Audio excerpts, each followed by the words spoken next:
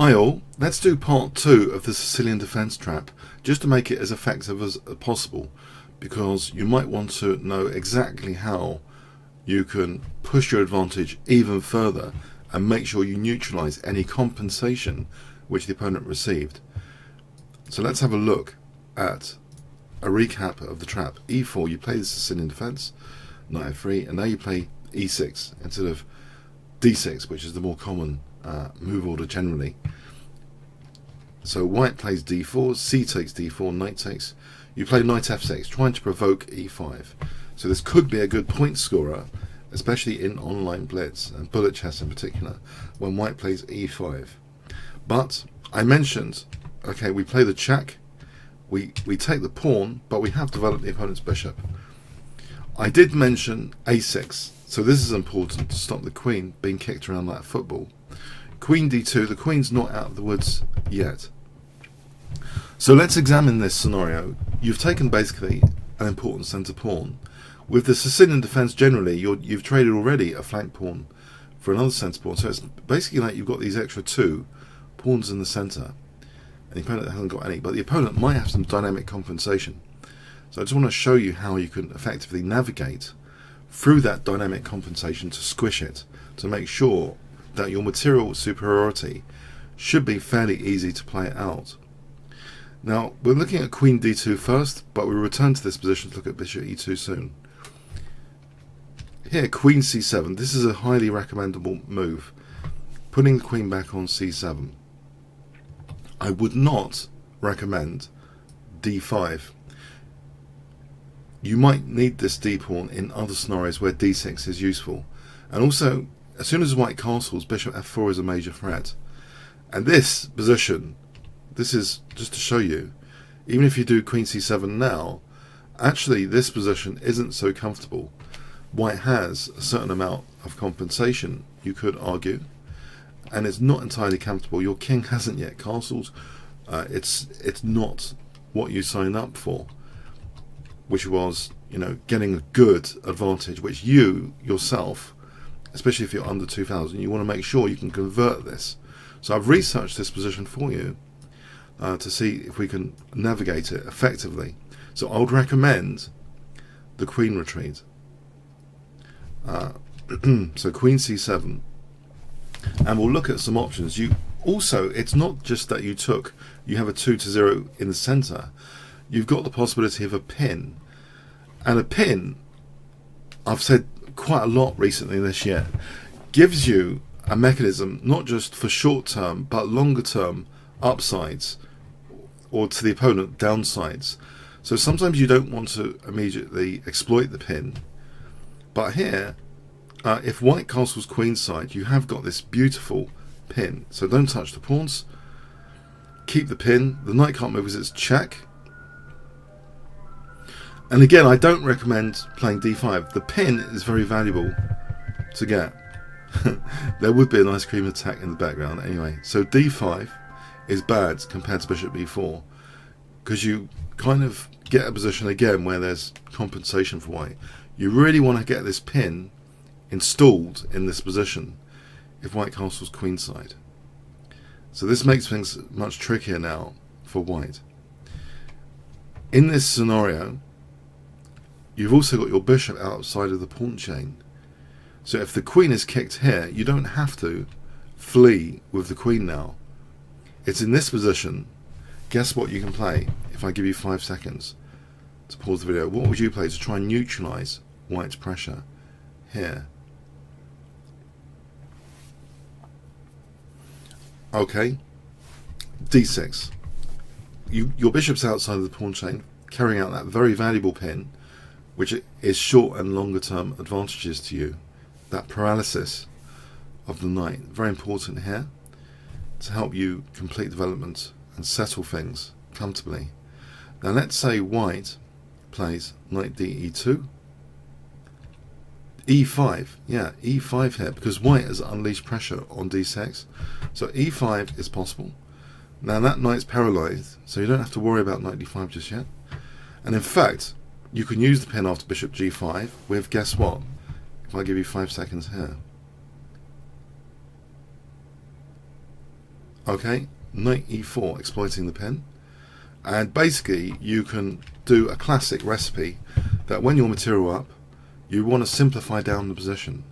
So it gives you the opportunity now to just take on c3, double white's pawns, get the queens off potentially. If they don't, you know, their king's a bit shaky in any case. So this is just a wonderful position. And in fact here you can play f6, and guess what? What can you play here, which is really quite nifty? If I give you 5 seconds. Okay, king e7. It's okay to sometimes leave the king in the centre. It's more endgame-ish now. And you can look forward to this c file. For example, bishop e2, bishop e6. c4, knight d7 black is a big advantage and it's pretty comfortable. You're going to be targeting c4 soon as well. It's a pretty comfortable position. Even if you swap d6 for c4, there's no entry point for those rooks, and you got the c2 pawn to target later with your rooks doubling, etc. So that should be pretty easy to play. But let's go back and address some other concerns, scenarios. So you've snagged this pawn, but you're wondering if this is a sort of virtual gambit. So I recommended a6, and I'm continuing that recommendation with not d5. No, the queen coming back. So let's look at this again. Now here, instead of castling, if white tries to do something clever, this is just nothing. You can just take this, and this is harmless. Bishop f4, you can parry that with knight a6. You'll just material up here. This attack shouldn't be going anywhere. Yeah. And in fact, yeah, this is just much better for you now. You could even play knight e4 here if you want. So that sacrifice is nothing to worry about. The a6 is doing a good job, which was a recommendation there. Okay. So let's take this scenario here. After queen takes e5, bishop e3 check. Instead of queen d2, let's try bishop e2 on move 8, bishop e2 instead of move 8, queen d2. So white wants to try and castle kingside. So in this position, it's actually fairly safe here to play d5 in this particular case. And if white castles, queen c7, queen e1, bishop d6, so you're hitting h2 already. White does something about that. This position should be fine. Here, I've analysed two alternatives. You can see the PGN. I'll give you a link to the PGN in the description. If white wants to be a caveman here, white's really just a pawn down, centre pawn down. But if white wants to be like a caveman with g4, let's have a look. Knight bd7, g5.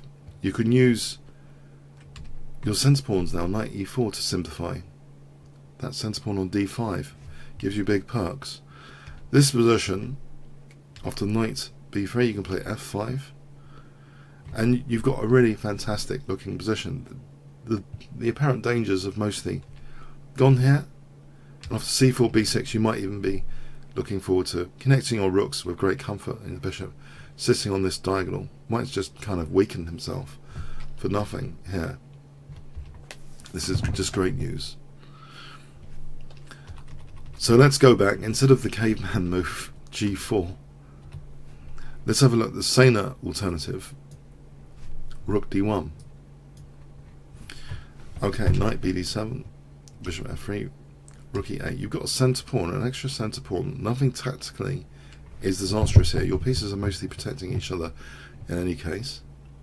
You've safely castled. If a4, one danger might be this queen coming to do some sort of attack, but say h6, queen h4, knight f8, you can try and kick this queen out of h4. This looks like, actually, to be honest, this is a safer position than you usually get in most Sicilians. and you're just a pawn up, you can kick the queen back, pawn up. Black has a big advantage.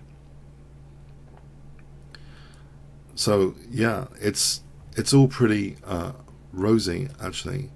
So yeah, some of you just had these big concerns about winning the pawn in a slightly cheeky way. So let's look at this trap again. E5 check. So what we've looked at, just to recap, is white either castling queenside or kingside. On castling queenside, if you make sure you install the pin and then keep the option of d6 if needed, that should be fine. And on castling kingside, as we've shown, you can even play just queen back and d5 sometimes and reach a safer looking position than most Sicilian defence positions do offer. So I hope this has reassured some of you that this position is indeed, after a6, queen d2. The important thing here with bishop f4 is a big threat. You know, d5 is a disaster potentially. After castles, it's scary. You don't want to commit to d5 there. You want to play queen c7 here, and this is fine. So if white castles, just to recap, you install the pin and then you play here d6. So the point of castling queenside would be to exert pressure on your d file and d6, but you can parry this in this continuation. So I hope this is probably the main concern scenario. If you thought the opponent could just carry on with a standard Sicilian opposite side castling stuff, it's no big deal in this position. You can start to kick the pressure out of the equation with e5 and knight e4. As long as you've got that pin installed, then you can celebrate it, get to this endgame as mentioned. That's really good news for you. So I hope this trap is more likely to score now for you. If you study this video as well, you'll be able to play the resulting position from the first video, perhaps a little bit more effectively. So I've checked all these lines of engines, and I've tried to make sure the compensation is squished to the absolute maximum in those two scenarios. Hope you got something from it. Comments, questions, likes, shares appreciated. Thanks very much. Hi all, I have another amazing game of Leela to show you. This is against Chiron, playing with the black pieces in the TSAC Season 14 Division 1. So the mighty Division 1, Chiron playing e4. The opening book given is Sicilian Defence. The Najdorf, very trendy Najdorf, a6, bishop e2, e6. This is the end of the book. White castles, bishop e7, a4, a clamping move, positional. Now Leela just castles, and now a5. This is actually quite interesting. It's important perhaps not to routinely do this, because this pawn is a liability sometimes. You can imagine once e5 is played and knight c6 that this pawn is not easy to support. We have e5, knight b3, and actually bishop e6, with the idea that potentially black will take this knight, play knight c6 and eliminate that pawn. We have bishop f3, but Leela doesn't do this right now. This would give white, it seems, compensation. If bishop takes b3, it's very forcing knight c6, but there's interestingly b4, very interesting concept, which perhaps Chiron had in mind. After knight takes b4, for example, bishop e3, white retains that clamp on the b6 square, and we see some queenside pressure, which might actually be justifying this interesting pawn sacrifice. So queen takes a5, knight b6 is not possible. This looks, this is immune. Let's put this on the board. Hitting the queen and hitting the rook. And also hitting the knight, of course, yeah. So this kind of clamp might be some compensation. So in fact, Leela plays bishop c4. This is really interesting now, and actually puts some pressure on c6. Now we have knight d2. So interestingly, the bishop doesn't go back to e6, but offers doubling of pawns. Leela offers the doubling of pawns by playing bishop b5. Perhaps this had not been factored in that much, this possible continuation. This pawn still remains a weakness now, quite a weakness. If knight takes b5, there's a frontal attack on that pawn, and this looks just as though it's at least equal. So we have actually knight f1, and Leela actually gives up the light square bishop. And what we do know from Leela game patterns, once she gives up a bishop of a certain colour, it's as if magic happens on the other colour complex. So will magic happen on the dark squares here? It's very hard to imagine this bishop one day becoming super powerful, super dangerous, or this rook. Will it potentially happen on dark squares? Have a look at these guys throughout the course of the evolution of this game. We have rook takes f1, and now Leela does nab the pawn. So what compensation does Karen have? We have knight d5. The knight goes back. Now c3. And now knight b8, a retreating move. Knight takes f6, bishop takes, bishop e2. White does have the bishop pair and a clamp on d5. Is this really enough to justify the very interesting pawn sacrifice?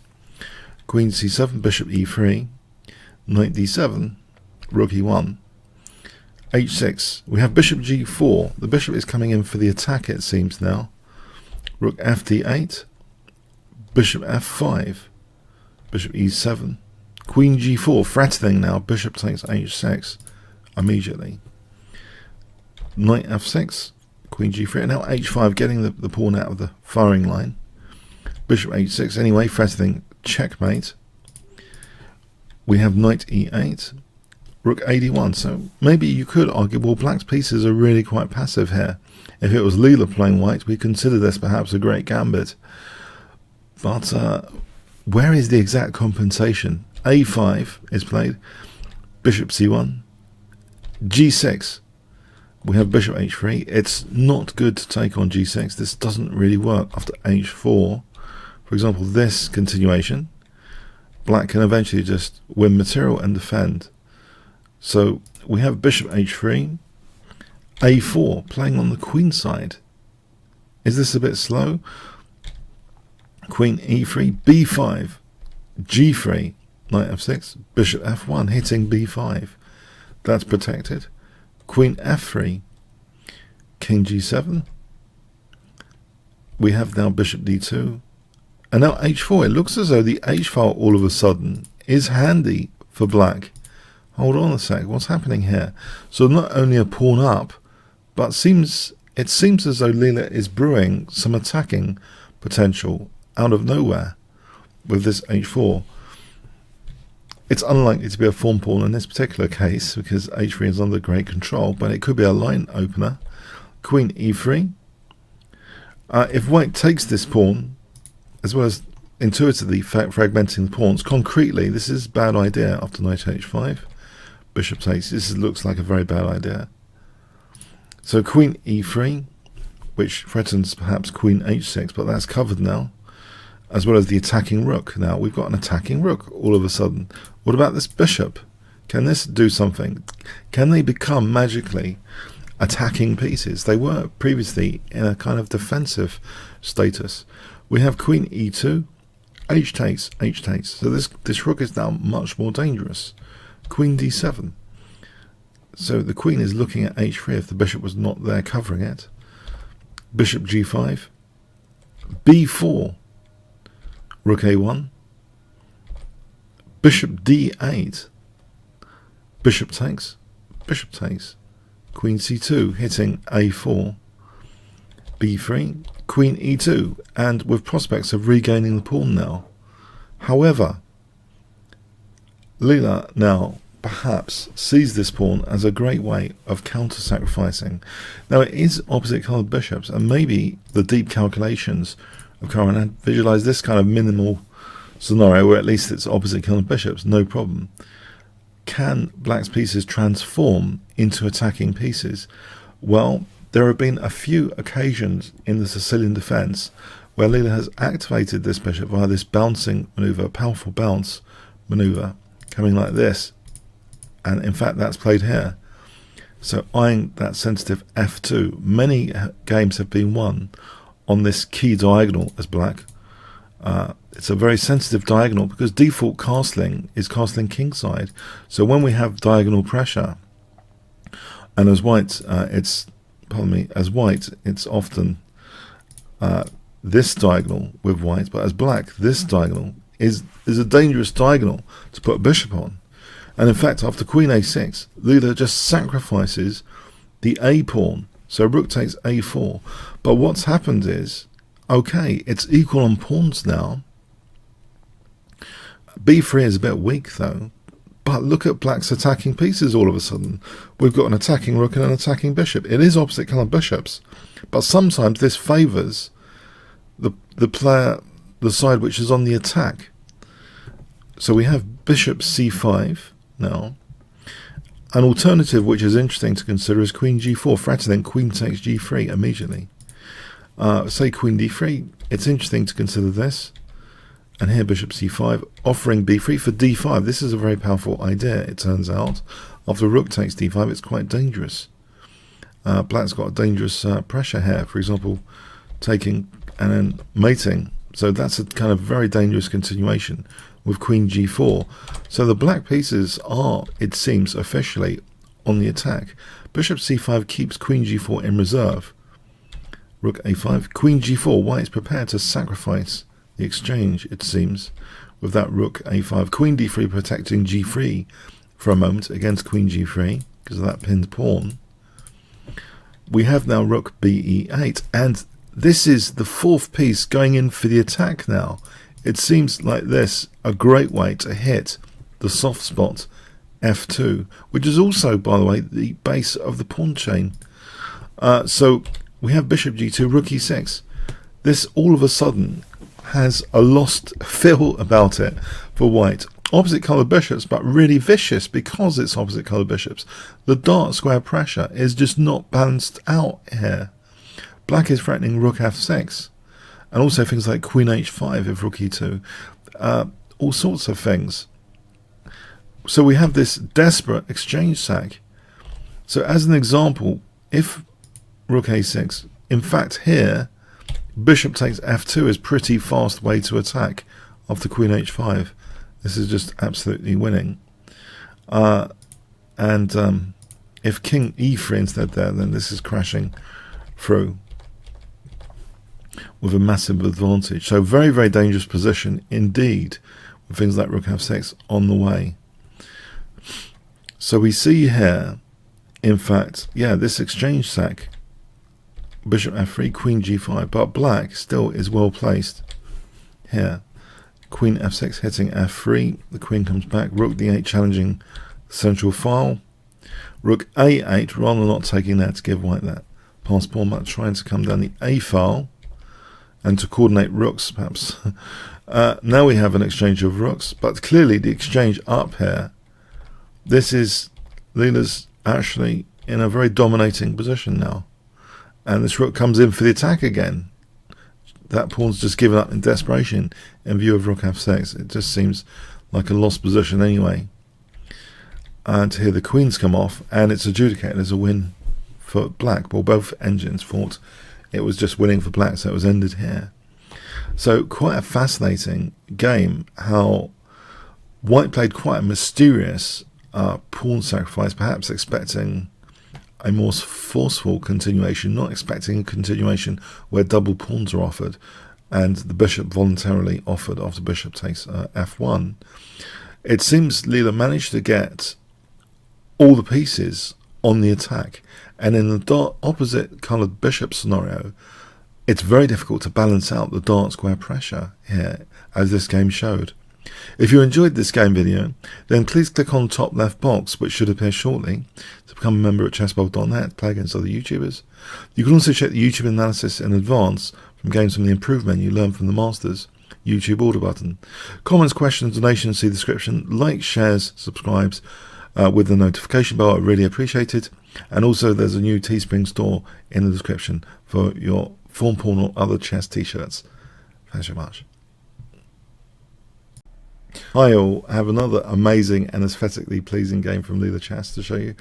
So against the Tessel chess engine, Leela playing black in Chess.com Computer Championship. Rapid rumble, 15 minutes with a 5-second increment. E4 from Tessel, the Sicilian defense, and after knight c3 we have a6 waiting to pounce to go into the Najdorf by transposition. And here, this is a very well-known position.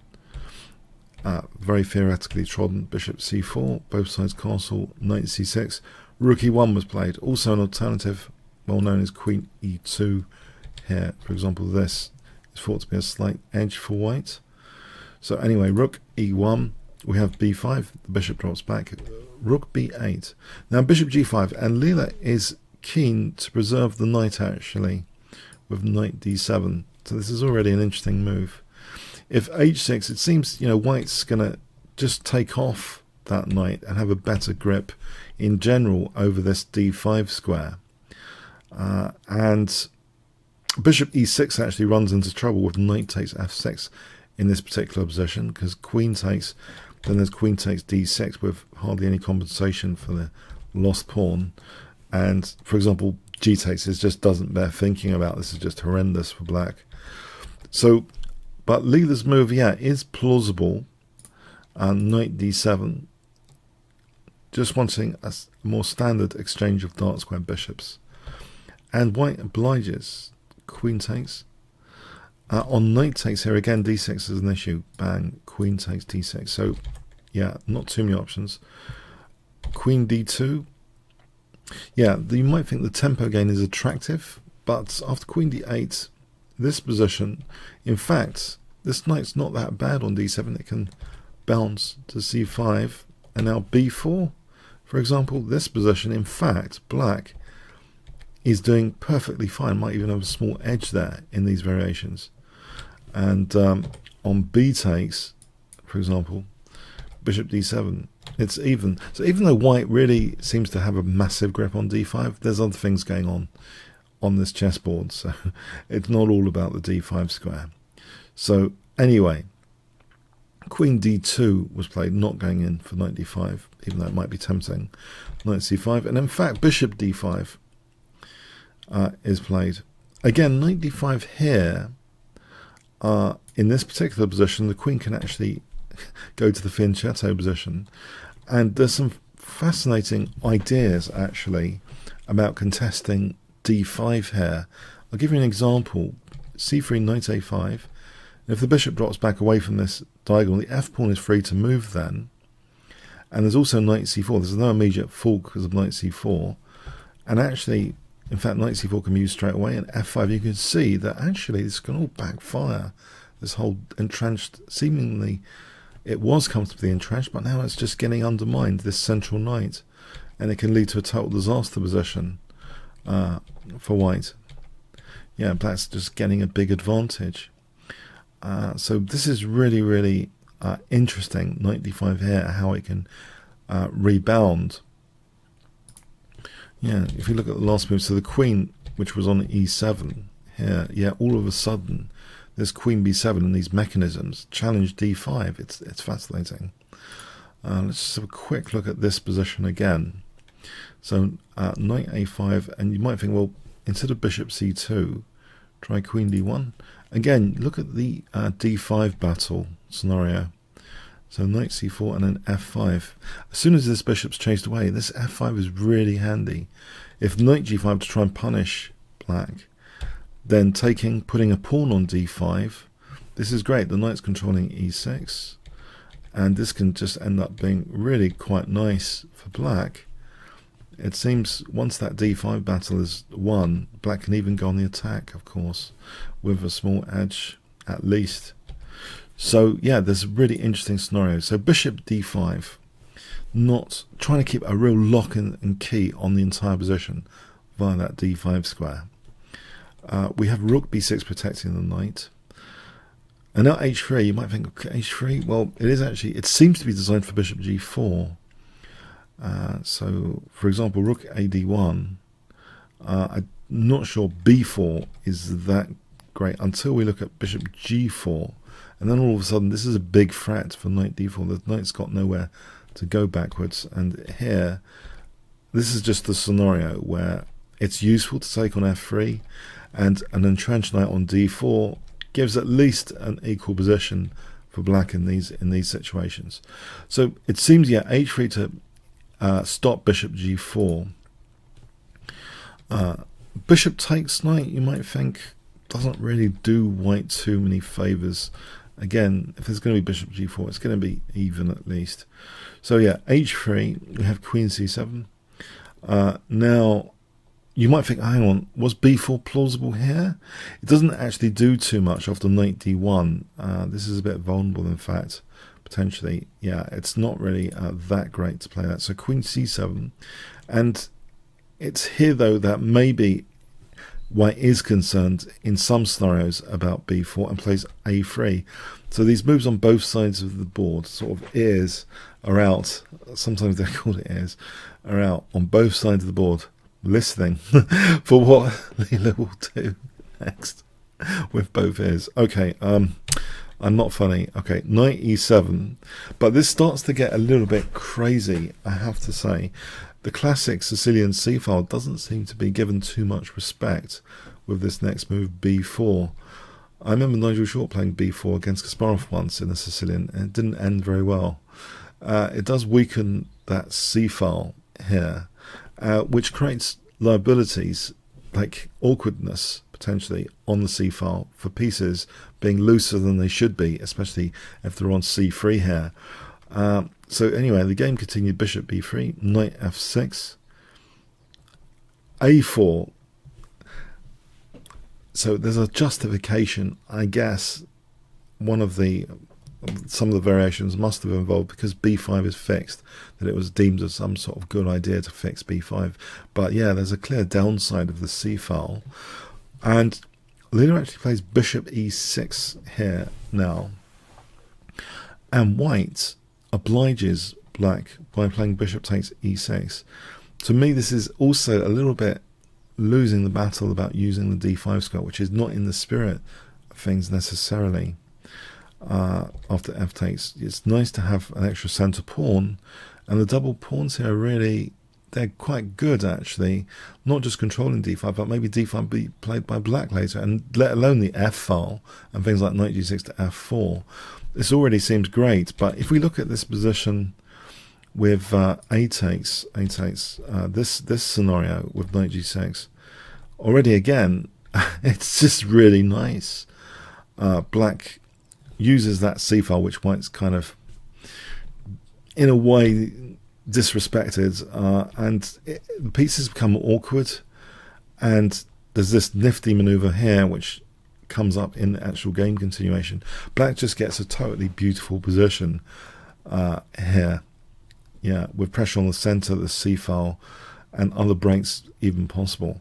So let's go back anyway. Bishop takes e6, f takes, and we have ab, rook a3, and now queen c4. Now there is always the possibility of this queen getting kicked back, especially after this move. It vacates d2, hitting the rook, but knight d2 has to be borne in mind here, not to catch the black queen in some sort of horrible trap. But at the moment the rook's attacked, and also the pawn is attacked.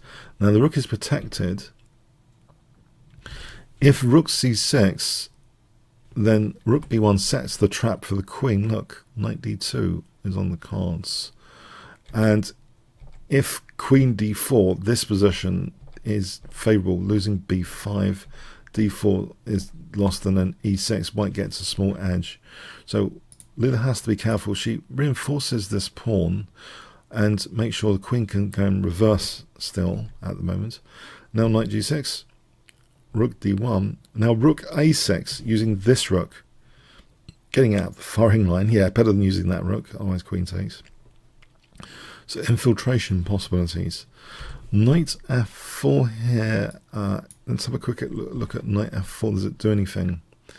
It's actually not too bad. This scenario, there's a threat of knight g4 check. So the queen gets out of the way. This scenario, black's doing fine.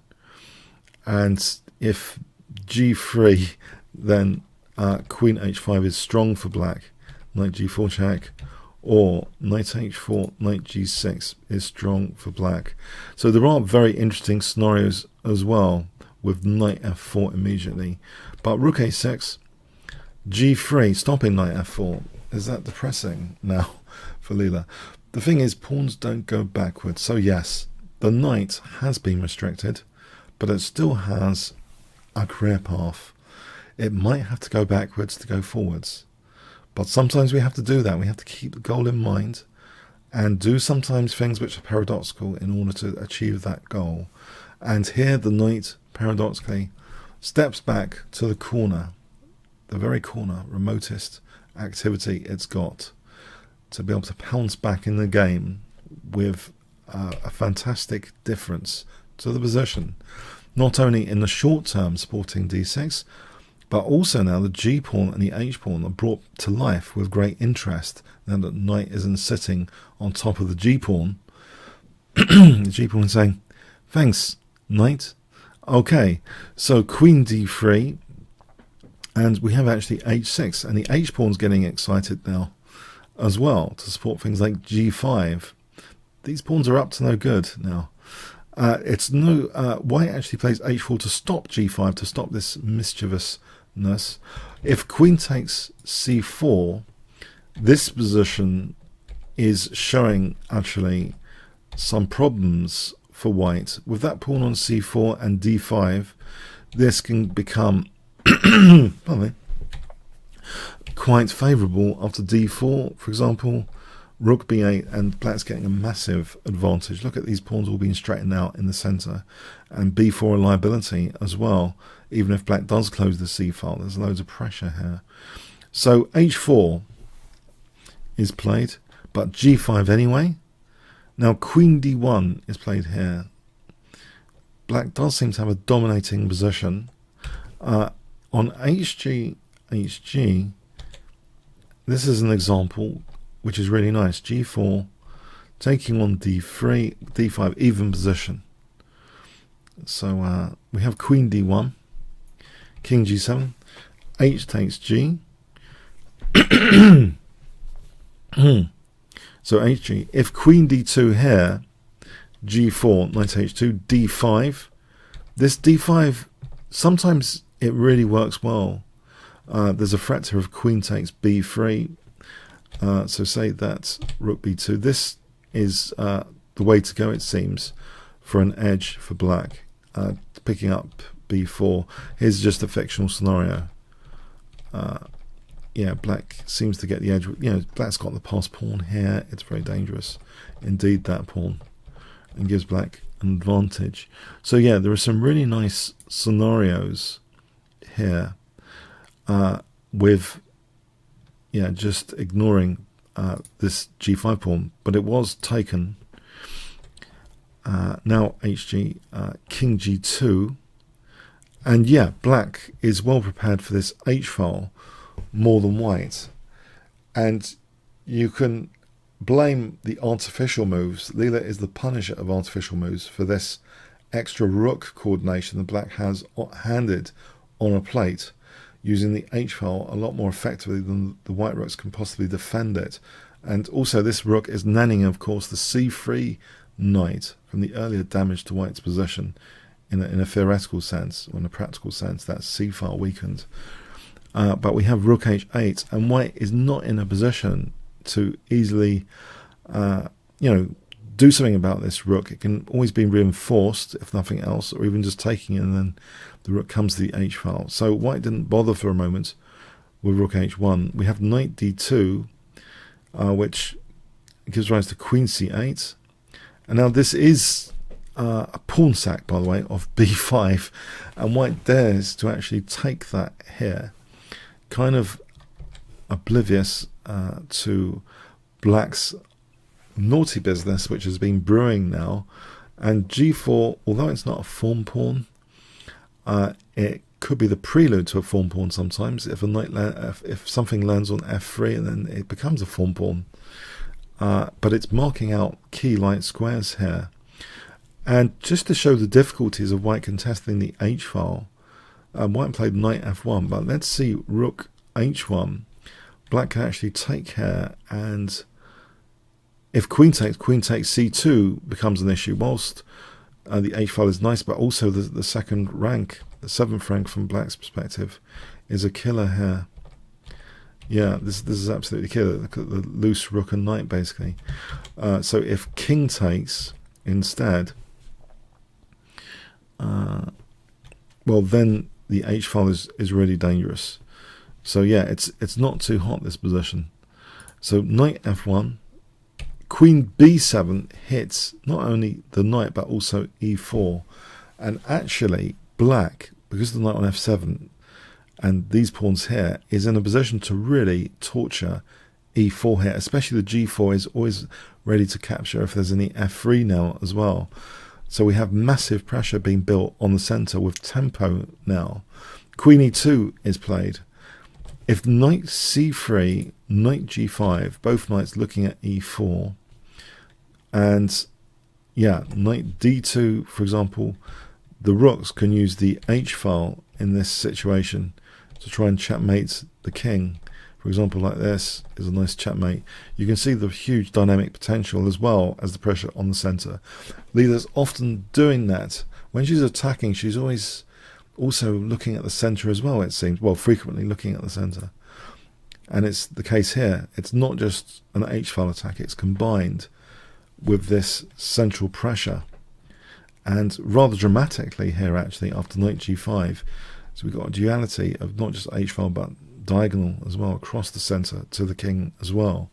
Knight d2, we have d5 putting even more pressure, ramping it up to unbearable thresholds where the white pieces simply cannot cope here anymore. Rook e3 was played. You might wonder about taking. This can lead to actually being checkmated. For example, check here, king g1, and yeah, rook h1 or queen h1 is checkmate.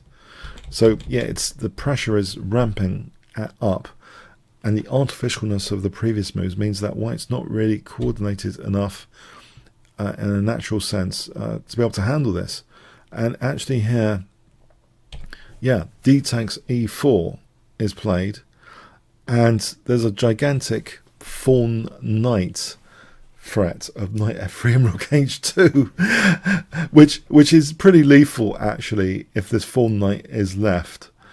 In fact, white just gives up material now and reaches a totally lost position in desperation of the fawn knight threat.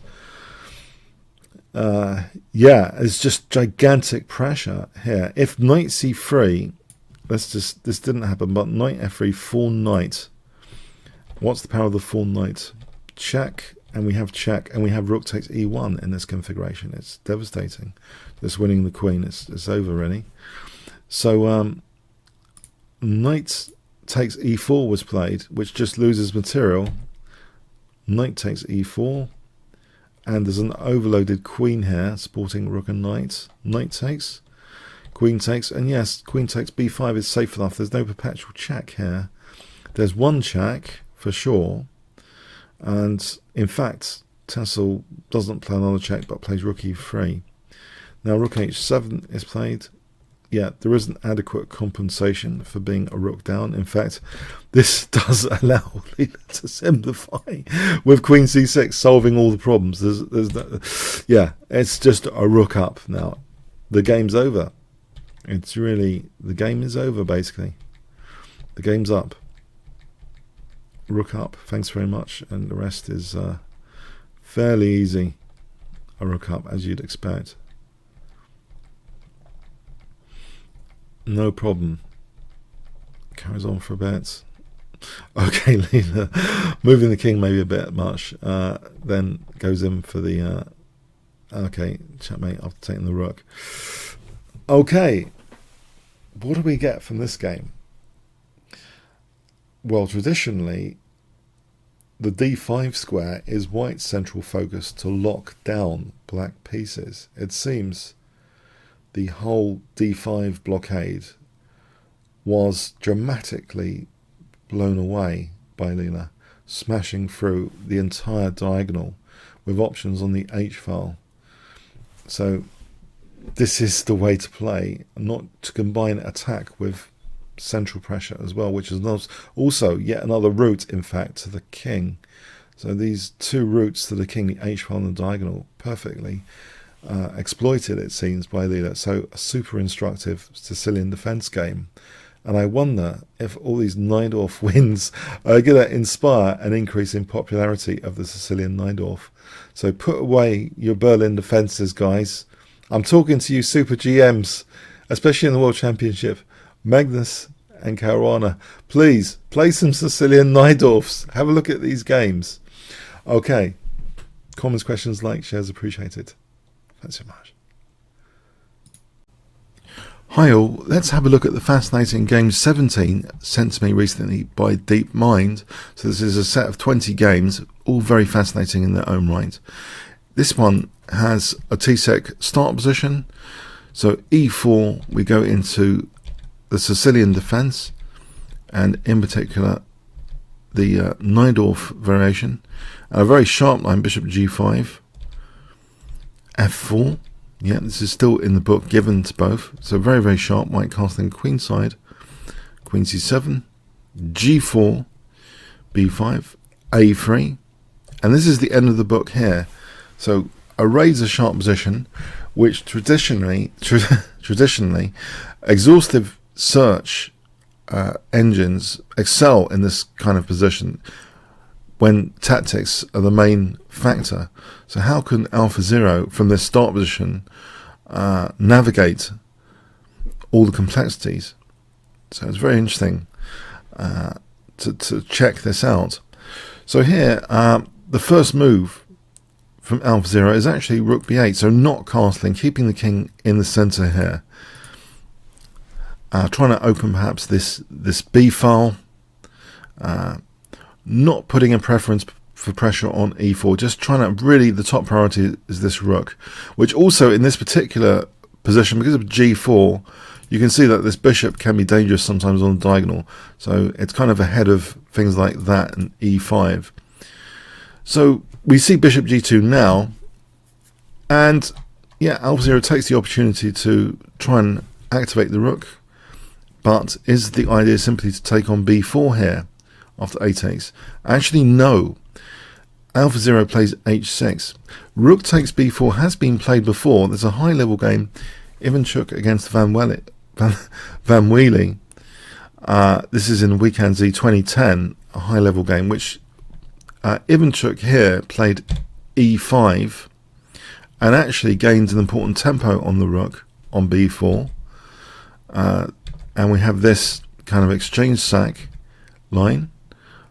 It's very, very complicated, but really it is, yes, hugely complicated here. But white the exchange up there. Ivanchuk actually won quite quickly after this. Black actually resigned here. Knight b3 check is harmless. The queen's actually protecting a1 there, so there's no queen a1 mate. f7 is a big problem. So black had to resign there, so that was a quick win in this line. So it shows how dangerous it is, even if, you know, if the ordinary recapture here, rook takes b4, can be punished like that. So h6 instead, bishop h4, and only now rook takes b4, in fact. So slightly different scenario with the bishop on h4, slightly different. We have bishop e1 being played. On e5 here, d takes. On knight c6, actually rook takes f4 here looks okay to play. So even with knight takes e7, this is actually, apparently, it's going to be okay for black. Black has an edge there, a big advantage, in fact, technically. And if we look at bishop e1 here, well, this is the game continuation. Let's look at this again with d takes, f takes this time. This should be okay as well for black. So anyway, razor sharp, bishop e1, queen b6. We have bishop f2 defending the knight, and the queen drops back literally on this diagonal as if asking for e5, but it's actually pinned against the bishop here because of the interruption of the queen and bishop. So e5 isn't possible. Rook hg1, just to put that on the board, just to satisfy curiosity. Yeah, there's no compensation here for white of meaning. Taking on f6 is pretty harmless. So rook hg1, so that e5 again on the cards. to open up the bishop to hit the queen and also hit the knight. So we have queen c7, bishop f3. Okay, with the king still in the center, knight b6. We have knight a2, rook a4, king b1 being played. On knight c3 here, this can be very dangerous actually, to allow a check here because of d5 and, for example, e5. There's actually interesting tactical mechanics at work here after knight c4, which you may never have seen before. Took me by surprise a bit. After takes, check, for example. Now here, bishop e3, we can just take there with a big advantage. And there's a stunning idea in this position with the bishop attacked just in time. Can you see black to play if I give you 5 seconds here? Yeah, a truly stunning idea. Well, I thought it was pretty stunning anyway. Knight a3, celebrating the pin like this. So now if takes, then check, and then rook takes is mate. So after knight a3, yeah. If queen b5 is the best, giving up the queen, that's not good news. So very, very interesting variation there. If king b1, if knight c3 had been played to invite rook a1, it's pretty dangerous. So king b1, now e5, so that locks down at least the bishop against the e5 move. But yeah, d5 isn't such an issue here because the knights don't seem to be oriented around d5. Takes, in fact, takes knight b3, knight c4, h4, and now h5. This is a great way of parrying the positional kind of threat in a way of g5, where white will be getting a significant edge, pushing back this knight away from the center. So h5 keeps the knight kind of centralized. If white reacts with g5, there's knight g4, nice hook there. It's only a minimal advantage for white technically. So white took this, at least opening up the rook to g7. Now we have bishop e6, and now rook takes g7. Now a5. So has black got enough piece coordination against the white king here? We have bishop e1 being played. Just to show some of the dangers, just as a token move to show some of the dangers. Not a very good one. Just to see what is black up to. Rook takes a2, a4. This position should be kind of fine off the check. This kind of check. It should be fine for black, this kind of scenario. Okay, so bishop e1. And now things get a bit violent. Alpha 0 plays rook takes a2. Now a4, trying to open up this bishop to the king. Knight c1. Now knight a3 check. So stopping king b1 for a moment, king a1, and actually taking out c2. Now taking out e1. So for the moment, black is the exchange down. And also a pawn down. But the exchange down perhaps is the more interesting consideration at the moment. We have a3, b3. Okay, a bit of a form pawn. But it's actually given up immediately here. a2 check to open up the lines. King takes a2.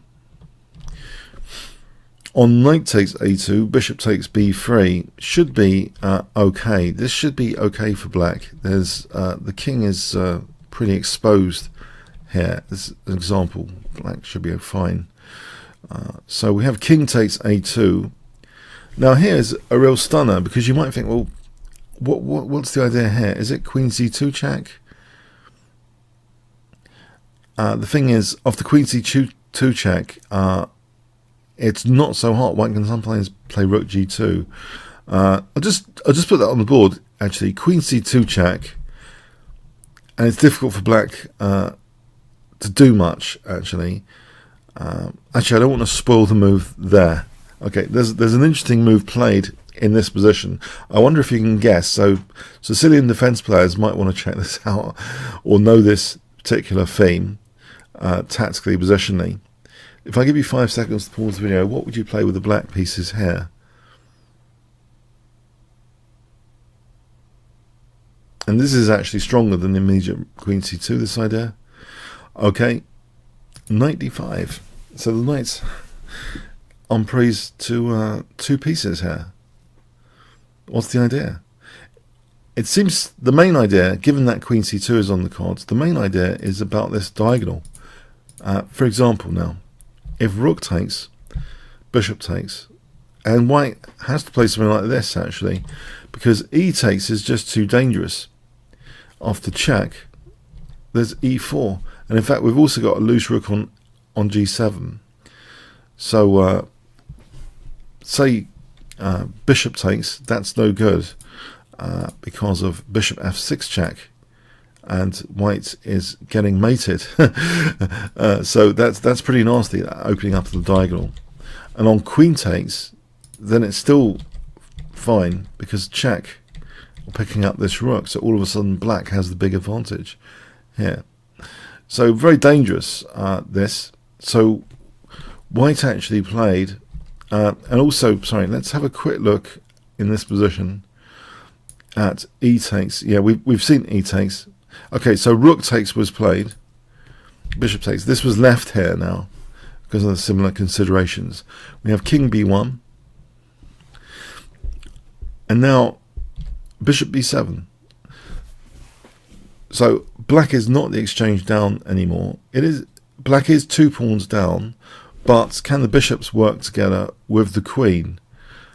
Here we have the rook going back, queen d6, queen c3, king f8, knight d3, now rook g8.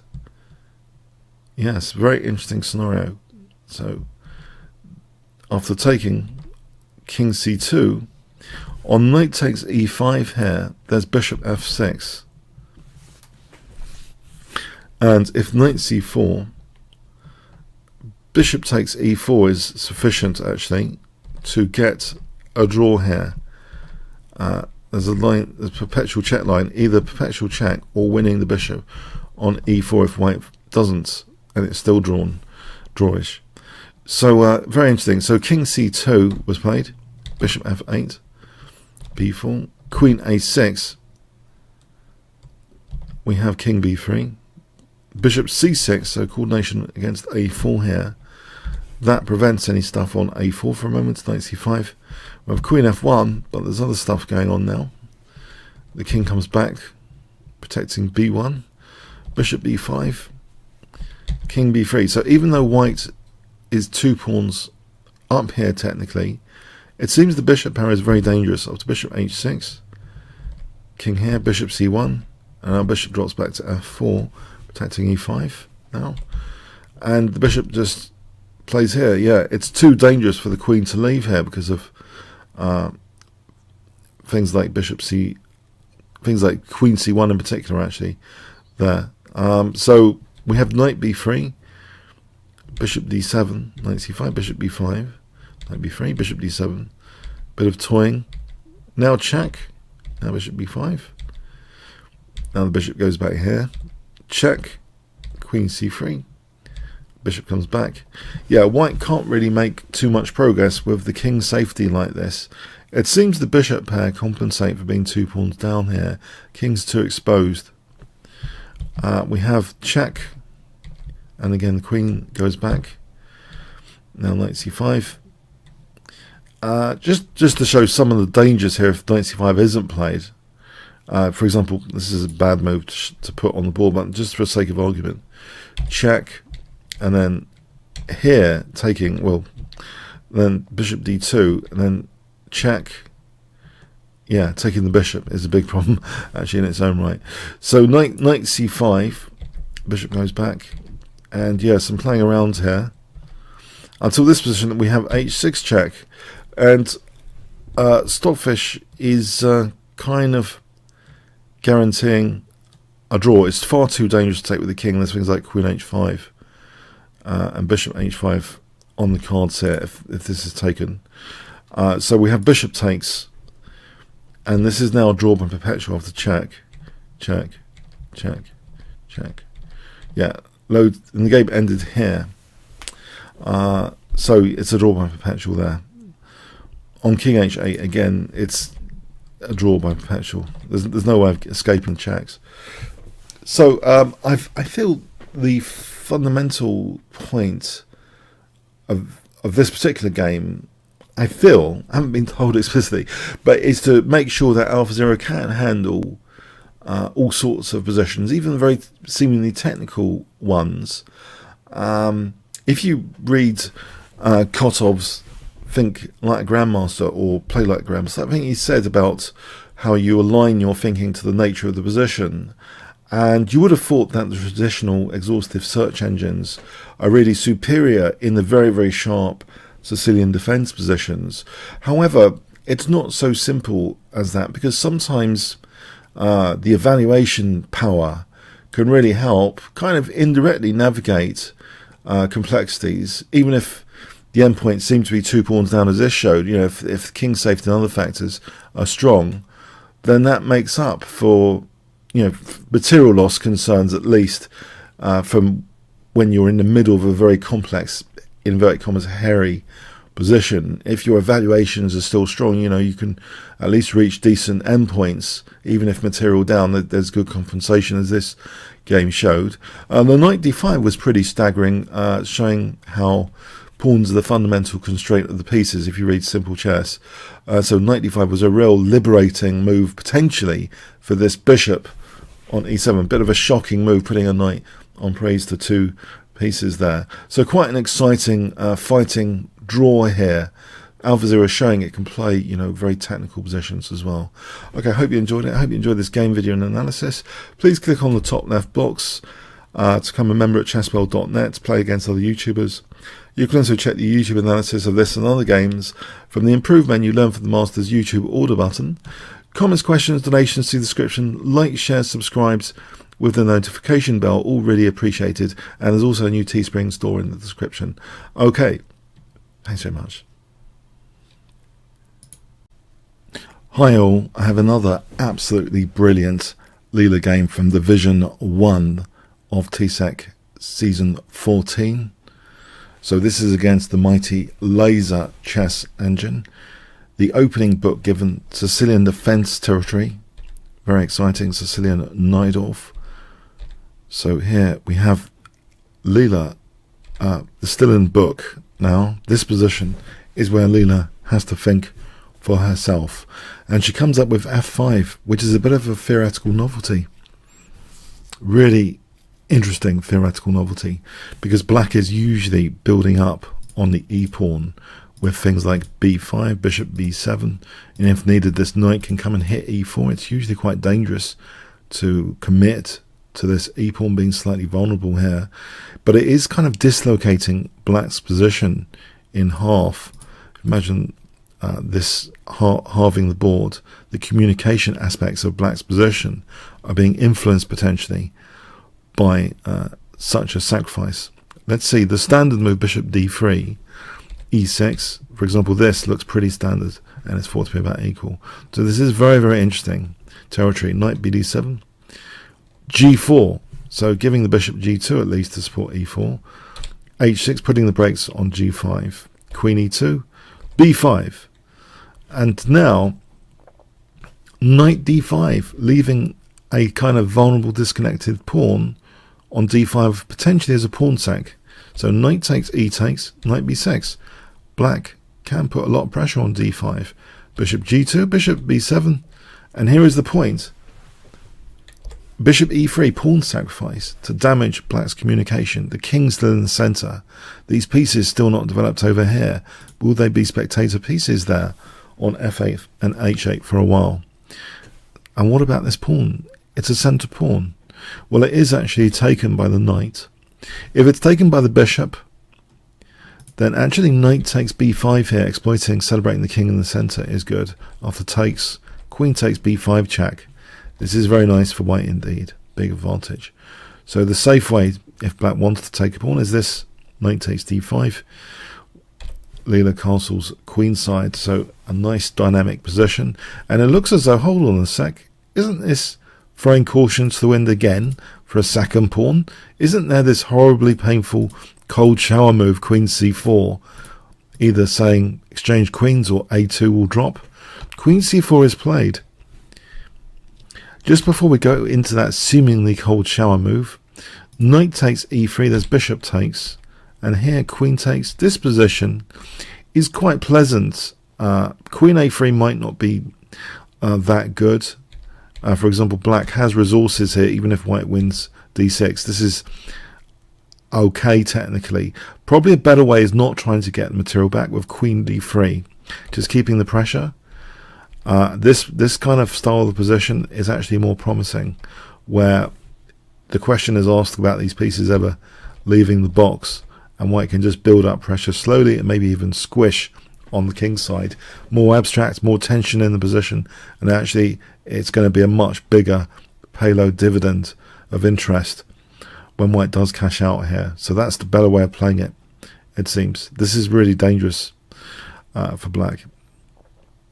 Okay, so we have actually, though, queen c4. So what does Lula do? Actually, rook d3, offering a2, so keeping a lot of tension on the board. Taking the queens off, as you'd expect, a pawn down is not such a hot idea. It's at least equal. So rook d3. Now rook b8 was played. You might wonder, well, what about taking this pawn? Is it poisoned? Knight b3 controls a1, and it hits d5, and there's a nasty pin on the unprotected piece at b7. So for example, rook c8, which does introduce the tactic of queen takes b3 sometimes. So for example, if rook takes, then there's queen takes b3. This position gets super hairy after rook c5. So taking on g2, we take on c8, and we take on c5, we take on b7, and it's hairy indeed, but it should be about even actually. So that, let's just go back. So queen takes, knight b3, rook c8. So we had a look at rook takes d5 there, but there's a better way for white to play. Instead of rook takes d5 here, there's rook hd1. So sometimes the quiet moves are much better, keeping the pressure on, keeping the knight protected from the queen. And for example, f6, because black's not doing too much on the king side developments. Now rook takes is with a vengeance. After takes, there's rook takes d6 here. And this is very, very interesting. So for example, if ed, there's bishop takes b7, and then this discovered check, and then take the queen, as an example.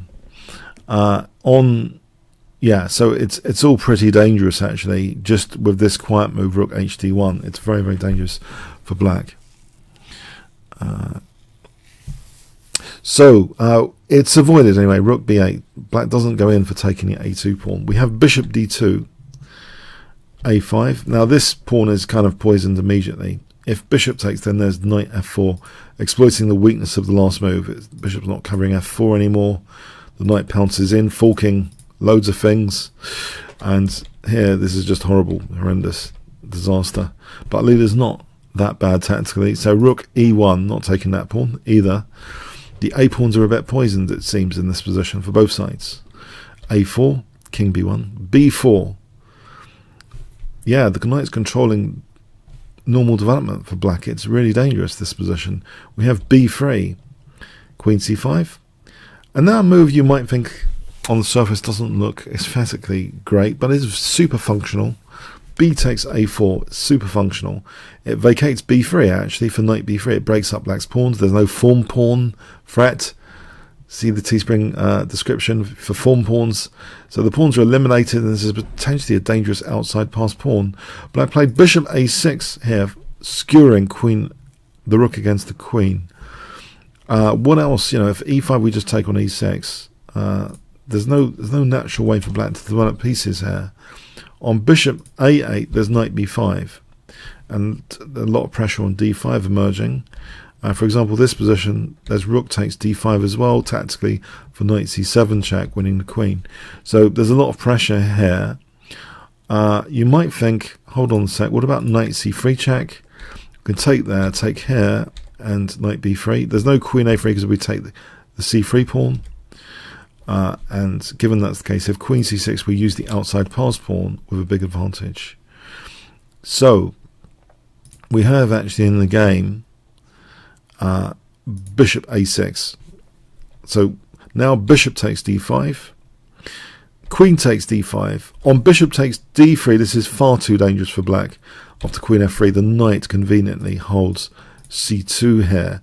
So say bishop a6, knight b3, then a check, queen d5, and this is disaster for black. Might infiltrate with queen f7, for example, and it's just total devastation for the black position. Okay, so we have queen takes d5 here. Now knight b5, discovering an attack on the queen. Threatening knight c7 check. The knight's eliminated, but we still have this lack of development here. And now queen f3 is played with ideas like rook takes d6, or more positional after f6, rook d4, going for this pawn. Once this pawn can be eliminated, we have a dangerous outside pass pawn, which I was saying even in the live, I noticed and I had to go after, but I thought this pawn could be dangerous. In this circumstance, it's much more effective than usual because of the disconnection issues, the lack of development. How is black actually stopping an outside pass pawn here? So if we look at rook takes d6, this is plausible as well. This is a good position as well, of course. But this use of the a pawn, the passed a pawn, is really positionally dangerous because it's just going to grow. It's a grower, an advantage grower, this a pawn, as it goes up the board. So we have rook b5, rook c4, queen e5. Now queen e6, cementing a form pawn, central form pawn, to sort of make sure black has to waste a load of time to try and develop these pieces. In the meantime, this pawn's going to be taken and this a pawn's going to be a runner. We have the immediate threat of rook c8 check. So if rook b8, we take the queen. But otherwise, rook c8 check has to be parried. So we have queen takes, leaving this horrible pawn in the center, form pawn controlling the king's escape squares, threatening rook c8, checkmate. The rook drops back, but now the b pawn is going. And you might think, well, hold on a sec. Is this totally the end of the world? Well, rook d8 is played, because otherwise this is a nightmare and it is the end of the game after checkmate. So the rook has to meekly step aside to d8. Now we have rook ec4, and now the rook goes on the 7th rank. Black has to sacrifice the e7 pawn to mobilize these pieces. That's taken. Now here you might think, well, it's simplifying, but what's the big deal, you might think? It's the a pawn. As mentioned, the a pawn is a real killer still in this position. With the king over there especially, when the king's over there and not over here, it's a long way for the king to travel to do anything about this. In this simplified position, this running a pawn is super dangerous. Black has to take time out to take that one. Check. And now the a pawn increases in strength. Rook e7, a6, now threatening rook b7. Rook a7, rook b6. And black is still really tied down here. If the d pawn is taken for nothing, there's even the c pawn coming down the board as well. But the other key point about taking the d pawn is also to mean bishop e3 hits the rook to unblockade. We have f5. This is a lost position here, totally. Just because of the outside passed pawn. If h5, for example, bishop e3 actually is better than rook d6 technically, then we can take d6. Well, maybe it doesn't matter about the move order, but we play a7, and then we just go and play rook d8, and then that pawn's going to queen, or black has to give up the rook. So massive advantage there. So f5 is played. Now the neat bishop c3, offering the bishop because of the rook b7 check. So rook takes a6 was played, just to put that on the board. If bishop takes, we have rook b7 check, and that's going to be queening that pawn. The bishop's not helping here in this position. That pawn is queening. So we have rook takes a6. Rook takes, so black's just the exchange down here, but g takes played first. Rook takes the exchange down, and we've got the passed c pawn to use. So the king comes up, h pawn's dropping, it's totally over. It's adjudicated as a win here for white. So beautiful game, beautiful novelty with f5, something for the over the board world to take note of in that particular position. The idea of sacrificing a pawn on d5. The a2 lines are a bit hairy, but white's in control, it seems. So a fantastic game where, in fact, by eliminating black's pawns, white ends up with a very strong outside pass pawn, which is winning in its own right. Very instructive how there's positional outcomes from seemingly tactical chaos in the middle of the game. But yeah, fantastically instructive. Hope you enjoyed the game. If you did, then please click on the top left box, which should appear shortly, to become a member at chessworld.net, play against other YouTubers. You can also check the YouTube analysis in advance from the improved menu of Chessworld and learn from the Masters YouTube order button. Comments, questions, donations, see the description. Like, share, subscribes with the notification bell, all really appreciated. And also there's the new Teespring store, see the description, for form pawns and other chess t-shirts. Okay, thanks very much. Hi all, I have another amazing game to show you. Shredder 13 against Leela in the Chess.com Blitz Cup 2018. So let's see what happened in this game. E4 from Shredder. We have Leela playing the Sicilian defense. Knight f3, d6. So very exciting start position. The Najdorf. So we go into the Najdorf with a6. Now Shredder chooses bishop g5. This is inviting, actually, after e6, f4, the poison pawn variation. So queen b6, hitting the so-called poison pawn on b2. Now, white didn't go into the most critical test here. White actually played knight b3, shielding that pawn. So the poison pawn variation, very, very analysed and trodden and double-edged. So this kind of situation has been seen in hundreds of games. So very, very sharp stuff. So anyway, knight b3. We have knight bd7, which puts the brakes on e5 from white. So that e5 break is important to make sure it's covered, like by the knight and by the pawn. Here we have queen e2, as though e5 is on the cards again. So queen c7, which actually, yeah, make sure everything is covering e5 again. g4, very committal. g4, black hasn't yet even castled. b5, we have a3, which prevents this b4 move, which would dislodge, which would loosen the e4 pawn, because sometimes black is building up pressure on e4. So that center square is a great subject of attention here. We have bishop e7, white castles queenside, rook b8, again not castling immediately, bishop g2, b4, a takes, rook takes. So very exciting opposite side castling scenarios, and often it's the player which gets the attack quicker. So white now plays bishop h4. This doesn't seem such a fast attack. Bishop coming here, getting out the way of the g-pawn.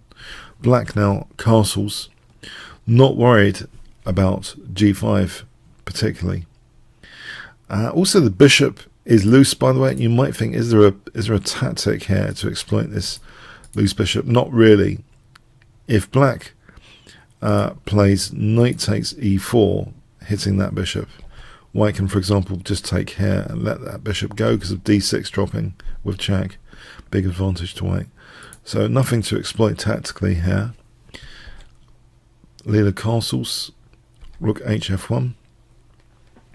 G5 was also possible, by the way. If g5, this position, as soon as white plays f5, though, that e5 square goes to a nice central knight. So that's not a big deal for white either. So rook hf1. And now you might think this is a strange decision in a way, knight c5, because that knight's not doing anything on b3, but it is actually kind of doing something in a way. It's shielding b2, and it seems Leela really wants to use this b file. Have a look at the pieces, how they're intensifying on the b file and during this game. So knight takes c5 was played.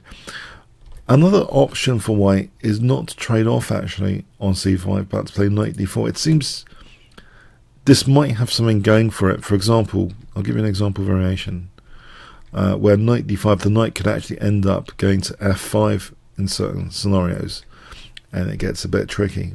But in theory, it seems black's doing fine, or might even have a small edge. So anyway, it was taken off.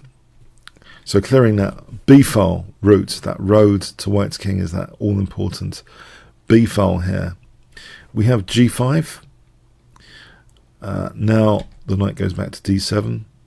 So that pawn is kind of pinned actually now. Yeah, just g5 is not on the cards because of bishop takes h4, it seems. So we see knight a2.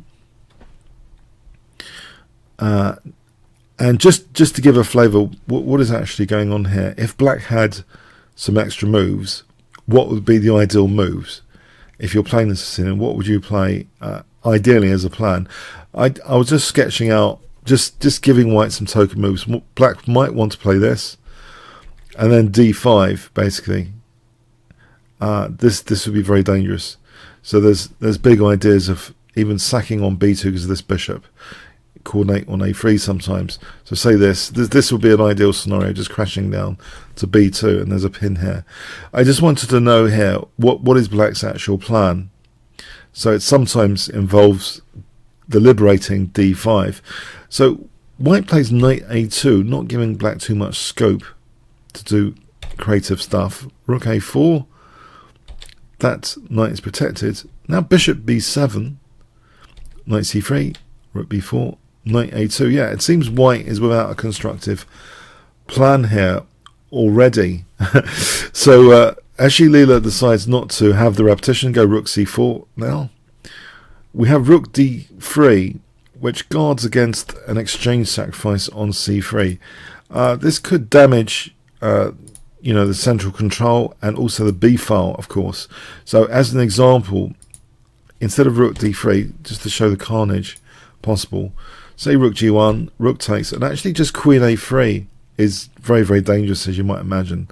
This b-file is just vicious with the queen cutting the escape square. So for example, bishop f3, rook b8 is just lethal. Check, winning the queen, winning everything.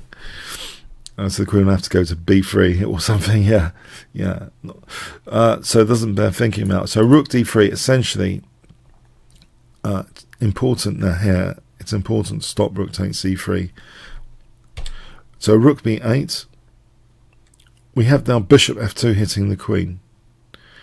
The queen drops back, and now an artificial looking move, bishop a7. And this is one striking thing about this blitz game. It seems white players scattered.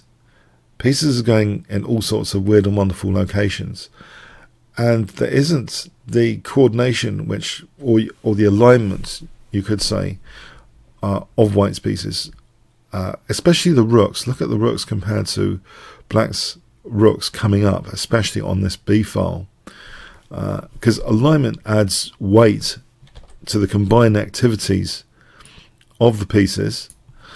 And okay, we see rook h3 as if there is a weight of alignment here to h7, but in fact here now you can see there's already a huge weight building up on this c-file to c3, and Leela implies that actually it's only that pawn holding c3, so why not undermine this pawn which is holding c3? So a5, it looks as though a5 not only does that idea of a4, a3 coming up, but also provides support for bishop a6 now, which is tactically dangerous because of the loose bishop, the weird bishop on a7. Should it really be there? So we have queen f2, at least protecting that bishop on a7, and resourceful because it's dual purpose. However, is this that dangerous queen h4 here? By the way, if we look at queen h5, this can easily be parried by knight f8 holding h7. That's just a total time waste, and a4 will come now, and then bishop a6 as well, and it starts to get really nasty looking, with a3, and you can see all the alignment principles, basically everything sort of undermining c3 causes white to be mashed, basically. So we have queen f2. bishop a6. So is the queen actually free to move now even? Well, actually there's always knight f8, so, and it's holding at a7 anyway at the moment. So f5, we have knight e5. f6, this looks really aggressive, but Leela just plays bishop f8. And really, if white plays f takes g7 here, this doesn't seem to help much. If this is played here, then bishop takes, the knight is holding f7 against this f-file pressure. And also the bishop is again aligning with all of these pieces. The weight of alignment, that's another major theme, it seems, from Leela's games. The beautiful coordination here compared to the scattered nature of white's position is really evident in these variations. Anyway, so bishop f8, we see rook c1, very passive, defensive. Rook b4, we have knight a2, and the rook goes to b7, gaining a tempo off that bishop. Bishop has to drop back. g6, sealing the king side, and the weight is taken off black's shoulders here now, after a very clever pawn sack, just h5, or necessary as well, and just the king blockade. So that whole alignment here is just total waste of time. There's no weight to it. But look at the weight of black's pieces coming in now. Rook c3. It seems there's even two major solutions here available on move 36. Leela played knight c6, but in fact, knight c4 seems possible. For example, this variation demonstrates that the pressure is quite crushing here. This is just absolutely crushing. Even this, the b file is just too dangerous. I'll give you an example variation where it's just absolutely murderous. This situation, for example, like this, there's no defending a2, and here on bishop takes c4. Yeah, that's the strongest, because rook b2, there might be rook a3, but even there, this is also winning after queen d2, threatening rook takes and then queen takes c1. So say here, then this is also winning for black. So it's a really nice position. So it seems tactically knight c4 is possible, but knight c6, which hits this bishop potentially if the queen, if it wasn't pinned. So knight c6. Let's see, what does white do here? e5. We have d5 shielding that knight. King a1. Now bishop b4, nudging the rook away to unpin the knight. It's absolutely, as you'd expect, the a file is absolutely lethal, as you might expect. If taking here, let's have a look. A takes, this situation with b3 is lethal. For example, c takes, clearing that pawn, that form pawn away, doesn't help, because bishop d3, and look how, king safety is now a major issue for the white king. So for example, this is just, we can either take the queen or even do this to crash through for a checkmate potential. Okay, so it's just absolutely hopeless, this variation. Let's look at it again. And if c3, it's even more clear cut. Just bishop d3, and then mating on the a file, for example, like this. So basically, rook f3. We have again another form of alignment on b2 now. c3. There's also an issue here concerning bishop d2, knight takes, and queen takes c2 as well. So there's pressure not just on b2, but indirectly after knight takes d4 on c2 as well. These are real hot spots now for black's pieces in this position. So we see c3, and I've looked at various alternatives at move 40, because this does seem committal. Isn't it weakening these light squares, inviting, the bishop in for dinner and stuff, and the rook, to occupy b3. So you might wonder, was c3 really necessary here? If we look at b3, this doesn't really help, because then a3 is the invitation. The invitation is slightly altered with bishop a3, and knight takes d4, queen takes, crashing through. If we look at bishop f1, to try and parry the a6. Then knight takes d4, bishop c5, and then bishop takes f1, and then rook takes b2, crashing through. If we look at queen f2, now you're getting the flavour of this pain. Knight takes, and then bishop c5, unveiling the b2 pressure.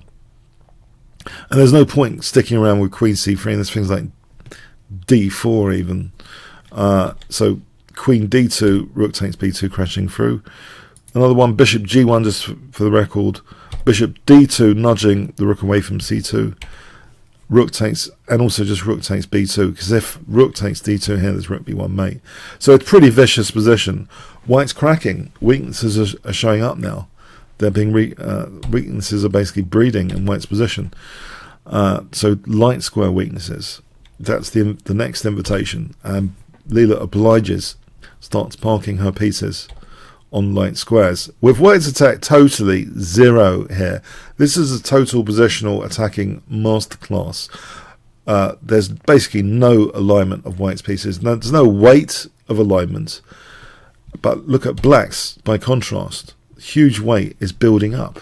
Potentially there's a4 now and a3, and then coordination, yeah, it's just a nightmare. Bishop f1 is played, bishop takes, and now queen b7. Beautiful pressure. Look at this pressure, huge on b2. So, and now a4 to gain a3. You get the picture. This queen, it's no point taking on a4, because then the a file is a disaster. You know, if we look at rook c2 a3, and this is just a nightmare. The knight's even coming into c4 here. Yeah, that's pretty juicy. So, and if queen takes a4, then we just use the a file. That's just a massacre there with queen a6. So we have queen g3. And now, this is just a really unfortunate square, actually. It seems, because the rook has got lateral pressure as well. So why here? Why here? Why queen g3?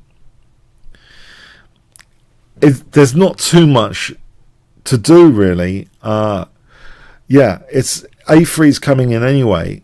It just seems extremely unfortunate.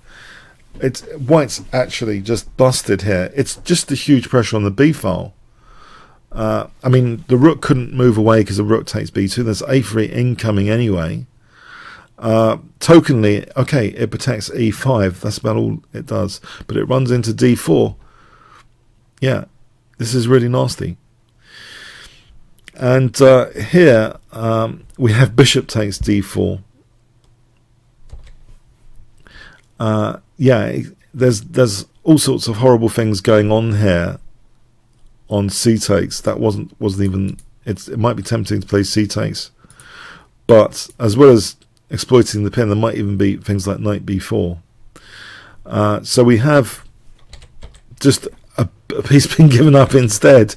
Knight takes d4, and the amusing thing here is very, very amusing in a way. Bishop c5, just saying to White, you can have your piece back. I'm just going to take all of your dark square pawns now with my dark square bishop.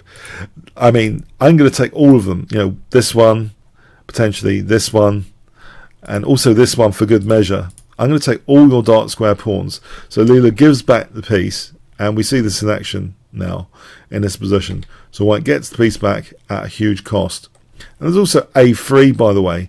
And talking about alignment, again, every one of Black's pieces is now, you know, charging towards that b2 pawn. So rook d2, bishop takes, one pawn drops, and another pawn drops, and a third pawn drops. Yeah, it was worth giving back the piece for that. White desperately now gives up the exchange and doesn't bother with rook takes f7 check here, just plays rook h1. If rook takes f7 check, this is pretty hopeless position. Yeah, this is going to be a hopeless scenario. This is what is happening here. It's just hopeless. So anyway, rook h1. So just the exchange up, and also, of course, 3 extra pawns also kind of help this endgame to make it easier. So this is just technique now, but we'll see how masochistic or not it is. So the rook's kind of coordinating, and yep, the piece drops here because of rook a3 threatening to checkmate, so a piece drops, a whole rook up. And it's to the death rules in this tournament, so plays to the death. A few more moves. Queening for good measure. And then checkmate. So anyway, Leela makes the Sicilian defence look like a lot of fun in these opposite side castling scenarios. But I think what impresses me most visually is, yeah, the weight of alignment was huge of the black pieces here on the B file and the C file in many of the variations. Whereas White's attack was totally nullified with that nice pawn sacrifice. It did seem as though, although White's pawns seemed really aggressive earlier on, they didn't really open up any lines. And in fact, all F5 did, F6, was give this huge knight on E5. Which safeguarded a lot of points in Black's position. So Black's king was never really in trouble, and Black was able to sort of brew and intensify the pressure in a very visual, dramatic way. Hope you got something from it. Comments, questions, like, shares appreciated. Thanks so much. I'll have another amazing game of leader chess to show you against and Shax. So that's Andorra and Shax as in chess. So this is in the ChessCon Blitz Cup 2018. So it started with e4 from Anne Shax, and Leela chooses the Sicilian defense. Knight f3, d6, we go into the Najdorf variation. And now bishop g5, e6, f4, queen b6. Will this be a poison pawn variation? So hitting that b2 pawn, and it's shielded, which is a repeat of another game in the championship, at least one other game so far. Knight bd7, so queen e2, queen c7, and now White plays a4. This is a very interesting mixture of restraint and still the idea of casting queenside potentially.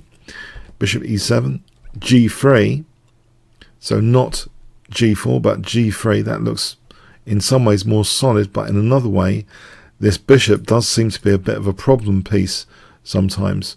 It's hemmed in by its own pawn chain here. So we have Black castling, bishop g2, h6. The bishop goes to h4. We have rook e8. And White castles queenside, so it's a strange mixture of restraint against b5, castling queenside, and restraint against the d5 square. You can see all of White's pieces locking down d5 here. So an interesting strategic battle. Black's two main pawn breaks, potentially d5 or b5, but at the moment this bishop's also bearing down the whole diagonal.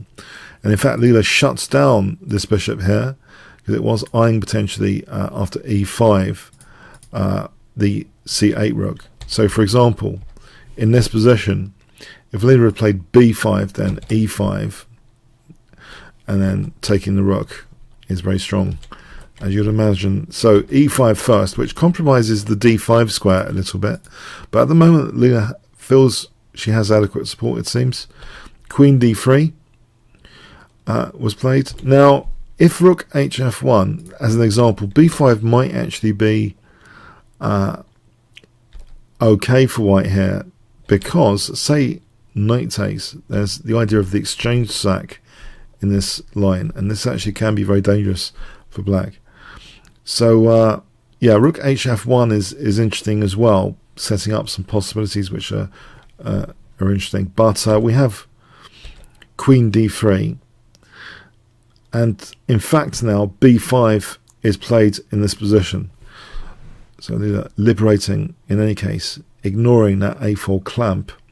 And White plays king b1, a bit of a sad testimony that things are not working as expected.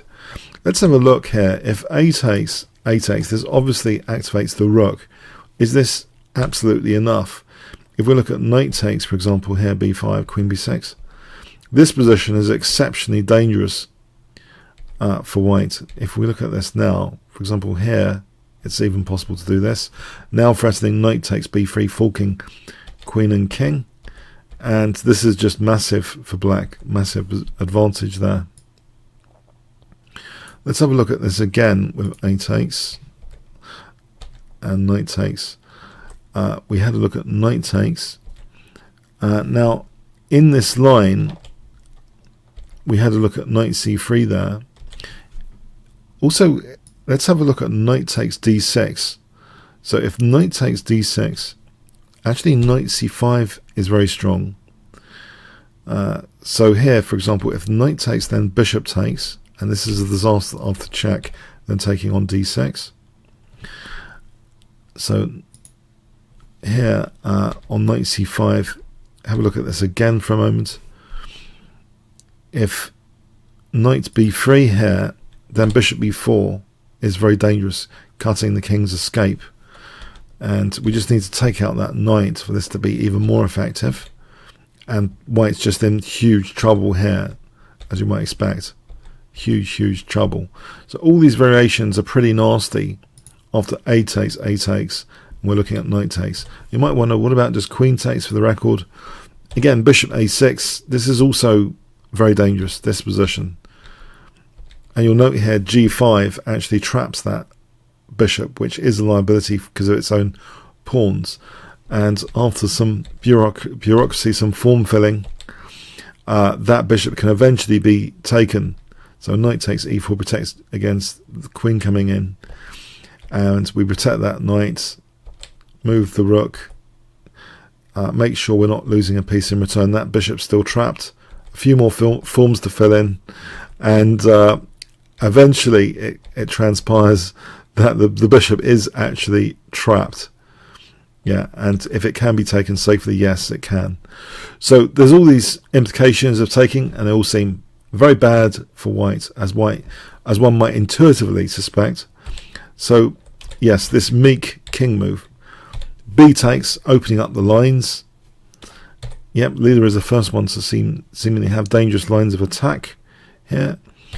And in opposite side castling scenarios, it's often the first one to get the attack, which wins the game. So queen c3, artificial looking play, so it's not really about attack now, it just seems to be about soaking up black's pressure if possible. So what will happen from here? Queen b8, knight c1, knight b6, getting rid of the a pawn blockader.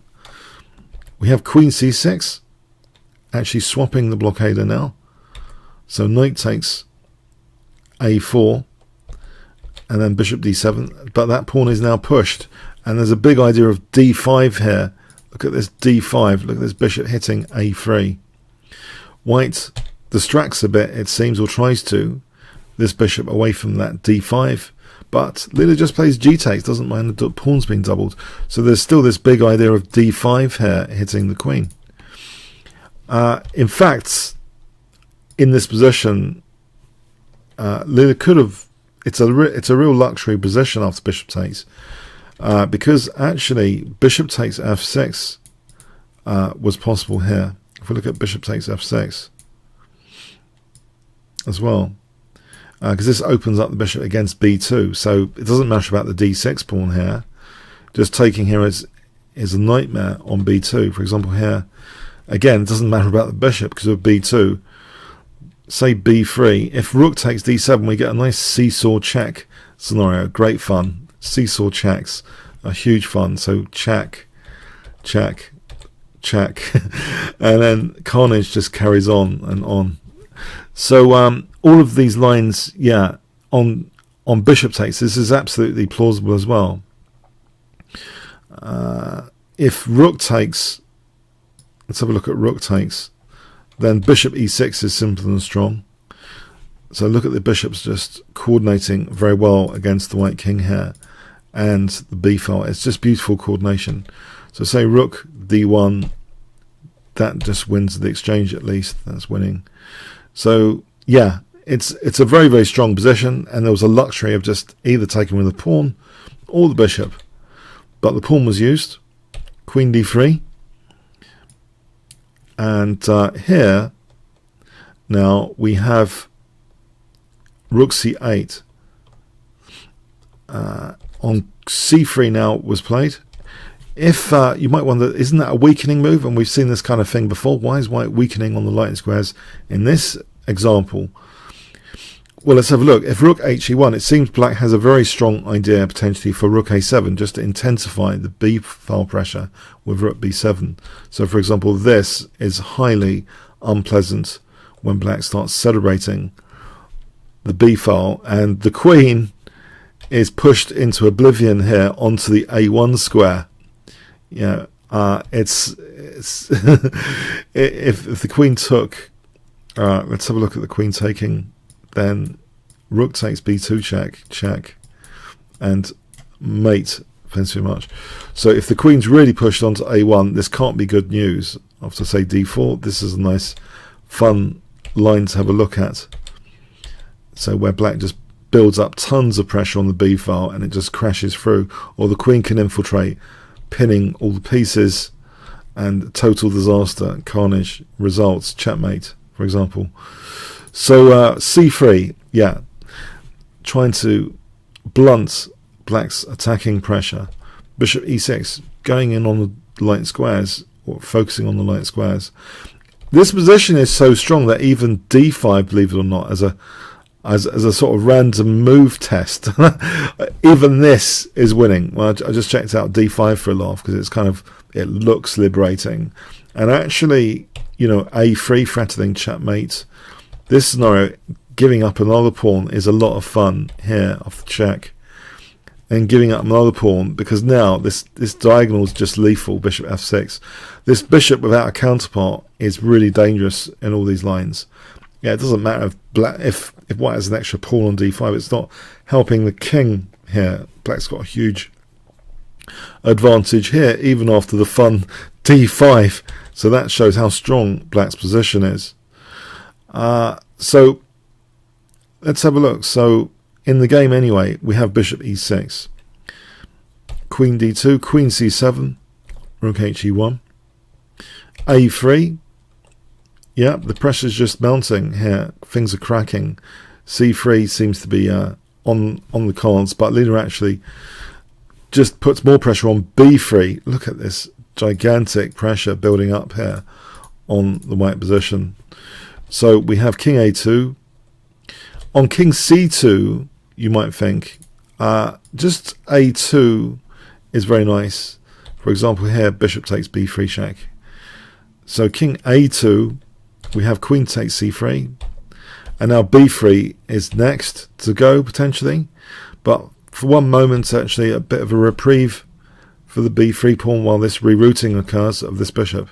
Now taking on b3, and the bishop's ready to centralize. Basically, this maneuver is magnificent. If you look at it, potentially heads to a nice central square which would blunt the d file. So lovely centralization.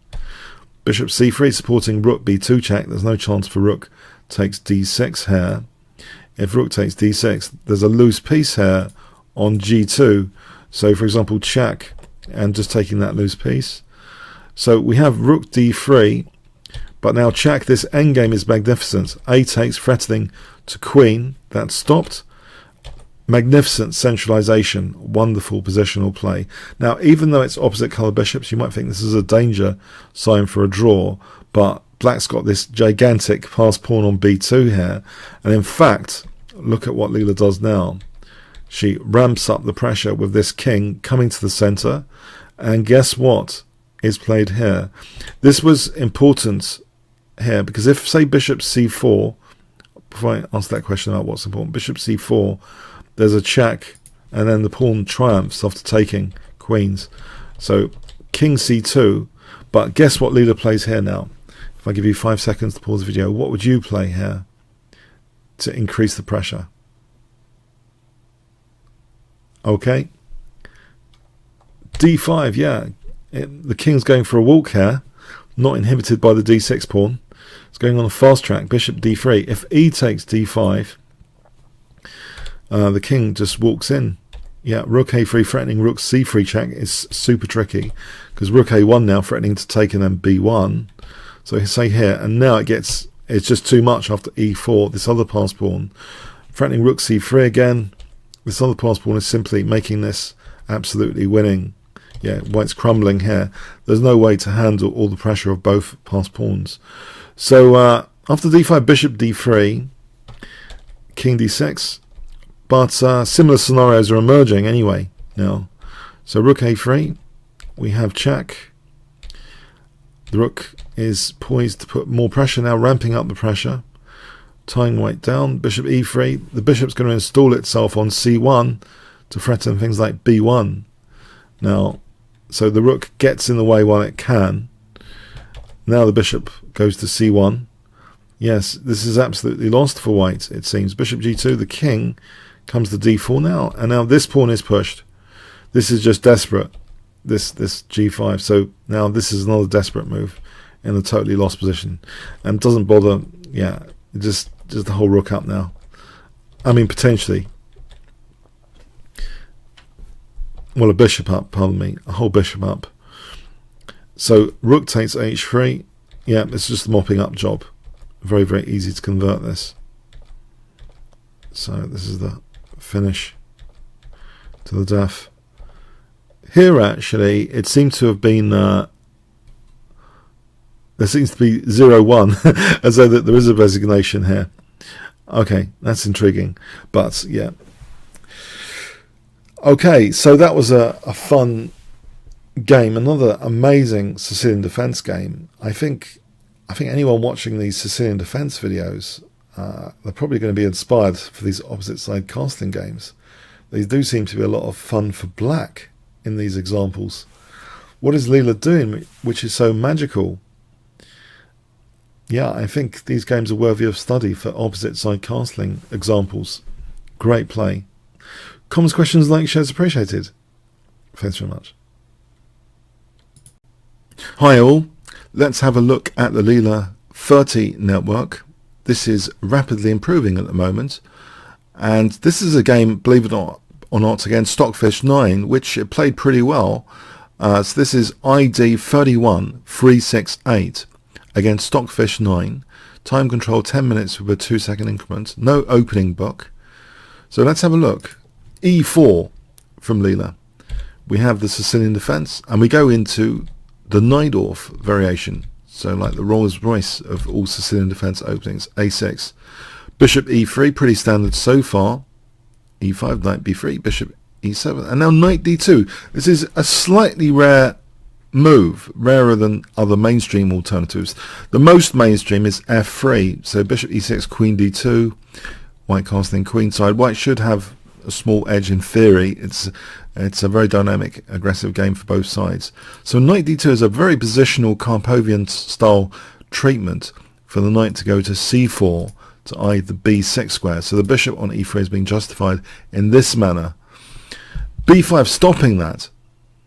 White, if black had played castling and knight c4 as an example, it's a very Karpovian style position. a4 stopping b5, f3, and this position is where positional play, I think, is the major order of the day. g4 is like more positionally oriented for that d5 control. This is an example continuation to try and improve the centralization of the white pieces. So white should end up better in this sort of continuation. So you can see the whole strategy kind of working out well here. So anyway, b5 was played, stopping this kind of stuff. a4, and there is some concessions now for black on the light squares after b4. You can see that these light squares have been slightly weakened, and also the structure is more likely to be diced. If you look at this pawn structure, it's more likely to be isolated. We see knight d5. Knight takes d5 was played. On black castling, knight b6 is just losing material. Bang, knight takes c8, and that bishop is looking at the a7 rook, so that's winning material. So the knight's actually taken. We have a5, and with this structure, any c3, if takes, we'll get an isolated a pawn. Just bear that in mind. Bishop b5 though, very interesting move, just going into those light squares. Knight d7, knight c4, looking at a5 now already, as well as b6. So there seems to be a real iron grip on the position emerging here, with the possibility also of bishop c6. Both sides castle. In fact, in this position here, this has been seen in a high level over the board game before, this exact position, with bishop c6 being played immediately, rook a6. This occurred in Safarli, who's a 26-4-5 grandmaster, against Guliev 2409 in the Najdorf tournament of 2012. So if you want to check out the pinned comment, yeah, this has been seen before, this exact position with bishop c6. But here, castling, we have the aggressive f5 from Stockfish. f3, queen c7, c3. Yeah, this isolation of pawns looks likely to occur soon. Bishop a6, queen e2, and it occurs here. Leader is not minding the doubled pawns because there'll be even more pressure frontally on a5. We have b takes c3, and if you look at black's pawn structure now, it has been a little bit diced. After b takes, there is an a5 pawn isolated. Now, if instead king h8, then taking here and knight takes e5 and exposes an attack on a6. So this is kind of tricks they need to be factored in as well. So b takes for the moment. B takes, and now knight c5. Here, if bishop takes b5, a takes. Yes, there is frontal pressure on a5. Rook a4, for example, this position. Then a5 can be taken with a nice little tactic of b6 here, interrupting the protection of the rook. So that'd be winning some material. So knight c5, king h1, rook fb8, knight a3, and you can see that leader has established quite a magnificent grip on this position, on the b5 square.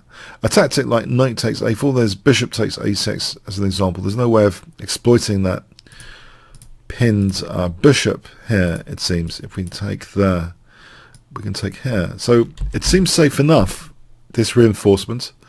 We have g6 being played. On bishop takes b5, knight takes. This, again, it looks like white can actually continue with a light square attack on this side of the board. For example, like this, reinforcing b5. It seems a very pleasant position indeed, with white being significantly better.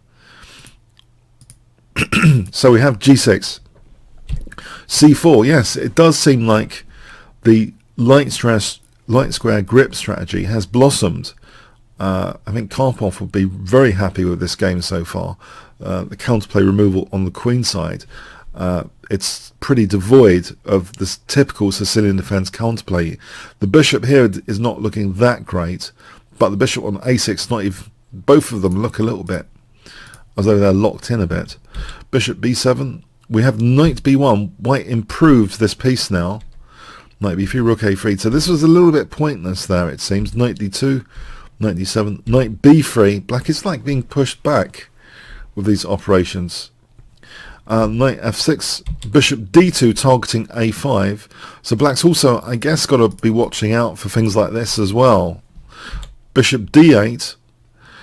We have rook a1, rook c8, rook fd1, king h8, rook ac1, h5. Now here, actually, f4 was played. Now e takes f4 was played in this position. If e4, this gives up the d4 square, so knight d4, and the knight is pouncing into e6. That's pretty nasty. White's got a big advantage. So yeah, Stockfish took on f4 here. Bishop takes, queen e7, queen b2. It's really a magnificent position now, and it looks as though, in fact, now that the counterplay is kind of being locked down on the queen side, it seems leader's turning her attention to the king side, and there is a lot of weaknesses to exploit, especially that e6 square seems very sensitive. King h7, rook e1, and in desperation, it seems, knight e4 is played. This looks like you don't really want to go into self-pins. Queen f7, for example, knight d2, this position is very pleasant for white. d6 is a good target. And for example, like this, the knight is aggressive, and there's tactics like this now, quite magnificent, to undermine c5. If knight takes, then there's queen takes c5, and if bishop takes, then there's rook takes e4 with the idea of knight g5 check. So black is very fragile, as this kind of shows. So knight e4, we have knight d2. It's, yeah, this self pin is being tortured now. Queen h4, and this is just looking very nasty now. After knight takes, queen takes, knight f6 check, and here black gives up the dark square bishop, and so the king side has now been compromised as well, with a big idea of rook e7 check. The technical issue though is this hanging rook after. Now Stockfish plays bishop takes d5 here. On, for example, rook g8, check, and then rook g1. This is winning for white, it seems. For example, like this. Black's not really doing anything here. With the bishop attacked, it's a pretty humble position. White can actually just even take time to snatch a5 and then come back. So this is kind of, black's just losing all the pawns here for no compensation at all. White's just got a huge iron grip on the position. So actually bishop takes d5 looks a little bit on the desperate side. We have check, and now rook c e1, and there's nowhere, it seems, for the bishop to go here. On bishop e4, then just rook takes e4, and then can't take because of the queen. So where does the bishop go? If bishop takes c4, then taking, and then check, and then rook e6, and there's no easy way of defending g6. So for example here there's g3 check, winning the queen, and on king g4 then there's rook takes g6, queen h6, absolutely winning. So Leela's actually broken in now to the king side. This seems like a very desperate piece sack. Bishop takes g2 is played, king takes, check. The thing is, these checks can run out. Leela's a bit playful here, as though it's a perpetual check scenario, but finds now king f2, which escapes the checks, really, fundamentally.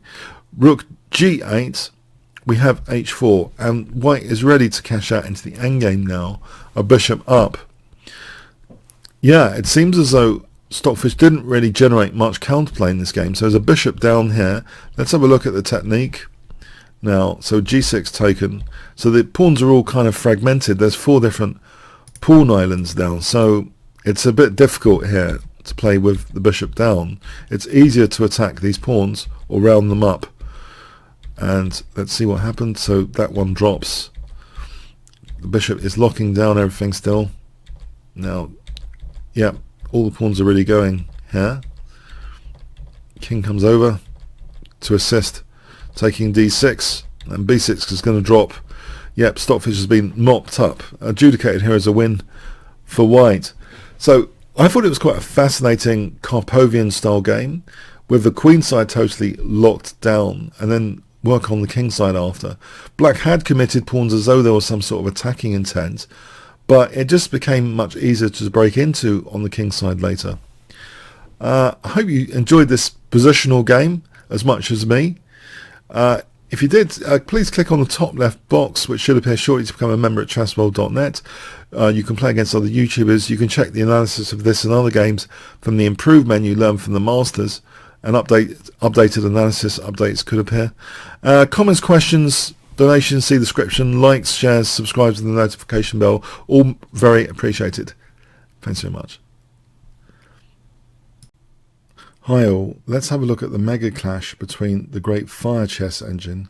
This is a really mighty chess engine, almost part of the big 3 basically. The big 5 is definitely in on many rating lists. So it was white against Leela in the Chess.com Computer Championship. Rapid Rumble, 15 minutes with a 5-second increment, stage 1. Let's have a look. e4, Leela plays the Sicilian defense, not fearing these sharp openings against the classical chess engines. Knight f3, d6. So we have another transposition into the Najdorf variation from normal, very normal looking position now in the Najdorf. Bishop e3, e5, knight b3, bishop e6, f3. This is like the English attack system against the Sicilian, because it was popularized by some English grandmasters. It was usually played just against the dragon, but now this structure was also deemed very useful against this, even without black fianchettoing. So bishop e7, queen d2, so white can still castle queenside, and a kingside pawn storm is supported, generally speaking. Black castled, white castles queenside.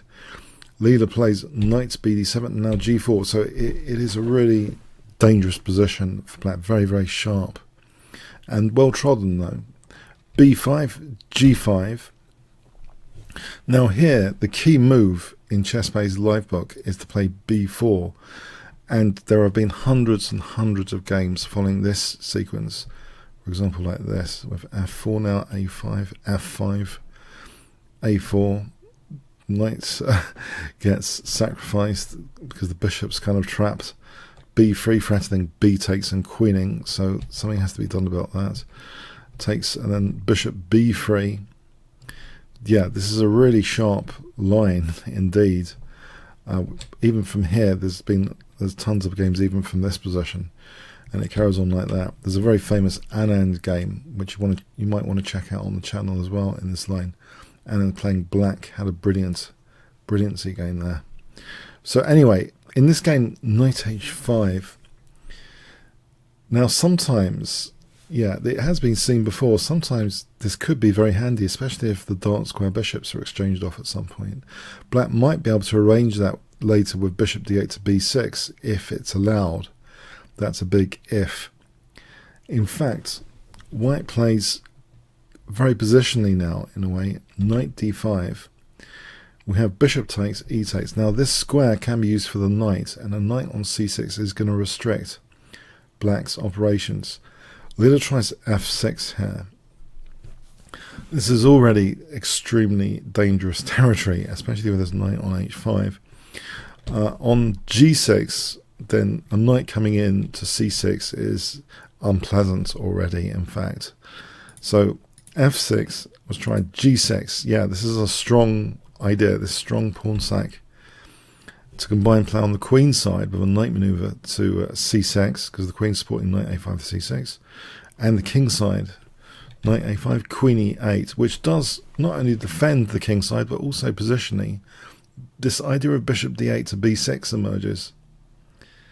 However, knight c6 was played here, and for the moment I believe this is really it's not actually possible to play bishop d8, which might be positionally desirable to justify the knight later coming to f4 if this can be exchanged off for that. For example, rook g1 and bishop b6 is bad here with this king on g8 and the knight here. This is a recipe for disaster after bishop d3. Bishop takes, queen takes, g6 under fire. Say here, then there's rook takes g6, because now there's knight e7 check, winning the queen. Now these variations can be seen in the pinned comment of this video, by the way. So yeah, here actually it's very, very dangerous basically. So bishop d8 seems a little bit out of the question, and this might explain why, because of this mechanism of knight e7 forking stuff, the king actually comes to protect g6 himself with the main move of the game. Now this is a position that it might actually be possible to play bishop d8 to b6, which we've seen in another Sicilian defense game of Leader in this same stage of the tournament. However, this next move is kind of intriguing and is preventative as well. It also helps connect white's rooks. The move is c4. In a sense, as well as helping connect the rooks if takes and fixing down black's pawns potentially, it also opens up this b file. And you might not think of this because one's attention is usually on this side as white's not on this side. But things like queen b4 are very handy sometimes. Sometimes hitting d6, controlling b6. Very, very interesting. As an example, if c4 isn't played, then maybe Leela will get her evil positional ways in this position. For example, let's say rook g1, f5, and now bishop d8 to go with bishop b6 to justify this knight hanging on the edge. f4, for example, this position looks to be fine. Instead of rook g1, let's try bishop d3, f5, blunting the bishop. It doesn't seem that big a deal for black anyway. On bishop e2, let's see the full beauty of this positional maneuvering that would be possible. So bishop b6 here. And Leela, I believe, the knight coming to f4 would also protect g6. This position, black has very little to fear. If this strategic exchange can be accomplished, this would be great news. But unfortunately, fire is setting fire to any great news, basically, with c4. Yeah, it's a horrendously powerful move, it seems, checking all the variations behind the scenes. After b takes, just to show why, bishop d8, it's not necessary to win a pawn here. White can also just, because no bishop e2 has been committed, interrupting, there's queen f2 to stop bishop b6. This position, say this is eventually taken, this should be okay, at least even, but black's not getting this positional play, and white might be building pressure, and this knight's still stuck there on h5. So okay, b takes was played here, b takes c4, bishop takes. Now f5, on trying to arrange bishop b6 here, queen b4 hits d6 and stops bishop b6. If bishop c7 protecting d6, this is just nasty. You can see that the queen is a real pain, in fact can even infiltrate sometimes. This is just a real pain. White's able to build up on the king side, leaving this knight on the rim over here, making sure there's no strategic exchange over there. The knight's also stopping, of course, rook b8. This is just painful, this position for black. White's building up the pressure, basically. White's better there. So we see f5, which marks a sort of giving up of the bishop doing this strategic exchange, trying to go on this diagonal instead. But, with rook b8, that ruled out, this attack might not be that significant now against white. We have king b1, bishop f6. And now, white can build up on the g file. e4, f4 keeps the knight out. The knight on the rim is dim still. And also stops any knight e5, of course. Knight c5. And now, building up on the g file. I think Leela's really actually tied down here without too much counterplay. White's got a ready-made, easy peasy plan of just building on the g file. Knight a4 seems to smack of desperation. This is repulsible. This knight move is repulsible with interest. But what else, given there's no rook b8? If rook f7, then white builds up against g6. Okay, that was a nifty way, to hit b2. b3, say, and then bang, rook takes g6. White's attack comes first here, unfortunately, in these variations. For example, this is a disaster variation where all of a sudden queen d5 not only strikes at the king side, but these two rooks on light squares, for example, like this, and it's just too slow. Knight e7 check, and look, the rooks are exposed. It's just not working, basically. If rook b6 here, then again knight e7 picking up that one instead. Things are just not working here after the rooks crash through, giving themselves up. The queen's pretty devastating. So knight a4, but as I say, this is a repulsible move with queen b4. And in fact, I mean, it is coordinating. This is a threat, but it's repulsible. If rook dg1, this is to be taken seriously. Like, for example, knight takes c4, ouch. No, it has to be taken seriously, but this is very strong, queen b4. After knight c5, this is remarkably strong play. This is superhuman play, queen a3. First of all, on a3, the queen can switch sometimes to h3. Yeah, they're still eyeing bishop takes c5 without running into any problems at all. And in fact, the idea is not even to win a pawn or anything. Rook f7 offering as though that can be winning a pawn. But no, black's got counterplay on the b file with rook b7 coming. Instead, white now goes in for the kill, takes this knight off, not with the idea of taking a pawn, but switching the queen now to h3. We have rook b7, which seems to be some sort of counter-attack. It looks as though also e3 needs to be checked out here. On e3, yeah, white might actually have to play queen f3.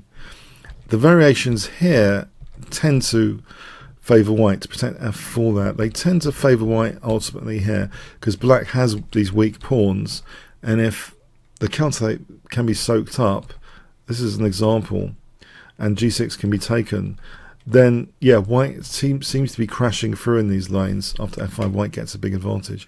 But that has to be borne in mind, e3, as an important resource, though. We have rook b7. It just doesn't seem to work very well there. We have b3 now, a5. Now, has Leela got a significant attack here, or is white's attack crashing through? In this particular position with b3, it does seem that e3 has a little bit more venom now. So, for example, here, a5, a4 might actually be needed, and rook ab8 to offer the exchange might actually be close to being a dynamically equal variation. So, for example, I'm giving you a fictional line here where it's dynamically equal. Now, in that, you might be questioning, really? You might be questioning rook aba. If taking, then queen takes a4, and you can see that actually Leela does get some dangerous hack attack ramifications after e2, rook takes, winning the queen actually on f3. So it becomes pretty dangerous e3 in that particular scenario once b3 has been played.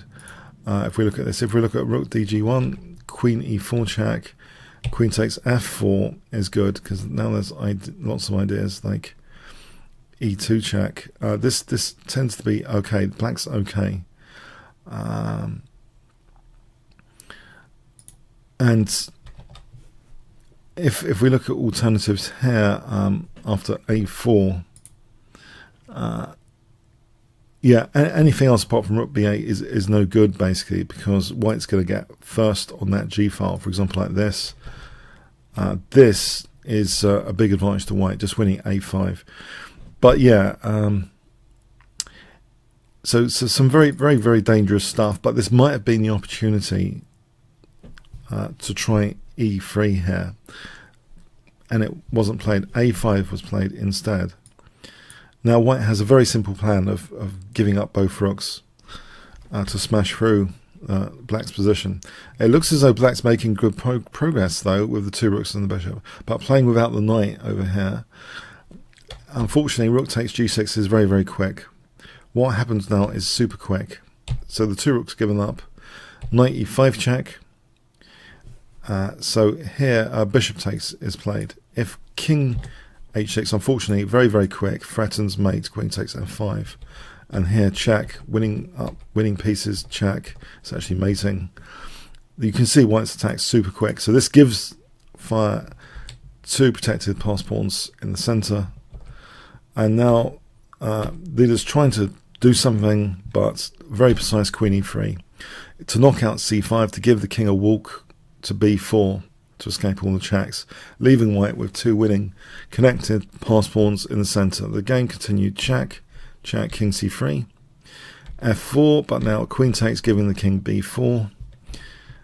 Now bishop d3 check, forcing the king into an unfortunate row where that will get another tempo with check, basically. I don't think there was much else. The king really couldn't go to h6 because the queen, maybe c6 and g6 is too much. So king g5, Queen b5 protects the bishop and steps out of rook c1 check. So now the king's been given that parking space, and now unfortunately white's just too quick with the two pass pawns in the centre. Now this is check, unfortunately for Leela. e7, just queening now basically and hitting h5. Both queens hit h5.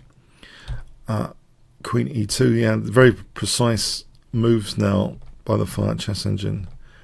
Very precise, forcing moves, dragging the king down the board. Great game really from Fire. Shows what a menacing engine it is. Yep. So Fire is in. It seems the big four actually, because actually we know the result now of stage one. Fire came fourth, Leela came fifth. Fire is a force to be reckoned with. So major compliments to the Fire team or developers. Brilliant engine. I mean, I was looking at the results in the last few games. Every time Leela seemed to win, so did Fire. More consistently, in fact, in the end. And fourth and Leela fifth from stage one. So Leela needs there is scope for improvements. There is scope for improvements. She hasn't found the total main line of this very, very sharp theoretical variation. The knight on h5 does have some downsides. It's kind of optimistic if this strategic bishop exchange is going to happen, the knight's ever going to go to f4. That would sort out black very well, but it didn't happen in this game. White very tactically made sure positional maneuvering was ruled out. The attack was just slower than white's. This maneuver of the queen a3 over here, super GM plus level attacking chess, basically getting two connected pass pawns in the centre. White was always quicker in the end. So a real force to be reckoned with. And yeah, Leela's not invincible. This is, though, close, though even at this ID, Leela's ID 11089 only lost 2 games in this entire stage one. And so this is, I've shown you already the other one against Ethereal. So both Ethereal and Fire, obviously very, very dangerous engines to face. Chess is not all about intuition. You know, there is a lot of calculation in chess, and you know there are different approaches which are effective. Clearly, the classical chess engine approach is extremely effective, and Stockfish actually, of course, dominated the event.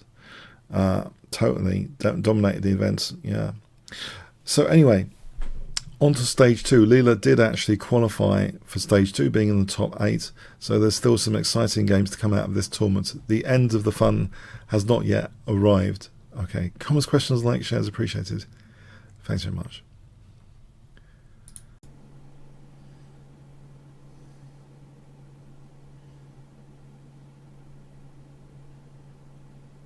Hi all, welcome to another King's Russia radio show. So this is Tuesday, around 9:10, just off the Hobby City.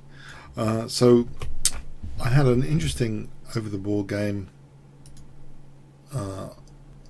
last week, which I'd like to go over.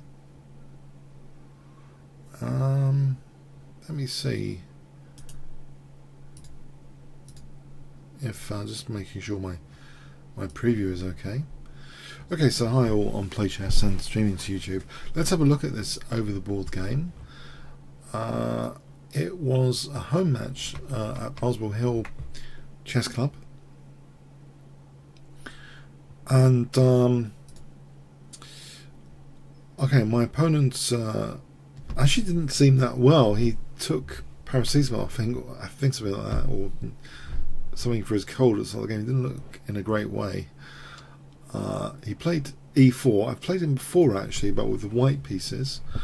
I thought I'd play a sharp opening. I'm just going to say hi all on stream. I thought I'd play a sharp opening. I played the Sicilian defence, and he played. I think I might have caught cold off him actually. Delayed cold. Anyway, so knight f3 he played. Yeah, he didn't worry about not. He went into the main line d6. We get into a Najdorf. So the standard moves. Knight f6 protects that, and then this Najdorf move a6. So I didn't realise it's vast actually on Najdorf, vast. And actually, let's put on a live book here and add a kibitzer. We might need it.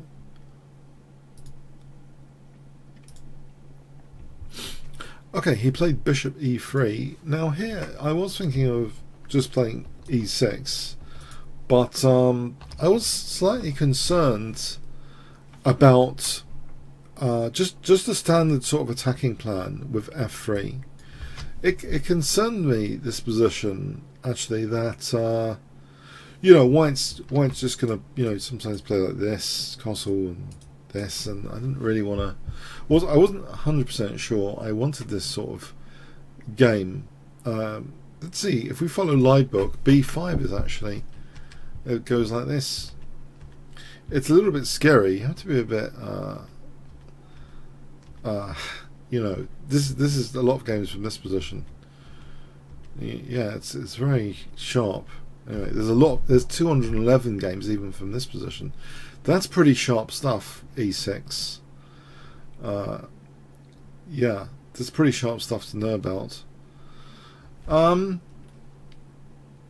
So anyway, I played, there's actually a lesser used move also, I thought, to protect me from having to learn tons and tons of theory, and I've used it before. I mean, that's one of the main things why I was attracted to this, because I remember using it before. Knight g4, making use of the fact white's neglected to play f3, right? It is a legitimate move. One thing about a6, you know, if there wasn't a6, you play this, then there'll be a check. You can imagine bishop d7 and that gets snapped off. Yeah, but because a6 controls the b5 square, this is a move that's possible, and it's been used quite a lot before.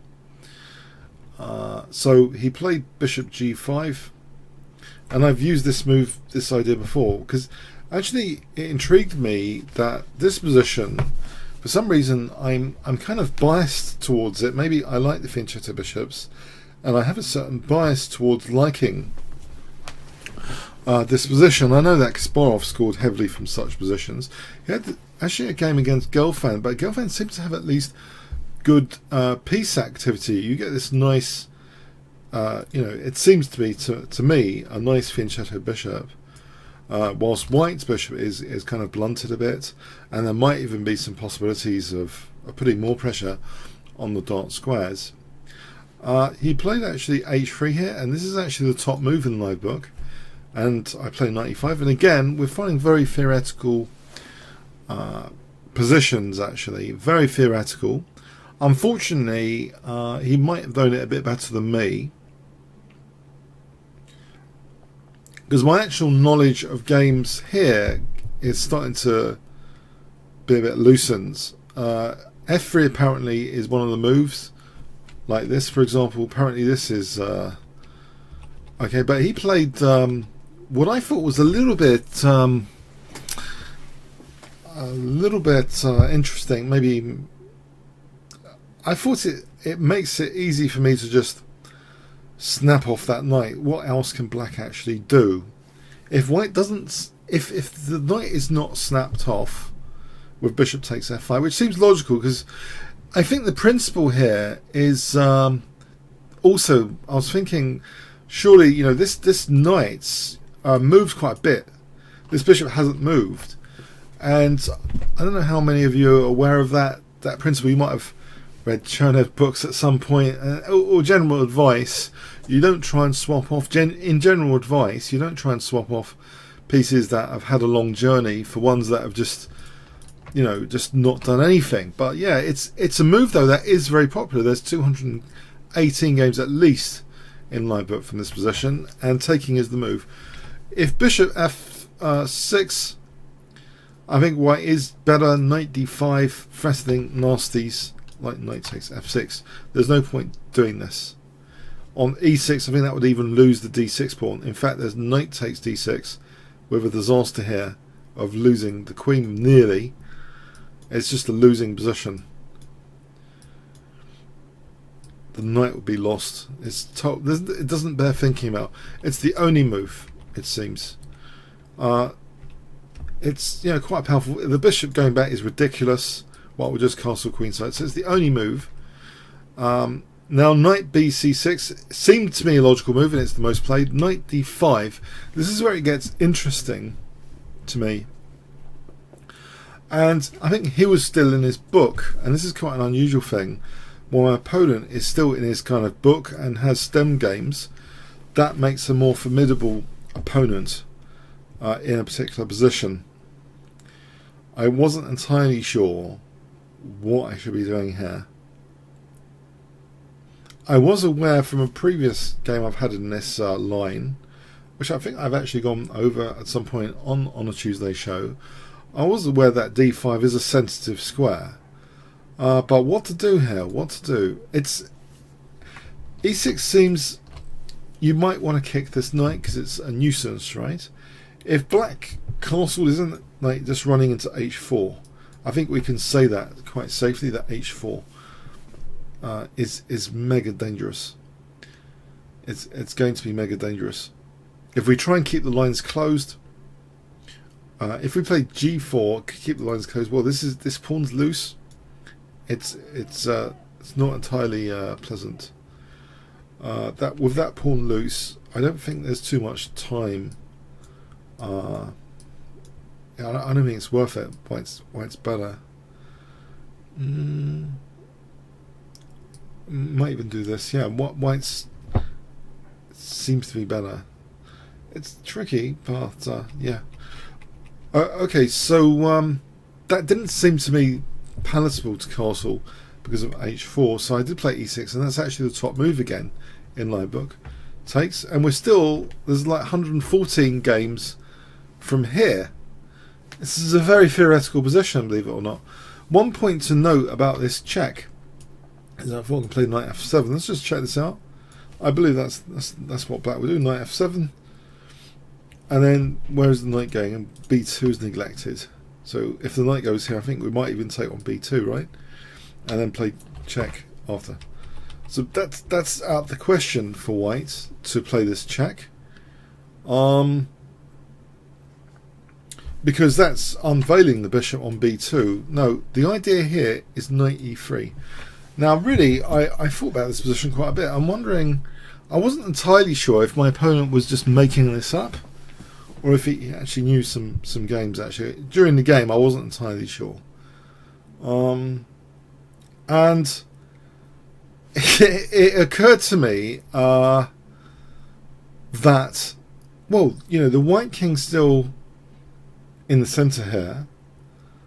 I haven't got any problem pieces. I thought I'd throw this check in, and I have to factor in that queen d2 might actually be possible. But does white really want this? I could take. He didn't do this. He didn't do this. Okay, maybe black should be fine. Black should be fine, right? But he plays c3, and here I was starting to be convinced that that loss of time by white earlier. Surely this is not right. That big loss of time, and the knight also spending 2 moves here. So we've got. If you think about it so far in this game, this knight's gone on a journey like this, like 3 moves, right? To swap off for a piece which hadn't moved. And this knight is cheeky as well. Yeah, it's the cheeky knight. It's gone to d5 and back, and even provoked this check, which you might think is a useful like tempo gainer. And I thought, well, if there's any use of the queen a5 here, it's surely a downside, and I'm not sure in such a tactical position a kind of abstract view of downsides is that helpful. But I thought there was something concrete about this with c3, that d5. I was tempted to play d5, and before we go on to d5, he did actually point to me after the game. He was aware of Topalov playing this position with white, and allowing knight f3. This is another possibility, knight f3. It's fascinating. It's fascinating. So takes. So if takes, white loses the rook, and that is better for black. It's all with check after all. So we get this crazy position where white plays king d1, bishop takes b2, And then queen e4, apparently. Queen e4 might be... in live book, there's rook c1. This is all a bit crazy. In fact, the engine here is suggesting something which... There's only one game of rook c1, but queen e4. And I don't know if white's like ending up better here. The engine certainly likes this position for white. It's mega tactical. Let's say the check. I'm going to follow. This is just an engine generated line.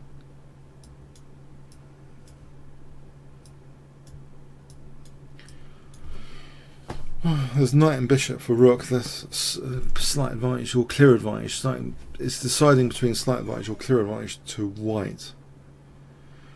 That's a line I have actually no clue about at all. I've not researched this position. I'm not aware of any Topalov games. It's out of my book, this knight f3 thing.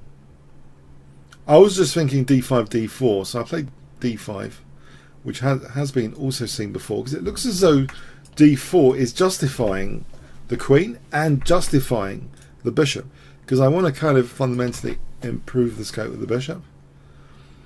I am in the act of doing d4 though, from a tactical perspective. D4 does seem to liberate pieces and puncture the white position. From a positional perspective, white, although he's wasted a lot of time, he has this trump card, this light square bishop, and d4 actually feeds the trump card. It is weakening light squares a bit more in the position.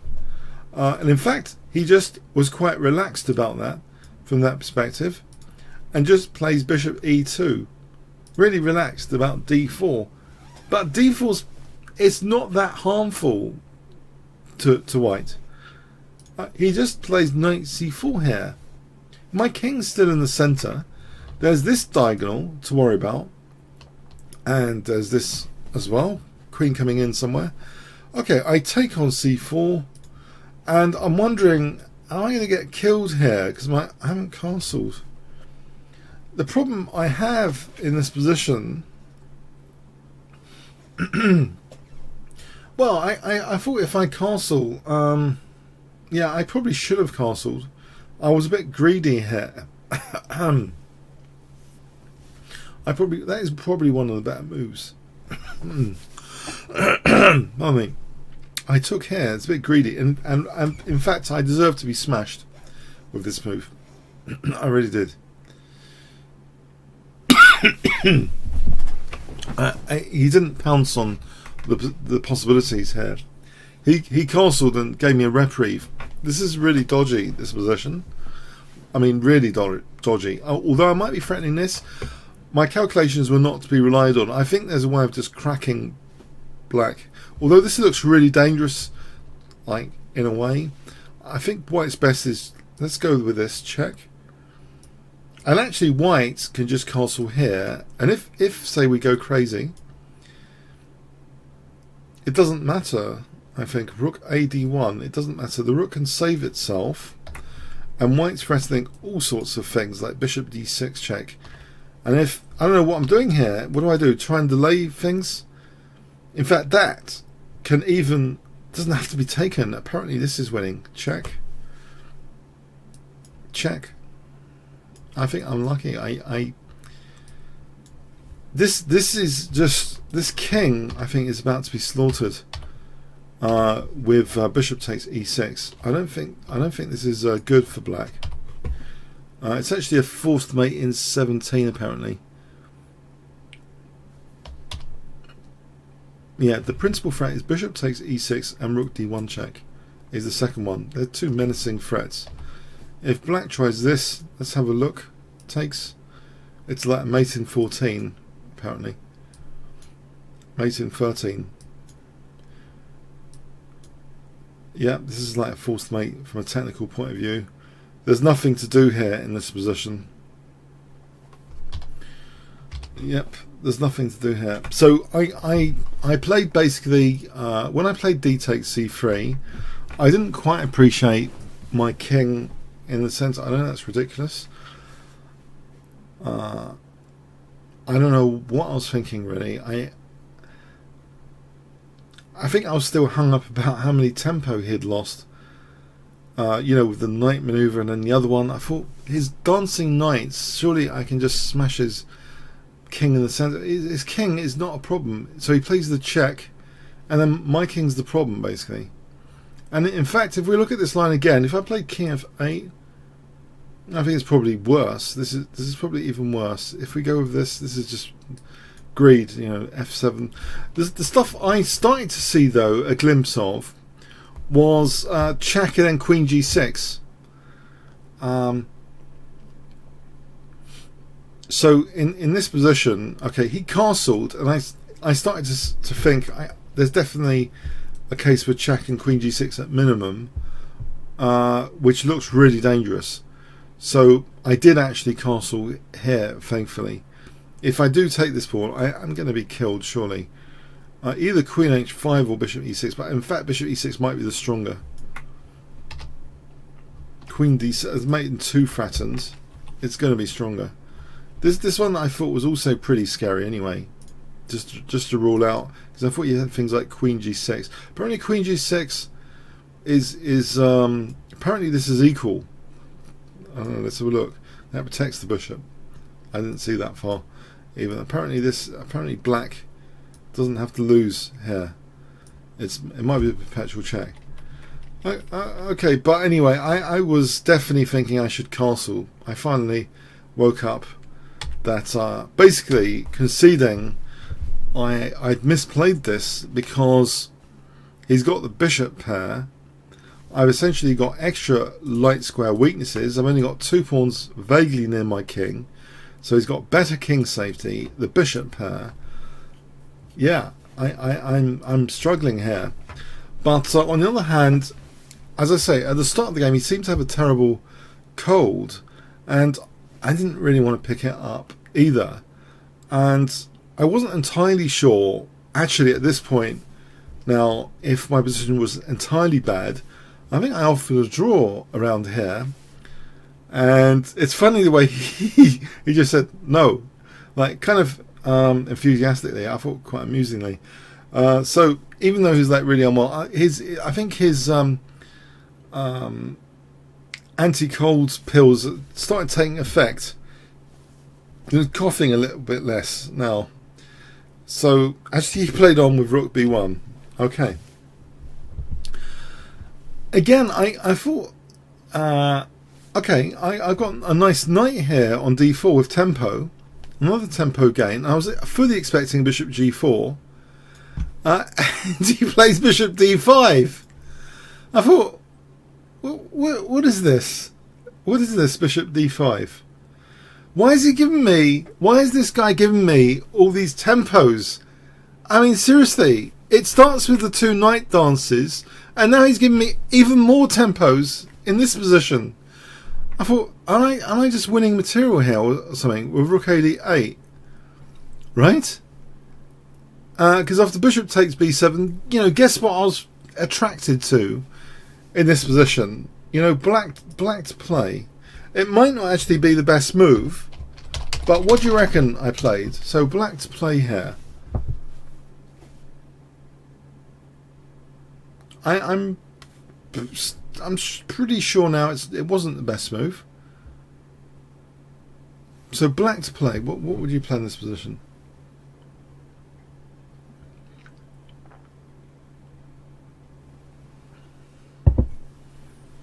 Any ideas?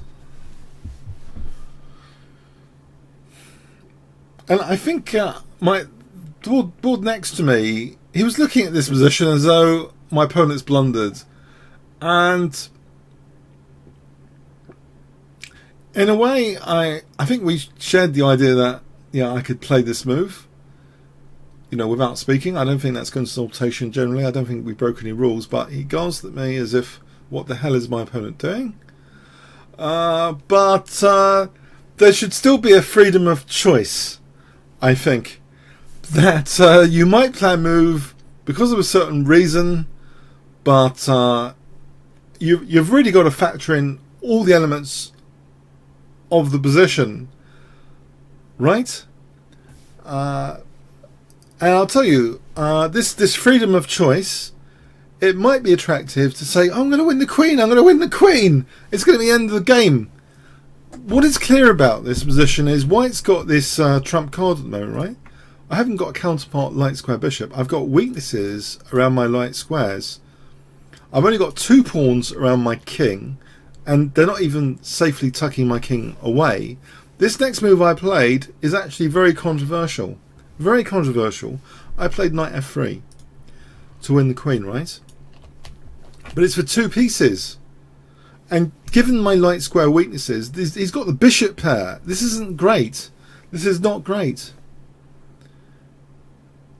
For some reason, the engine is suggesting the best move for white is actually to double the pawns, by the way, with a clear advantage here. Gives us, maybe the idea is bishop e4. The double pawns, it supports bishop e4, and that would be a monster light square bishop. Let's just take this a few steps further. Say this, bishop e4. Give up a2. White's just better here. Look at this. It's just pointing. Look at this. It's just, yeah. It's just better for white. It's actually close to absolutely winning for white, this position. The threat is actually just doubling the rooks. Just double the rooks. Because the bishop's already ready to pounce as well on this one. Let's imagine, I'll just take it a few steps further. You can see a total disaster coming up. Even this apparently, just taking here. And the 2 bishops are nasty. Actually just wins the queen. Bishop d5 winning the queen. Yeah, it's a very nasty position. This is rook d6. And the queen's going to be on its lonesome pretty soon. Well, that's the end of the game anyway. Well, that'll just be enough. It's a losing position. I didn't seem to. I think I lost my freedom of thought here somewhat. That knight f3 is not mandatory. There is another way of using the discovered attack on the queen, which might be a lot better to get rid of white's bishop pair. What do you think technically the best move might be in this position for black? If we start to think we've got freedom of choice and not just, oh, I'm winning the queen, must win the queen. But if you want to try and have freedom of choice, what do you think the best move is for black technically? Yeah?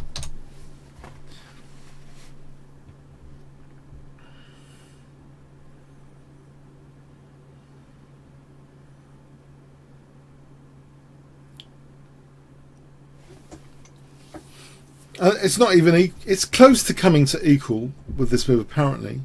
Close to equal. Close. Knight f5, yeah. It can get rid of the bishop pair. If queen g4, I think we can try and double the pawns still with rook d4. And then double these pawns. Get rid of white's bishop pair. And it's actually also it's opposite colour bishops, right? So this position, apparently this is about equal. You can see that white's king is also less safe. It's only 2 pawns around white's king here, with dark square weaknesses evident, and I've got the dark square bishop. So in other words, the compatibility of my pieces to the weakened king is great. White's lost the bishop pair. My king is not in mortal danger. In fact, I control the d-file. But technically, white's doing really well. Bishop takes a6. No, not really well. Less than half a pawn advantage. Just white's doing okay, rather. Pardon me. White's doing okay, and we can have the queens off, and I should be able to draw it. But no, I get into a position here, excited to win the queen. Not for too long, my excitement. Because this is a fortress on steroids, this position. There's no way of me breaking into this position. I did seem to. I thought I can get rid of the bishop pair, maybe with bishop e5. You might think. I did give some consideration here to rook f3, but then I thought I think my king gets slaughtered. If I do this, my king is going to get slaughtered. Let's have a look. Check. Yes, nasty pin. threatening bishop e5. King's getting slaughtered here. Yeah, this is end of game. The queen's doing nothing. The queen's just alone here. This is a pinned piece, not helping, and the queen's just alone. White can just win. Yeah, white just wins. That rook f3 is not a no-go area, so I tried rook e8, which I suppose I thought I was trying to tie down the a rook away from the 7th rank. It was a rook e1 at least. Bishop e5. Is that a move to get rid of the bishop here? Maybe, maybe. No, that's blunder for white. Sorry, not there. Pardon me. Rook c6. This position, it still feels as though my king's unsafe. Yeah, I think white's a bit better. What? My king's not safe. Okay, so I played rook e8. Got the dog excited downstairs. Bishop h5 was played. I played rook e7. Rook b6. Maybe not the most accurate. Not really sure what exactly white is meant to be doing 100%. But it starts to be a bit odd to me. Okay, he wanted maybe a pawn over here or something. Or okay, let's see. I exchange off rooks. White's getting a big, a more simplified fortress position. But I felt as though, okay, most of the dangers of the rooks doubling, to my relief, I didn't want rooks being doubled against my king, so I thought this is okay. And in fact, if I get this pawn right, I'll get a running a pawn. Plays bishop c7 to my surprise, because it's allowing, of course, another exchange. I take him up on this offer, but maybe I shouldn't have played bishop e5 check. Maybe I should have taken this. Maybe that's a slight improvement. Probably a slight improvement. And then just carry on like this. And in fact, there's something for white to worry about here. But no, I again accepted his invitation for simplification. But actually, this isn't so. There's actually nothing for me to. My plan's pretty transparent. There's nothing for me to do apart from win this pawn and try and push my a pawn. I thought so. I played this. He takes here, and now king g2. My plan's pretty straightforward. I've got to try and distract his resources with my a pawn, but actually, fundamentally, he's got a fortress, and he can stop the a pawn with a bishop at some point. Which let's just carry on here. And also, of course, he's got these two. He's got a lot of pawns over here. Queen b2, bishop d5. So the bishop and rook quite coordinated to stop a2. And if he can get this pawn down, it's going to be like kind of dangerous. King g7, check. Bishop g8. I thought, hang on, isn't he slipping with these tactics though? I did try queen b8. Check. Bishop d5. And I thought, yeah, I'll try and harass, the pieces here. Check. Bishop g8. I think around here I offered another draw, which was amusingly rejected. No, as if a very determined no. I'm going to win this. I know what I'm doing. I found it kind of amusing actually. Yeah, but anyway, I didn't have much to do in this game. I mean, I didn't have much to think about. All I've got is a queen and pawn basically to think about. As long as I'm not getting mated over here. H5, check. Check. This might have been a slight. No, I don't think there's anything significant about this. There's not much to do here. I do think I can. I played queen d4. Now apparently there is some engine excitement in this position. I have checked this out before. where it's sort of excited about a move like Queen G4, but then I thought it had changed its mind about this. I think the problem is I don't think this is necessarily at all winning for black, even if we get this bishop, because it looks like a great fortress is around here. It looks like a fortress position. If we have this position, it's a fortress. I don't think the evaluation is not changing at like 1.58. It's a fortress. It just doesn't change. There's no way. The king can't help the queen. It's just a fortress. I mean, as an example, it's no big deal. It's a fortress. So even if I won the bishop, I don't think it changes anything. So I played Queen D4, letting my, maybe trying to let my A pawn go for the loads of checks. He played check. I go here, check, and I'm seriously considering for a moment to go plunging into the position. I don't think it would have helped if I play King G4. As he mentioned, I think White can actually, at minimum, doesn't have to allow King F2, can play this and get a kind of fortress there, and that's dangerous as well with his H pawn. So I don't think there's too much going on there. I eventually, I think this is after a few minutes, I eventually thought there's no point playing King G4 anyway. But I didn't see his line. I just thought there was just generally no point in this, because I thought that actually Rook takes A3 check. I just didn't think there was much point here in having this position. The king's not helping the queen mate or anything. So I just went back to H6. He plays bishop F7. No, he didn't play bishop F7. He played rook F5. And actually, okay, I think here is interesting, because it seems again I can win material with Queen G4, but and actually I should have really considered this more deeply. The check.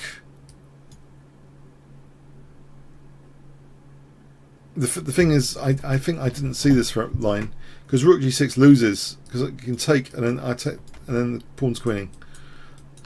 I should have considered this line. I didn't consider Queen G4 much. I must admit I didn't consider Queen G4 much here. It might actually be close to something significant.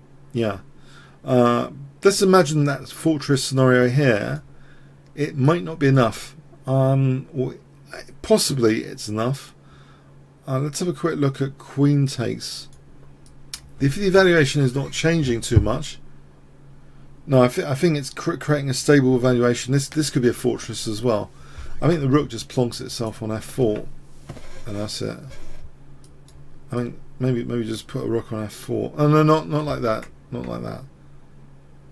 Although even if there is this pin, so what? I mean, it's probably a fortress as well. It's probably a fortress draw as well.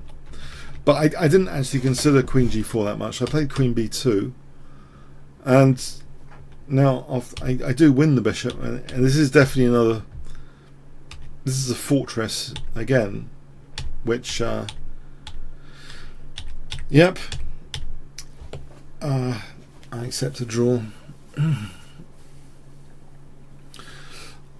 That's what happened. I didn't win. I didn't lose. I drew it. The team actually won crushingly. I think it was against was it against Hammersmith? So it was a North Circular League. We only conceded 2 draws, 8 board match, and we won the other 6. So it was like 7-1. So this was board 1. I felt as if I didn't really know what I was doing. Actually, I was outbooked. He knew some stem games in this line. In the opening, I didn't really know what I was doing. Probably overexcited to win the queen. But even if I'd won the bishop, it just looks a bit drawish actually. So I don't know. It's just what happened last week. I'm not sure it's not the greatest game ever. It's not the worst game ever. So I don't know if you got anything from it. But But that was the game last week. Just going over Board 1 Clash. I think it was Hammersmith Chess Club.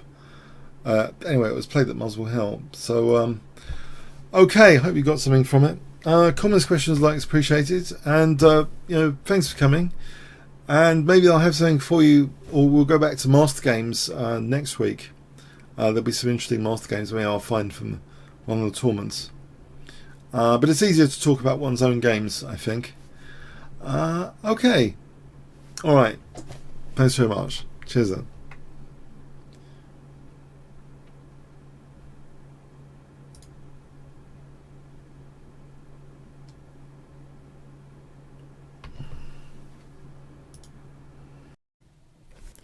Hi all, I have another amazing game to show you of Leela Chess. This is against Arazan.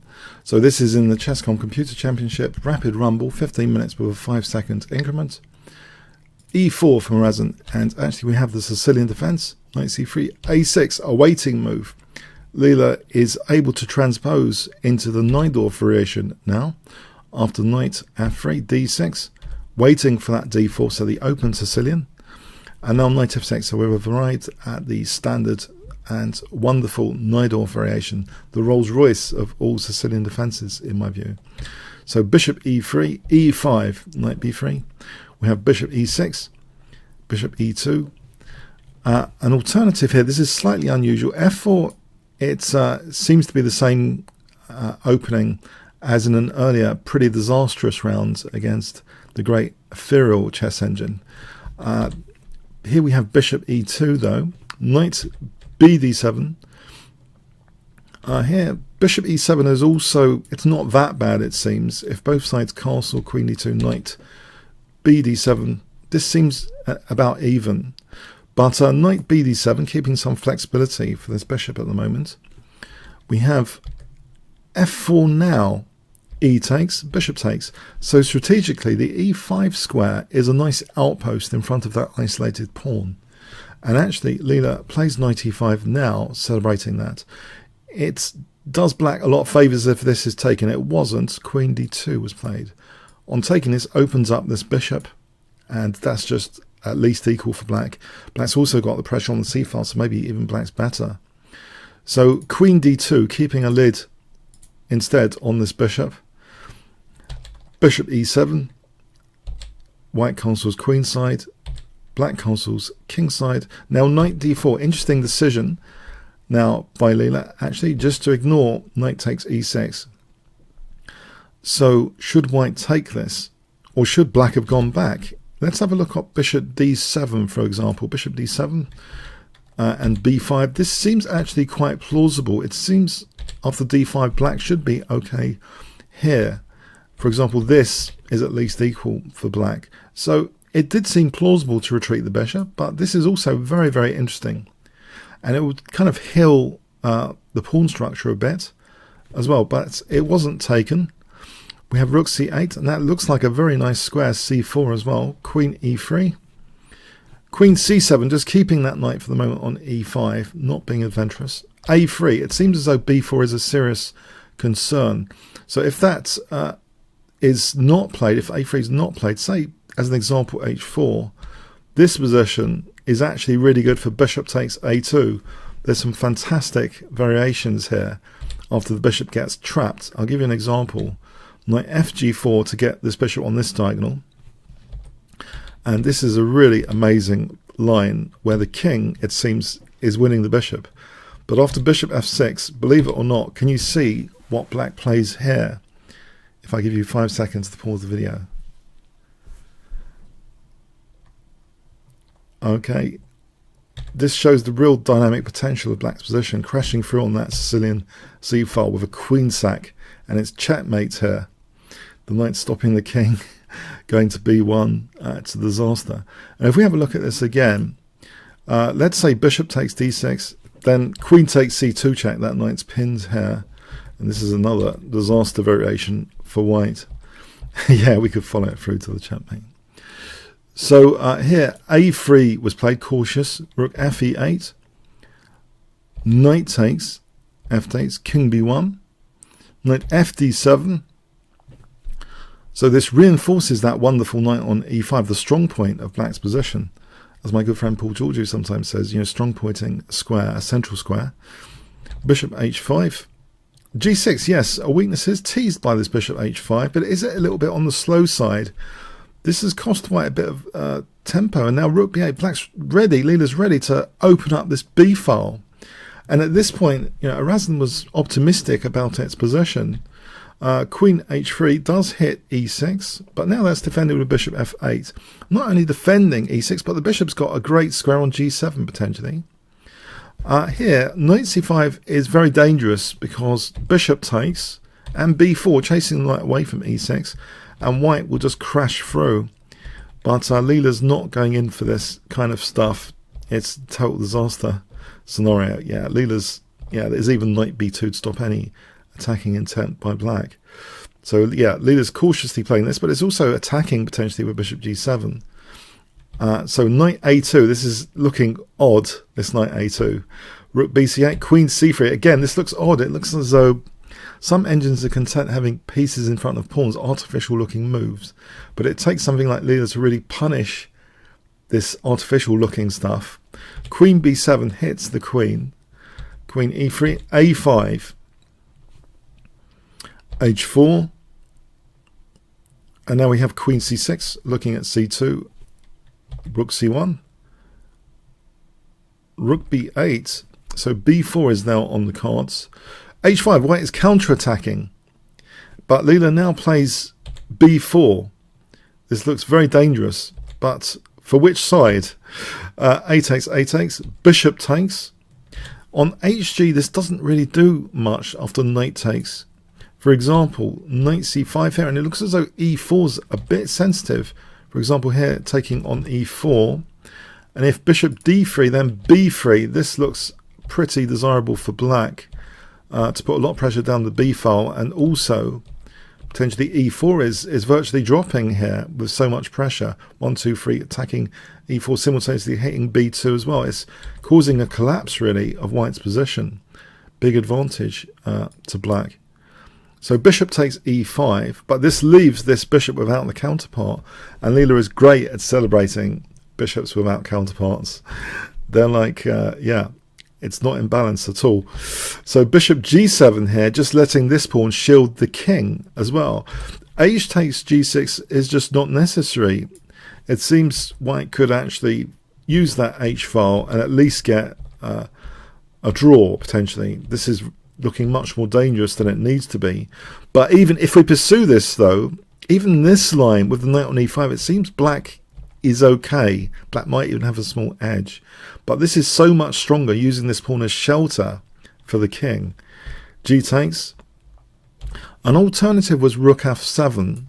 Now if hg, then that hits the rook moves. This is just very pleasant. The knight's kind of restricted, the bishop's great. Black's got fantastic pieces and might even use the f file soon.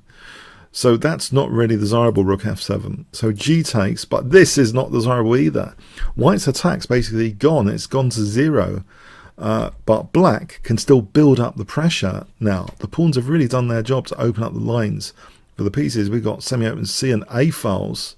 And now queen a4 just introduces things like rook a8. So queen b3 was played here, but there's also that's not the immediate thing, because there's queen b3, but there's actually b3. So if White doesn't do anything about b3, for example, this b3 is strong. And if you look at this position, this is just so good for black. Check, it just crashes through, things just crash through. And if we have a look again at b3 for White here, this, if b3 for White here, that diagonal is pretty nasty. Queen takes a2 check, for example, this, and knight g4 threatens rook a1 checkmate. This, for example, gives black a big advantage. So some very beautiful lines there.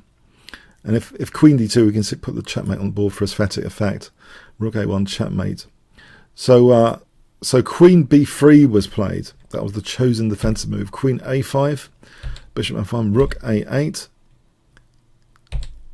rook d1. We have knight d7 going to c5 to try and nudge the queen away and play b3. Bishop c4, knight c5. And now Actually, the threat of b3 is pretty strong here, because it will open up not just the c file, the a file, but also the b file potentially. White plays queen takes b4, which does open up the b file. But if queen f3, it's no good either. b3, and if c takes, that interrupts the bishop, so bang, queen takes a2. And if bishop takes, then knight takes, and then the queen has to protect the knight, but then rook e b8. Too much pressure on white's king. Yeah, it doesn't bear thinking about this position. It's just all crashing through. As you might expect, there's 3 files now open, and white hasn't got anything open. So yeah, in terms of from an attacking point of view, Leela's really outdone the opponent's attack. So opposite side castling games are always fun, but especially in Leela's hands, it seems. So queen takes. But now, yeah, this b file is now open as well.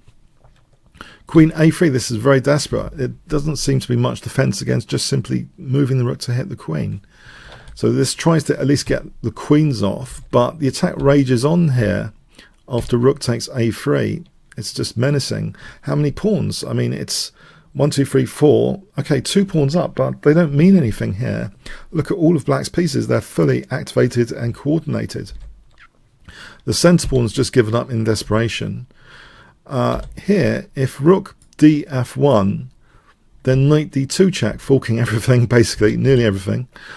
If rook fd3, then rook takes a2, and again, this diagonal strikes again. For example, here, if king b1, then it's mate time again. And bishop a4 doesn't bear thinking about here. If bishop a4, we just take that bishop. And then knight c5, checkmate, in fact, suave. Checkmates abound here. So rook d3, d5, and now we have rook f7. This is, yeah, leaving the defensive square, c3 here. King takes now is taken. So equal on pawns, but black's just got a massive attack here. The knight controls critically g3 as well, so there's no coordination of the white rooks. We have rook e7, rook a6 protecting that pawn, knight c3. Now we have knight takes, which essentially wins the exchange. You might wonder why knight c3 was played. If king c1, king g6, this position, it's like, yeah, the rook hasn't got too many squares at all, and the bishop can come back. That's pretty nasty, of course. But say rook d7, the bishop's coming back to g5 here, and this is just horrible. It's just losing the a2 knight. So the knight tries to avoid getting off the board, basically, with coming back into the fray. Knight takes, but now king g8 unpins the bishop. And if the rook moves to try and counterpin, then there's again rook a1 checkmate. Beautiful stuff. So white has to give up the exchange. And now the exchange up, equal on pawns. This is not such a difficult technical task to convert this. And Leela actually plays very, very accurately. No messing around here. G2 drops, and so pawn up. And it's just the e pawn is the big candidate pass pawn to start pushing, which Leela does, and gives that pawn enough support, pushing that through. And now even d4, providing a bridge facility if needed to protect against checks and to drive that pawn through. So this is a very, very comfortable conversion. No dragging this game out to tons of moves. Yeah, this is just all hopeless now, as you can clearly see. And in fact, Leela wastes no time here checkmating the opponent. This was truly a beautiful game to behold. Wonderful attacking chess from Leela, really showing her understanding of king safety in terms of keeping lines closed against your own king, letting white have the token extra material because they're like defensive shields, so they work in one's favour when trying to attack the opponent's king, and not only opening the c file but the a file and then the b file. It was just too much pressure to bear. The resources were just not there to defend such a position. So beautiful attacking chess. I hope you'll agree. Comments, questions, likes, shares appreciated. Thanks very much. Hi all, I have another fascinating game to show you of Leela chess, this time against the mighty Ethereal, which has been making huge progress recently thanks to the amazing efforts of Andrew Grant, the very resourceful, clever chess programmer who's done a very, very good testing facility to be able to almost self-evolve a bit like Leela so rapidly, and great a double promotion to him in TSEC, going from Division 3 to Division 2 to Division 1. So this is a mighty engine now on the rating list. Ethereal playing white, e4. So 10.88. Ethereal 10.88. Can Ethereal get revenge in this tournament with the white pieces? c5 from Leela. This is a typical sharp opening, the Sicilian Najdorf we're entering into, which I would imagine just instinctively that the traditional chess engines are still, going to be very, very difficult to beat and are going to get advantages out of the opening potentially. Bishop e3, e5, knight b3, bishop e6. Now the most usual move is f3 here. A lot of over-the-board games have gone like this, with this line, with literally hundreds of games from this position deep here. After f4 there, f5, very, very sharp stuff, and it's thought to be about dynamically equal position to play from. Literally hundreds of games even from there. But here, a slightly unusual, but has been seen before move, f4, many times. E takes, bishop takes. White has achieved the aim of isolating black's d-pawn. Knight c6. And we have now a cautious looking move, a3. Very interesting, a3 here.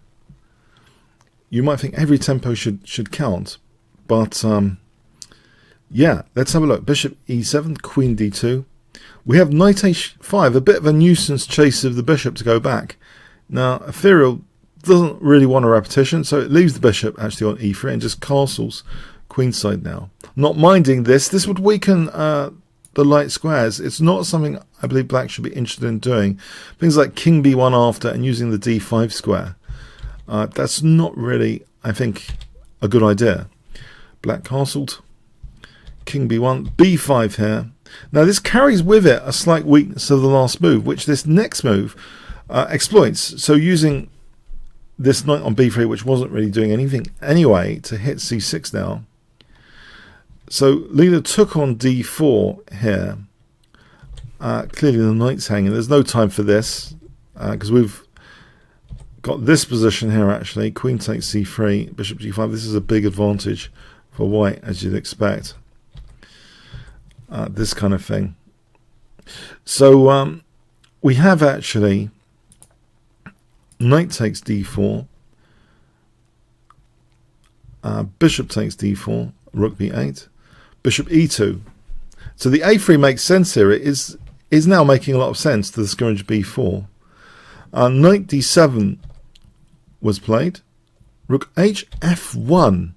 You might think this is weird, not proceeding with some sort of kingside pawn storm, but the bishop's controlling a lot of the squares here, and this move does intensify the f-file pressure. There must be some extremely deep tactical reasons to do this move. So let's carry on. Bishop g5, queen d3, queen e7. And now we have bishop f2, which is potentially, well, it's unveiling an attack on d6. So Leela has to react now and plays b4. A takes, rook takes, and now taking that pawn. So this looks like a strange, in some ways, a strange pawn sacrifice. What is Leela doing here? But look at the b file after this move, hitting b2. This looks quite dangerous. White played now b3. So there's no time here to take because of rook takes b2 check. And then bishop takes, and black would be doing very well. So b3 is needed. Queen d8. And yeah, there are some ideas here of potentially queen a5 and bishop f6, looking at this diagonal, looking at a1 sometimes. So this backward retreat seems pretty dangerous. There's no prospects here of bishop takes b3, it seems, by the way. This continuation offers white just an advantage basically. This is a sharp line, but white has a small edge here with the extra piece, perhaps a growing small edge. So queen goes back to d8 and introduces very sharp, dangerous possibilities like queen a5 and bishop takes b3 sometimes. But this is all extinguished. A cold shower move now. Can you see what white plays, which distracts a lot of the attacking potential of black's position? Key move. If I give you 5 seconds, what would you play with white? Okay, knight d5. Yeah, it does a lot of things. It blunts the bishop, so making this rook takes less effectual. It offers the pawn on e4. If we look at alternatives here, just to show the real dangers, if king b2, rook takes b3, this position is really dangerous after queen a5. After rook takes, you can see actually black having a fantastic time tactically, just scooping up the white pieces. So knight d5 extinguishes, it seems, a lot of the attacking potential of the black pieces. Rook takes e4. So there was a swapsy basically, d6 for e4. 4 pawns each. So what's going on here? If, by the way, bishop takes d5, let's have a look at this. This is too dangerous. You can see bishop f6 here. Looking at that diagonal, if queen takes d7, queen a5 threatening queen a1 checkmate, black has a big advantage. This doesn't bear thinking about now because this is just mating. So yeah, it's very important to not be too greedy here. Sorry, not to play bishop takes d5, but rook takes e4. We have now rook fe1 protecting the bishop. So intuitively, it seems white has very nice central control. All the pieces seem to be around the center here. We have now bishop f5, which introduces things like rook takes b3 check now. King b2 was played, which kind of unpins in the event of the rook moving the c2 pawn. If g4, just to show that devastation, rook takes b3 check, rook e6 check, hitting the king there. This is just great for black. And same thing with bishop takes. You just play this, and this is even better taking on e1 in that case. So we have king b2, rook c8. On rook e6, this queen g3 seems good. This seems to be a small edge for white. So rook c8, bishop d3, rook takes e1, bishop takes, bishop g4, so not taking on d3, rook a1, torturing a6, knight c5, the queen's come off, bishop c4. White's keeping a central grip here, and the knight is safeguarding white a bit. You know, bishop f6, we've always got the option of knight takes f6 as white here. So bishop e6, the rook goes back now. Now we have rook d7. Interesting, that protects the rook with the bishop. If, for example, rook c8, rook d4, this is a way for white to get, it seems, a small edge. This position, white has a small edge here. The central, extra central pieces seem to be, it seems to be overall in white's favour. So rook d7, bishop b4, knight e4. We have now king b1. This looks to be one of the technically strongest moves to go back with the king. It's a very intricate position actually. If h3, g6, white still has a small edge there. Bishop a3, black might have knight d2 here, hitting c4 bishop. This might actually be okay for black. So king b1. We have bishop d8. This might be a small inaccuracy here. Might be.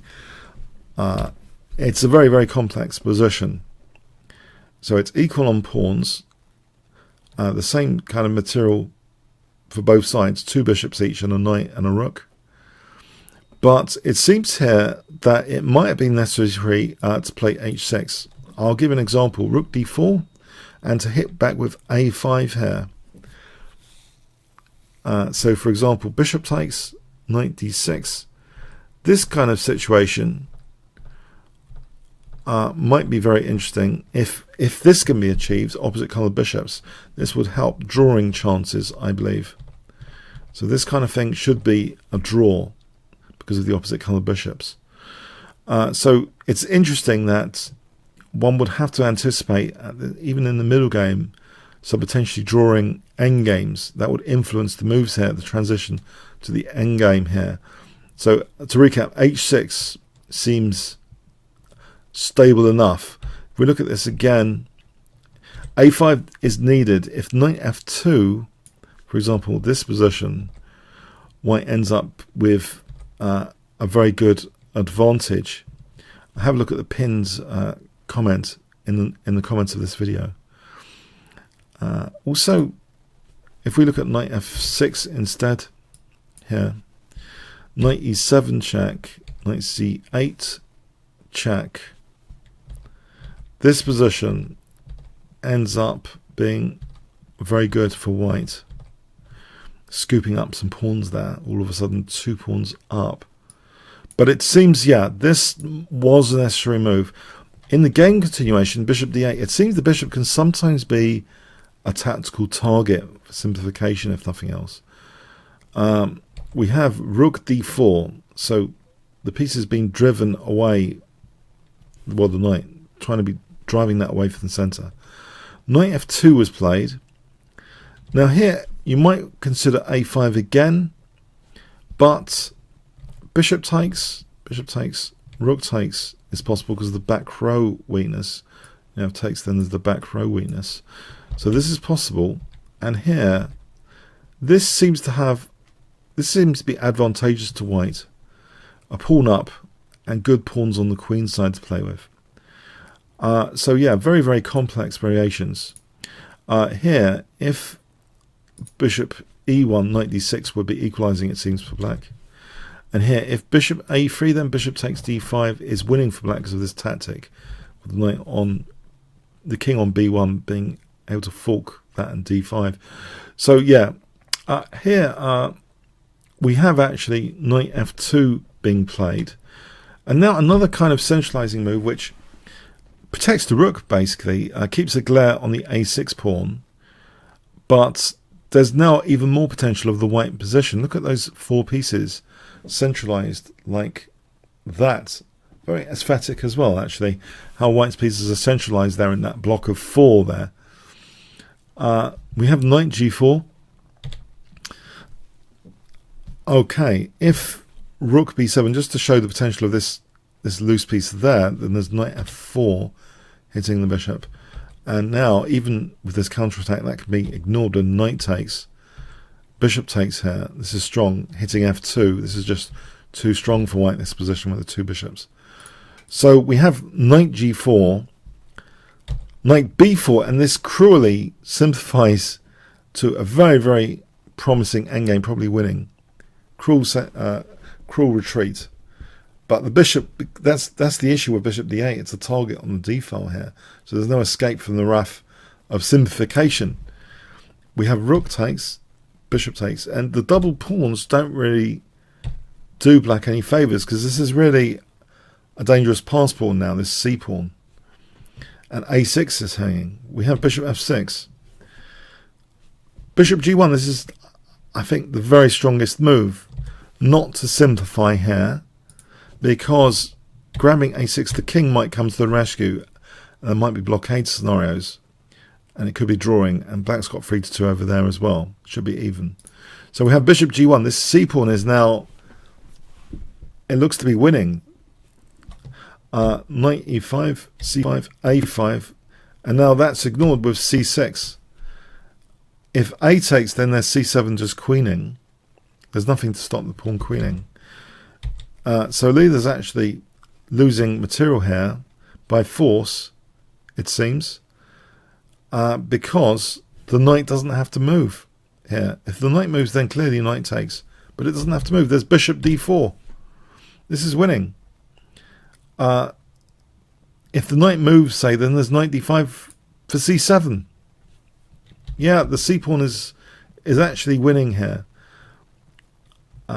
We have bishop takes e5 here. This is forcing through the c pawn after knight a6. Leela does grab a pawn, but the knight here, it's a tricky ending. It looks as though it's 3-1. Hang on, isn't this tricky? Let's have a look. f5. White is a piece up, and it is a matter of accurate play here. After h3, the knight can hold up both pawns basically by going to h1, and then white will make progress with the c pawn again. So the knight holds up both pawns, and the c pawn triumphs here. Okay, so this is Leela's first actual loss of the tournament so far. And we'll go to the checkmate. So congratulations to Andrew Grant. He has got a kind of evolving AI entity in its own right, using the classical chess engines approach. By the way, there's a Joy of AI on BBC iPlayer if you want to check that out. I watched that the other day with great interest. So that explains how neural networks trying to address the simpler problems like holding a cup of tea compared to what they thought were more intellectually challenging problems like playing chess. So there's a Joy of AI which actually contrasts the different sort of AI there is. But for chess, it seems, for the moment, the traditional classical chess engine approach can be still pretty effectual. This is the first time in the tournament Leela has lost, but so she's not there yet with the evolution, and we need to see how far the evolution can go of Leela. But yeah, an interesting game to cover, and I think the author should be proud and happy about this game for this achievement, to be the first engine to break Leela's armour. Okay, so we've all got room for improvement. Okay. Comments, questions, likes, shares appreciated. Thanks very much. Hi all. I have quite a sweet attacking game to show you today, courtesy of Edward Panic. So the opponent of Leela ID 529 today is the Tessel chess engine, which is a rank 16 engine on the CCRL computer rating list at the moment. So Leela was playing on a 1060 graphics card, and Tessel on a 4-core i7. I believe it's a 15-minute time control. Any changes I'll put in the pinned comment of the specifications. So let's have a look at the game. Knight f3, the Reti opening from Leela. c5. In fact, the book moves are given to both engines here, and we have an exploration of quite a popular variation of the Sicilian defence at Grandmaster level recently. This move has been seen quite a lot. It stems actually from Fischer. Fischer even used to play this. So it's been kind of revived recently at the Super Grandmaster level. We see e6 in this game, g4, h6, bishop g2, bishop e7, bishop e3, knight c6, f4, end of book. So an ambitious, pawn chain here, very aggressive looking. Black played knight d7 here. Leela castled. Black castled. Now knight c e2. So just reinforcing the d4 knight before doing anything else. So this is already very interesting. Maybe a key move here already. It means now, being able to capture, to keep the pressure on e6 is important for f5, to keep that being effective rather than having to recapture with the bishop. And in fact, black tests that right now. We have knight takes, knight takes. So we still have a nice central knight, queen c7. Also the knight, of course, is defending c2, which frees up the queen for this next move, queen f3. So it does seem all very nice at the moment. Black plays knight c5, which opens up the bishop a bit. I mean, a move like e5 is just asking for knight f5. That looks just really unpleasant. So knight c5. Now the bishop is also holding e4 here, so the queen's again free to move to this location, queen g3. So it looks as though f5 and g5 are on the cards here. Bishop f6, and now c3, which does create a weakness of the last move, and the Tessel chess engine is tempted to try and exploit this slight weakening of d3 by going in with the knight hitting b2. So guess what Leela plays in this position? If I give you 5 seconds to pause the video, what would you play here?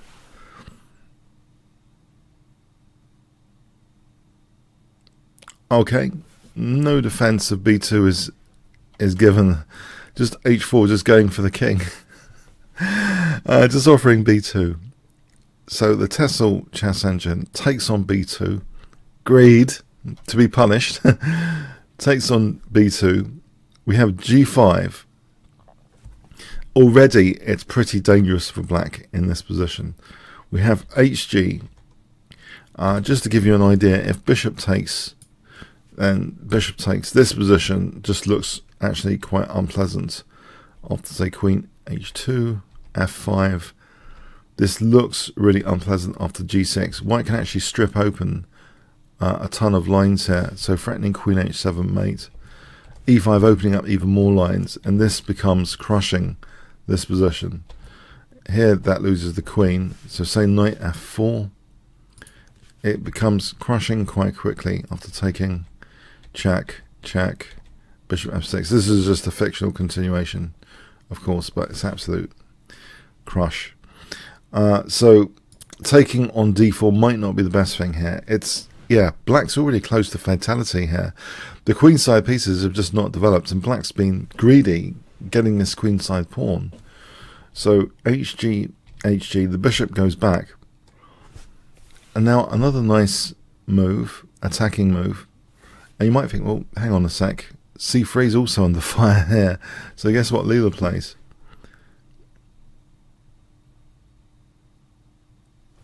Forget about c3, queen h4, even if that's connected to a loose bishop on e3. Yeah, the thing is, there's things like rook f3 to h3, so black actually wasn't tempted to take on c3 here and plays g6.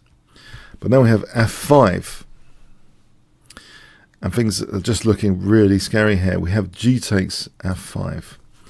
On e takes f5, e takes, say this position, there's knight takes, there's bishop d4 threatening checkmate with the queen on and bishop coordinating on h8. There's bishop d5 check, and it's just absolute crush position here, absolute crush, for example, like that. So on queen takes c3, you might be asking, in fact the best move might be just to let black have the bishop as well with fg. So this position is very difficult for black to defend, for example like this. Check, check, and this is getting nasty with queen f6 here. So something like this, queen takes e7 checkmate. So it is a very dangerous position already. So we're not too far from just the set book moves given to both engines, and black's already in a critical state here. So we have g takes, e takes. Now, yeah, it does look really dangerous. Black played f6. This looks as a move which you don't really want to play.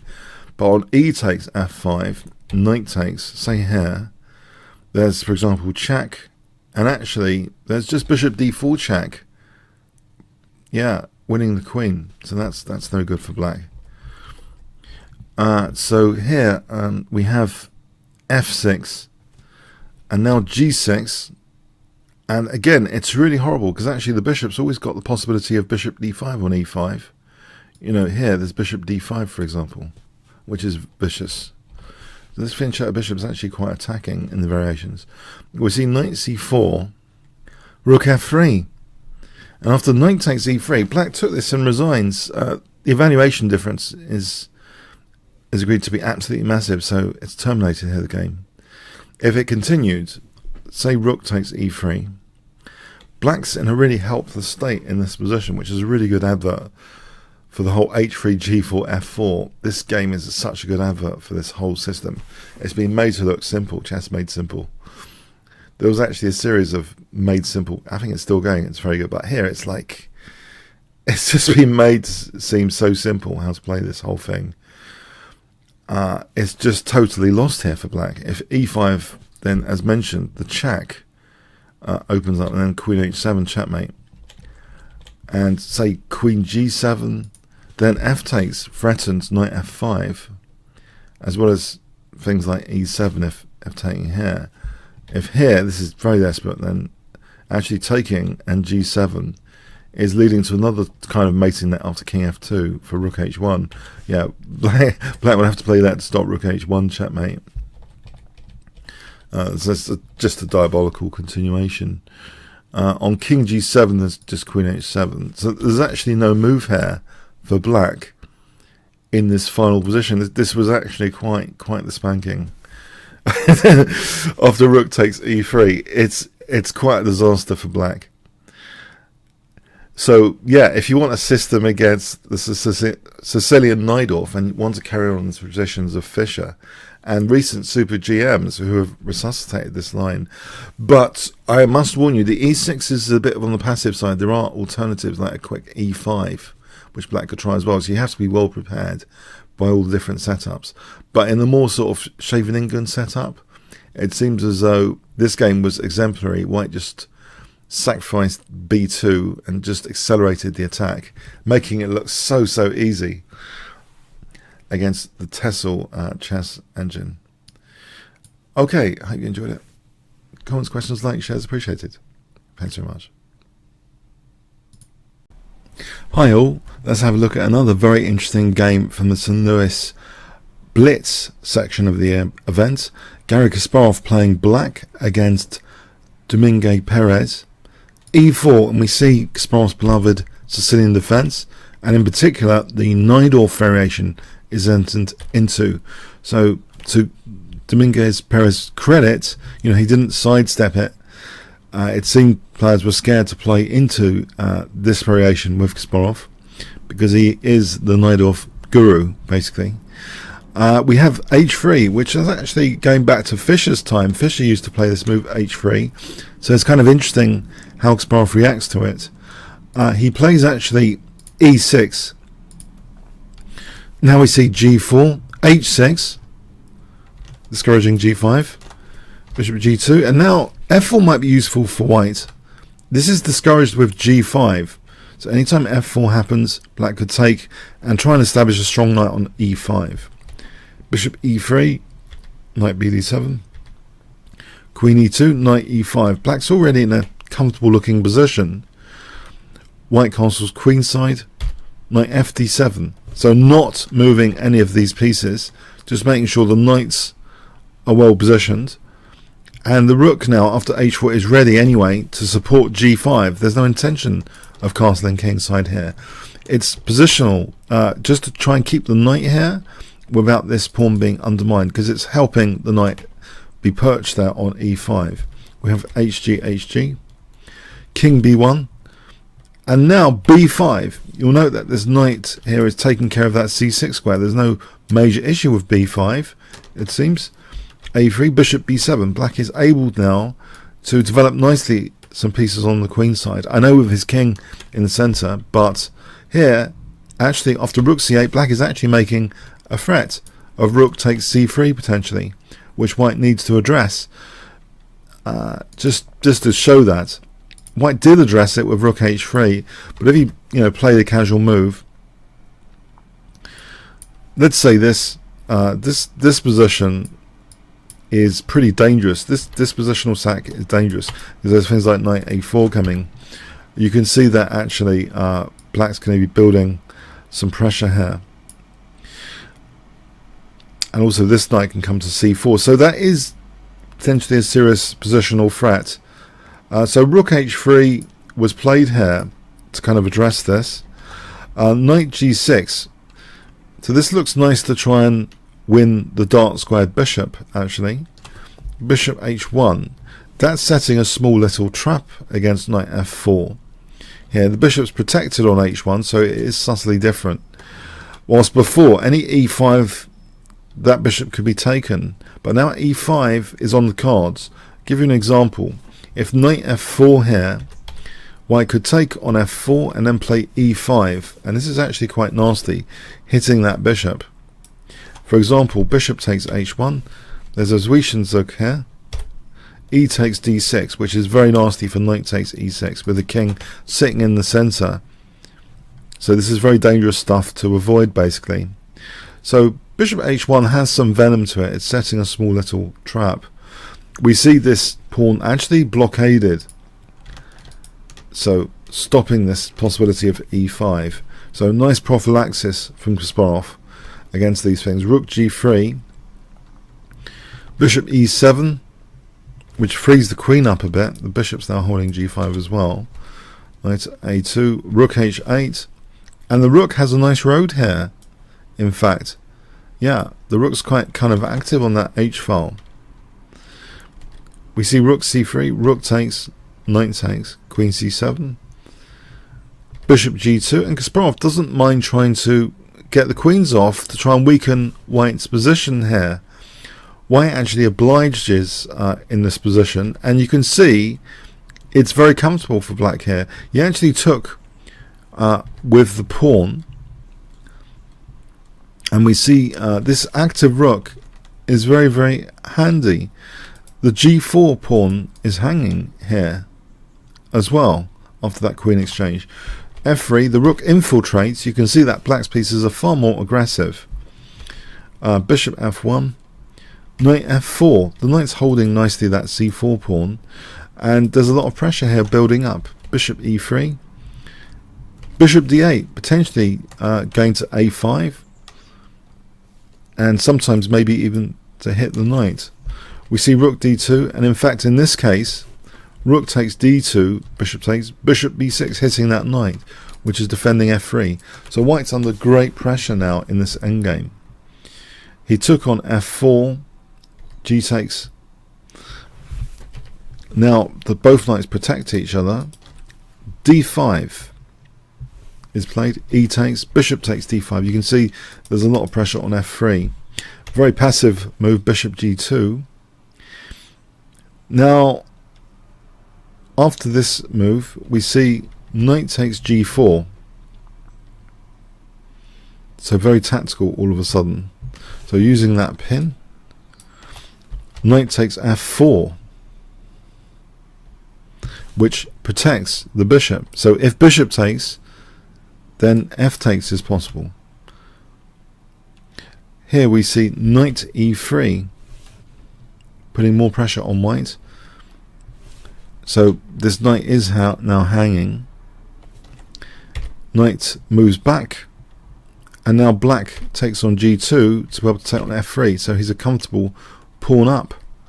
Knight e4, king e7, king c1, e5. The knights are stumbling around. Knight h4, hitting the bishop. Now Kasparov doesn't want to have double pawns. He actually plays bishop e3 check and takes off this knight like that. So it's a nice clear pawn up. King comes up, e4. The knight's been pushed around a bit. King comes up, bishop e5. Yep, this is a very, very pleasant winning endgame position for black. King takes c3, 2 pawns up now. King d3, and now after e3, with e2 coming and bishop c3, white resigns. This may be Kasparov's last Najdorf game, or he might have the appetite to come back again for another serious tournament, or blitz or rapid tournament at least. But yeah, he said he put a lot of energy into this Najdorf because he thought it might be his last ever Najdorf competitively. So there's a long history of fantastic games. Actually, I've actually commented on many of them on this channel. Kasparov in the Sicilian defence, or in the King's Indian defence if it's against d4. But against e4, he played some of the most exciting, dynamic games ever seen in the Najdorf. So this is great that he won this game in fine style, making sure white didn't have too much counterplay, and white just had a very passive endgame, started losing pawns, and the king got very aggressive. So very nice game here from Kasparov. Okay, hope you enjoyed it. Comments, questions, likes, shares appreciated. Thanks very much. Hi all, let's have a look at another very interesting game from the Norway tournament. So Altibox Norway. This was in the 4th round. Hikaru Nakamura against Maxim Vakchin de Grave. So two very exciting players. We see e4 from Nakamura, a Sicilian defence, and we go into the Najdorf variation. And the most popular moves include moving the bishop here or here, or moving this bishop here or here, f2, f3, h3, a4. Those are all very popular. And after that comes this move in popularity, according to ChessBase live book, bishop d3. So a little bit of a novelty move. It has been played before, over 200 times, but it's quite rare to do this. And usually players with black react with e6. So for example, f4, queen c7. This kind of example game sequence has been seen before against this bishop d3, and it looks as though, you know, sometimes the bishop's taken, but that might give the c file, for example, if it is taken. So anyway, e5 locks in that bishop, but it does have a concession for these two squares, of course, fixed structure. Now the knight going here is actually quite interesting. Sometimes the knight goes here, but only rarely. So the knight going here is the more common, because it does have a route for knight g3 to eye this square. We have bishop e7, both sides castling. Now knight g3. So it seems quite an interesting position for white, looking at that f5 square at the moment. Bishop e6, and now knight d5, very interesting move, which actually emphasizes the bishop. If this is taken, which it is, then the bishop is improved. If it's not taken, I believe white's going to just get a bind on the position. If that knight is left there, maybe white doesn't even have to play a move like c4, but c4 is interesting with a bind. It looks like a fairly pleasant sort of position. So anyway, it's actually taken. Bishop takes d5 with the bishop. Maybe it's worth considering this way, but not taking here, of course, because the bishop takes h7, where white's slightly better there. But this position with bishop c8 might actually be playable. So anyway, it was actually taken with the bishop though, so e takes. So again, if knight takes, then this bishop takes h7 check. We have g6, c4, and actually with the knight here, it looks as though even h4, h5 might be playable. Black can react with h5. It's not like a killer threat idea, but black could just play knight bd7 and react with h5. That should be okay, but it's something to bear in mind here.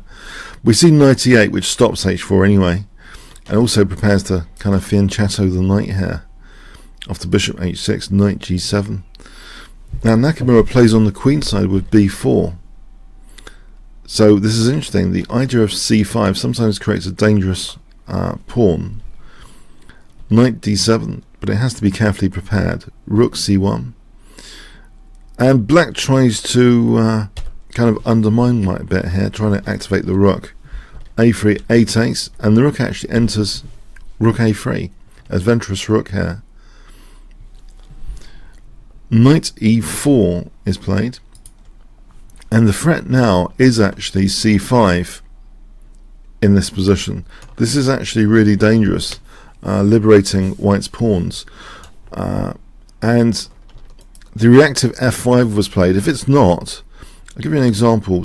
Say rook a8, c5 takes d6, this position, bishop b5, threatening bishop takes, and knight f6.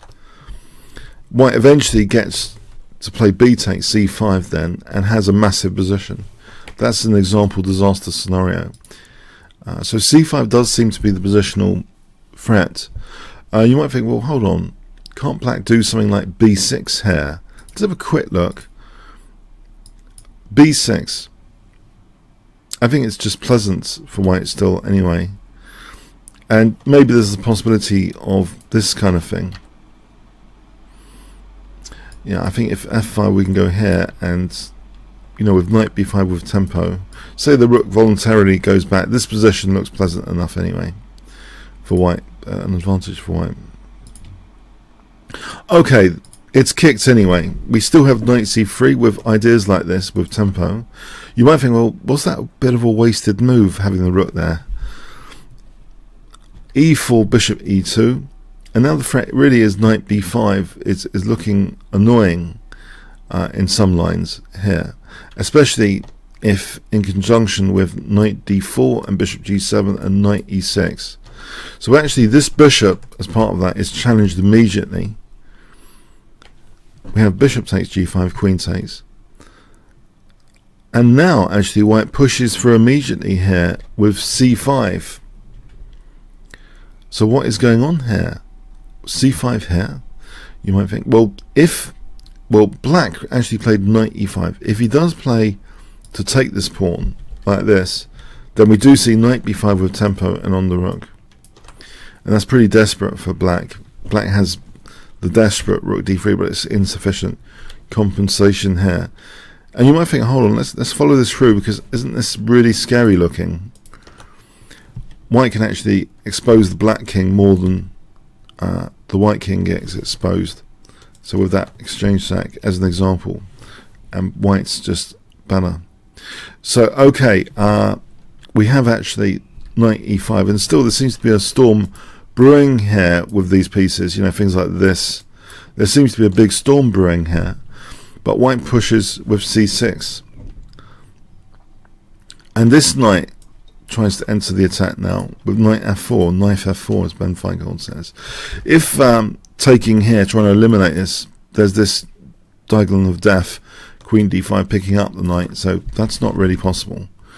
So knight h5, that's eliminated before it ever reaches f4, and now a calm move, king h1. The crazy thing about this position, you'd have to be a computer to know this, the follow-ups, otherwise there's no point in knowing the move here. It does seem technically, just for those interested, that c takes b7 is better for white. You might think, isn't that pawn kind of vulnerable, potentially, like just being picked off with rook a7? I'll just show you this example. There's crazy stuff here. Taking on e4, rook c7 with the idea of b8. So winning an exchange there. Say black gets out of the way. This position. So I know it's a full knight down, but white threatens f4 here. And this position with the pawn on b7, even though white's a knight down, is apparently winning for those technically interested. But I don't think any human would ever see this follow-up. This is just a fictional sci-fi follow-up where white actually has to carefully prepare this as a threat by first making sure he's not getting back row mated, then pinning the queen, and then this becomes a threat, so that moves, and then finally white can kind of actually get the material investment back. But that's pretty deep stuff from c takes b7. From a human perspective, it's much more sensible just to play what Nakamura played, which was king h1. There's also, you would have to factor in the check here, but this is harmless. We can just take here. This is much easier to see that we can eliminate that stuff. But yeah, it's a fantasy variation there, but it does see c takes b7. Yeah, is a bit crazy. We have king h1, much more sensible. So just unpinning there. Queen h4, so still some storm brewing here. Knight g4 to threaten mate. But now, in fact, let's have a look at an alternative here before we go into the queen h4, in the form of knight d3, because it does actually hit the rook and puts pressure on f2. White can actually react with probably best is knight b5. So say taking, and now taking on b7. This position would be about equal. So actually, you know, we need, it's interesting. So knight d3, white has to actually, let's just check this sequence again. So yeah, c takes b7 would be a mistake here if we had this forcing line. In fact, it seems white does better. There's other stuff for white to do a little bit better here rather than committing to c takes b7. Because that pawn, yeah, can easily be eliminated in that context. Queen c2, for example, this might be more dangerous.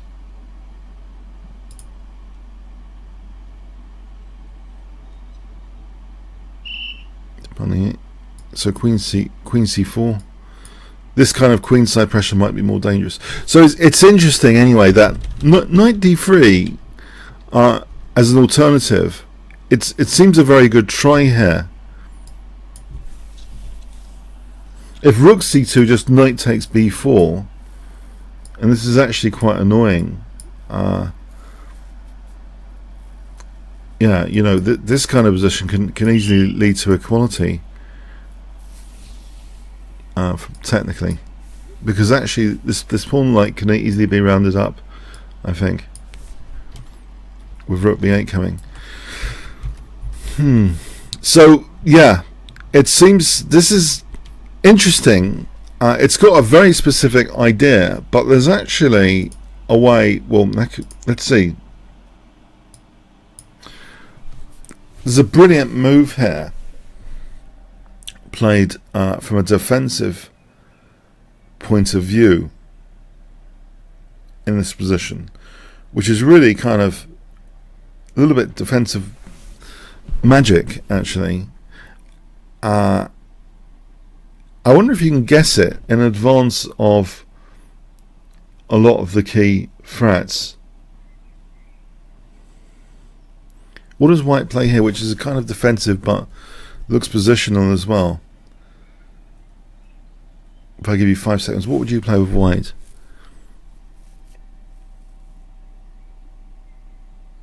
Okay, the top goal scorer in my view is the queen, but it's actually also the best defender sometimes. Queen d4. It looks in all directions, but the key one for defense is this diagonal. So watch out for this diagonal. We have knight g4.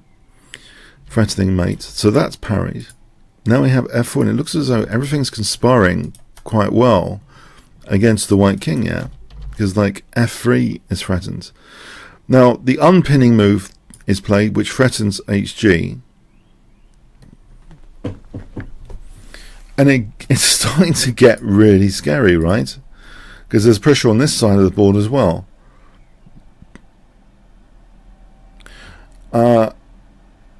Let's have a look here. If black actually played e3, if he plays f3, we might be able to safely take here on e4 actually. And if taking here, keeping a pin there, and if here, we can actually probably take this and consolidate and actually lock down the files. Maybe just even play f4 there. So f3 doesn't seem to have much oomph to it because of queen takes e4. I think we can agree. So this e3 is very interesting. Now white has to tread very carefully. Clearly he played actually to take the knight. If say he took here, Queen g3, I think we snap off the knight. And it doesn't matter about f3, we could just take here and then knight e4, and that's kind of the end of black there. So yeah, black has to be tricky how he's managing his attack here. So let's go at so e3. Nakamura took on g4. which is, I think, the best move. Yeah, anything else like this, there's f3. That's the thing, and this is really getting scary because there's potentially f2 and queen. Well, let's have a look. There's potentially queen g3 actually threatening mate here and here. So I'll give you an example of disaster scenario. f2 check, queen g3. Might have to give up the queen, because if taking, then it's mate. So that's the kind of thing which means actually after this e3 it's best to take this knight. It's best now to take this knight, because f takes, the strongest is f3, and it's getting scary. Yeah, and if rook takes f3, just taking here, and if takes here, then white gets mated. And if you might think, well, what about the pawn over here? Again, check, and it's too scary. Check is mating. So Nakamura did exactly the right thing, basically. Here, after e3, he snapped off the knight. H takes g4, but now there seems to be a really scary idea of g3. A really calm move, c takes b7, installing a really dangerous pawn though. And you might think, well, isn't this the end of white after e takes with tempo? Not too many options. Now if queen takes f2, g3 with tempo threatens mate, then white would have to give up the queen. But the point here is soon to be revealed. Rook takes f2, g3. You might think, well, isn't that the same sort of disaster scenario? White to play here.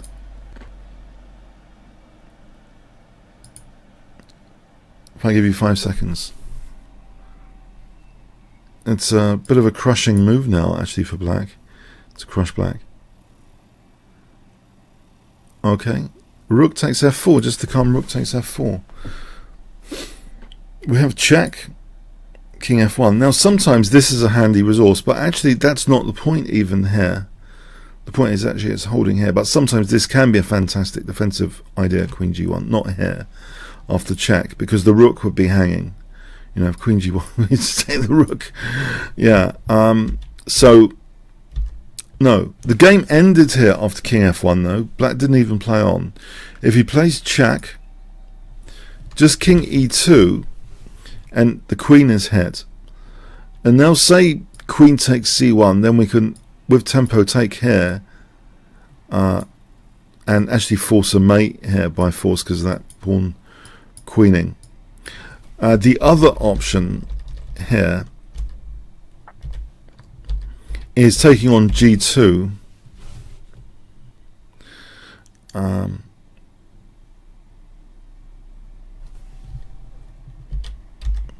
But that's pretty harmless as well. If black takes on g2, king d3, and there's nothing really that black's able to do here. If he takes here, we can queen with check, probably best. And if here, queen g4 check is going to be mating. It's all with tempo, of course, for example. So yeah, there's nothing really to do after king d3 or even king d1. Yeah, all the checks have run out. Okay, so I'll go back to the game ending position, king f1. Yeah, sometimes that's useful, but it seems a very interesting game where almost a little bit like a story we had previously on the channel in this tournament where Nakamura was black against Magnus Carlsen, but he secured with black a perpetual check, if you remember. Here the king's kind of escaped actually. There's no perpetual check, the king's kind of escaped, and white's got a winning advantage in the form of that pawn over the queen side. So chess is such a vastly complex game. It's a story which ends favourably for white on this occasion, basically. Okay, I hope you enjoyed that one. Comments, questions, likes, shares appreciated. Thanks very much. Hi all, I have another trap to show you in the Sicilian defence, so this is especially good for online blitz. E4, you play the Sicilian defence, knight f3. Now you might not have been playing e6 here, because you routinely might want the Sicilian Najdorf, so you might be playing d6 routinely. But if you want to give this a try, it's not that bad. You can play Sicilian Pulsons, if you want to learn about that, with a6 later. So it's a legitimate move. That's the thing. A lot of traps compromise your position. This is a legitimate move. It has been played by Kasparov quite a few times. Fischer routinely plays d6, by the way, but it's a totally legitimate move.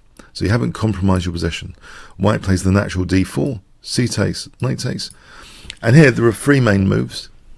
One of them is a little bit trappy from an online blitz perspective.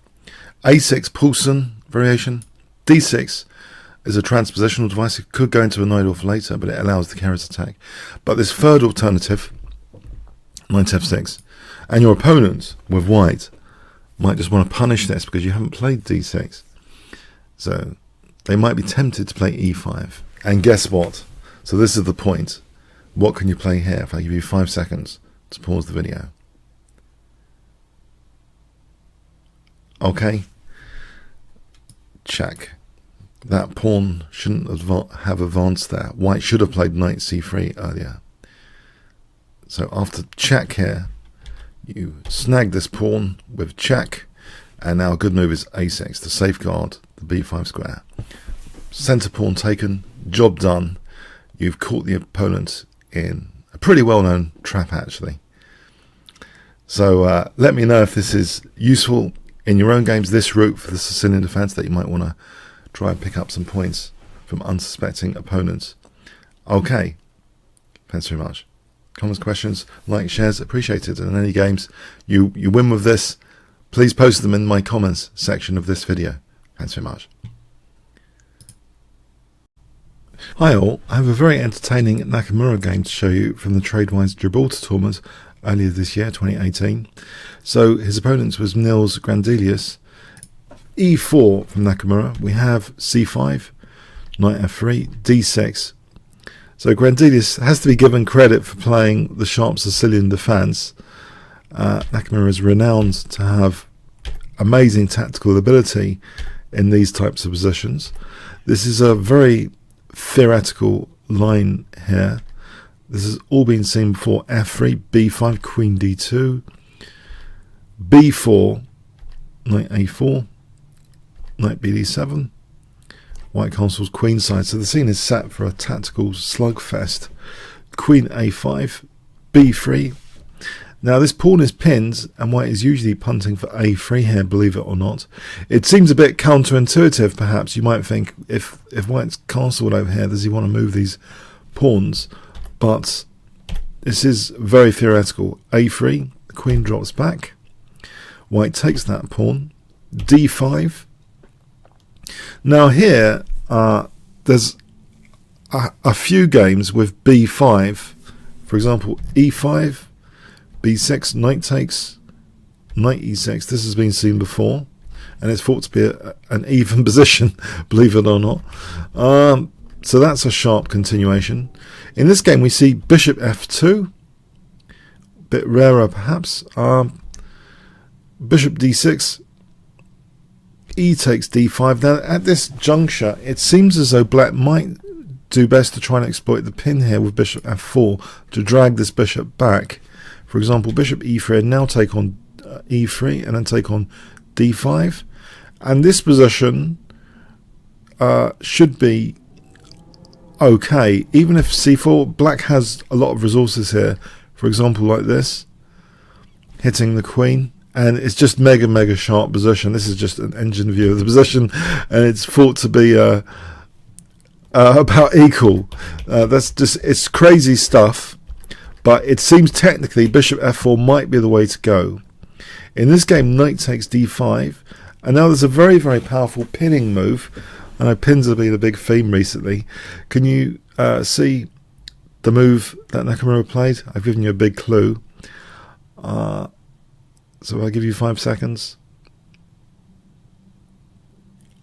Okay, it seems that this is a very, very good idea. Bishop g3. It takes the sting out of black's potential to win back this pawn, and opening up the rook gives white something when black takes on g3. So that's why perhaps bishop f4 was more accurate than this continuation. If we look in the game, well, rook c8 was played, but if we look at bishop takes g3 for a moment, and black taking here, white can get on with c4, kick the queen out, and white stands very nicely there. These pawns are actually quite a menace on the queen's side. So we see actually rook c8, but now c4 anyway. Bishop takes b4. So the rook is protecting the queen. This is hitting the queen. But now queen g5. So there's the queen and g7 attacked. And this is where it gets quite fascinating. Because is this a greedy pawn to take? Isn't white having some difficulties here? But Nakamura does take that. It's not just weakening these squares. The queen can actually have this diagonal, believe it or not. So after rook f8, we have here knight c2, bishop c6, and it looks really dangerous now. Where does this knight go back? But there's a key move, which is a bit of a stunner, which keeps the advantage for white technically. A fantastically resourceful move, which I have given a bit of a clue about earlier. So white to play, what would you play in this position?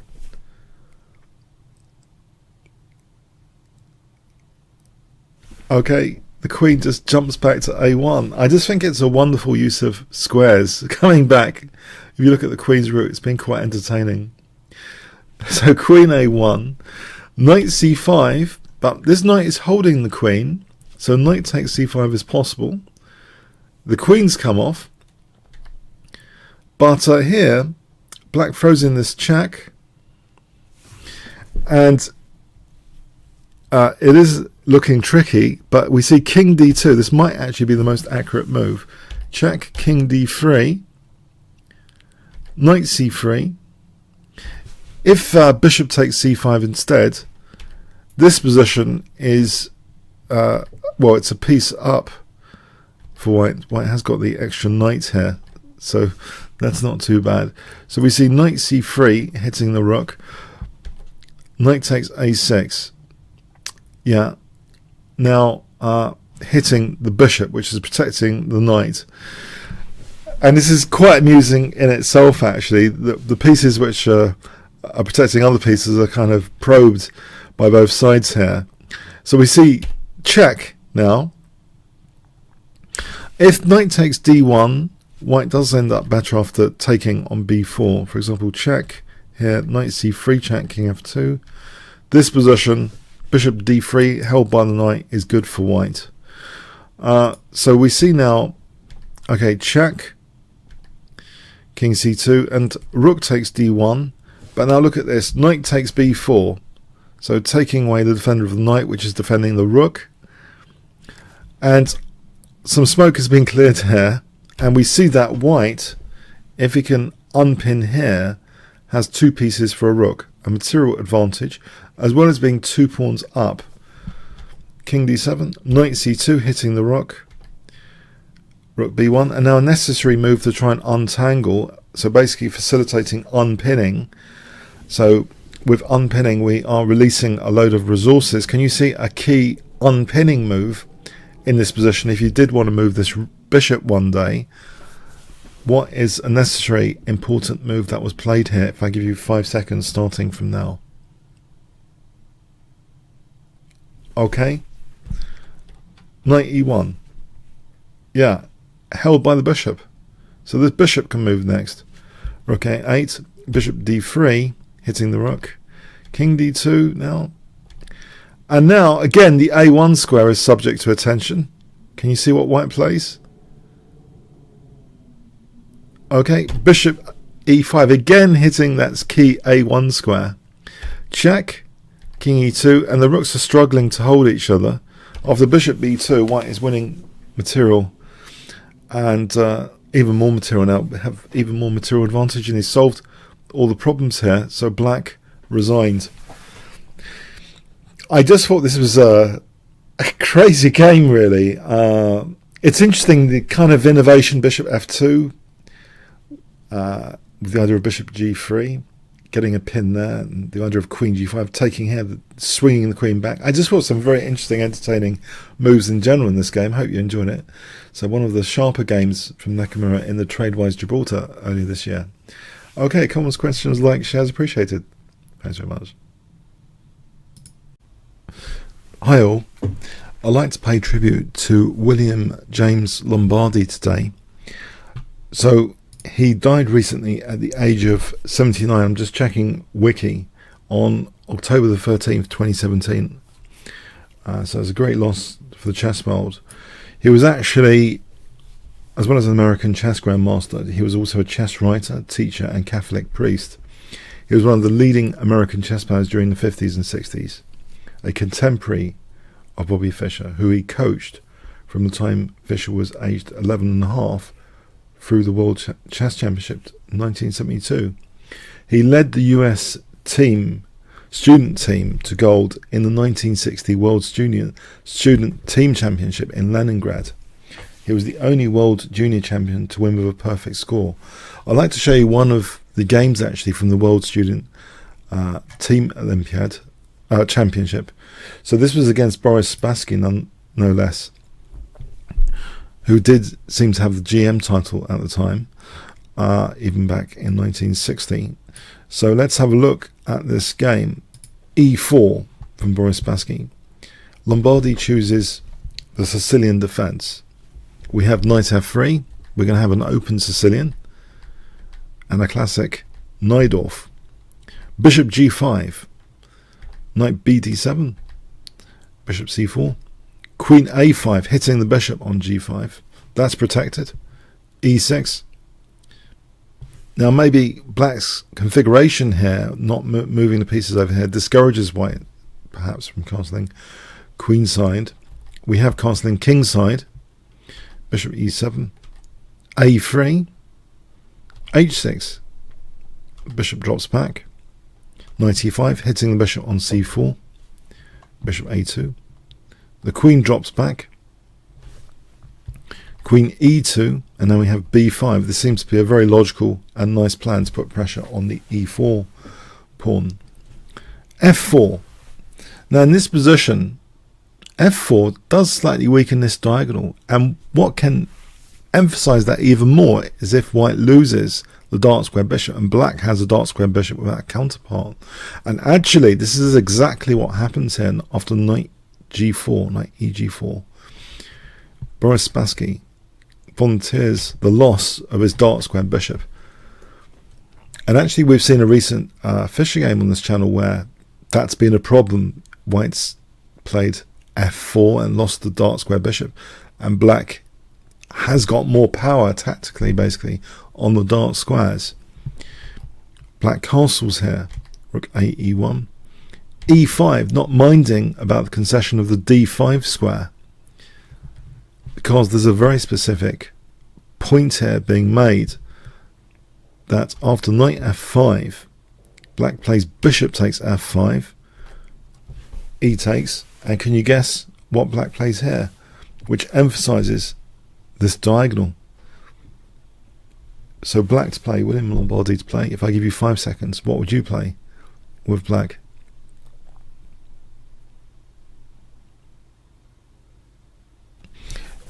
Okay, it's a fantastic move. It introduces a whole world of dark square pain. d5, immediately threatening bishop c5 to skewer, to pin the queen to the king. But it seems to drop the e5 pawn, doesn't it? Spassky takes on e5, but now we have a tempo gainer, bishop d6. By the way, just to make sure you're with this possibility, it's knight takes first and then bishop c5. So that's why that wasn't played.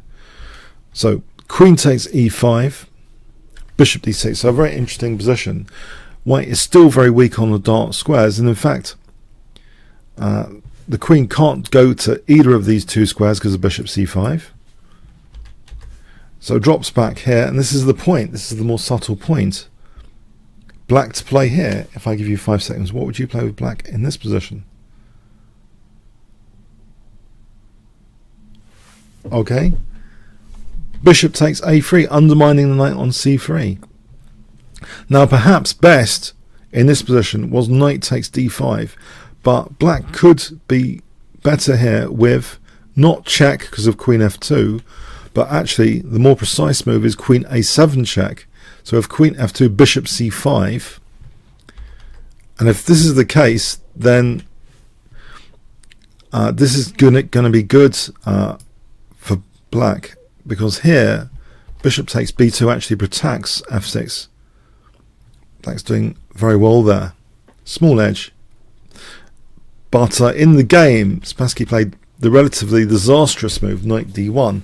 Might not seem like a total disaster, but this is giving black a massive advantage. There's actually a loose piece that has been introduced in the position.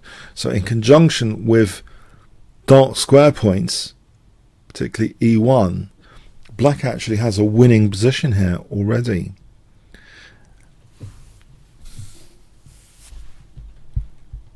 Rook ae8 hitting the queen, and here we see queen f3. Maybe more stubborn is queen d2,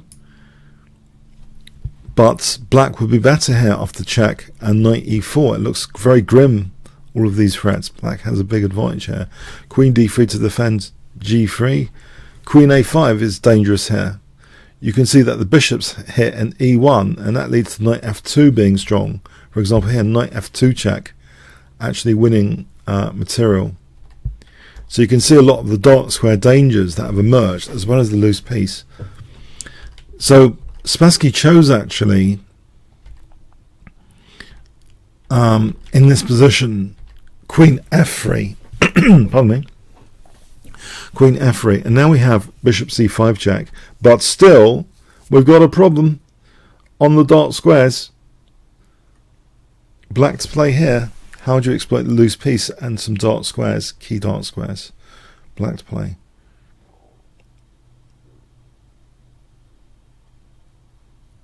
Okay. To take is not always a mistake, actually. Rook takes e1, emphasizes the bishop and the rook being double attacked. Okay. Knight c3 is played, but now b4, and black is winning material. Yep, there's no way to avoid material loss. In this position you might have considered b4.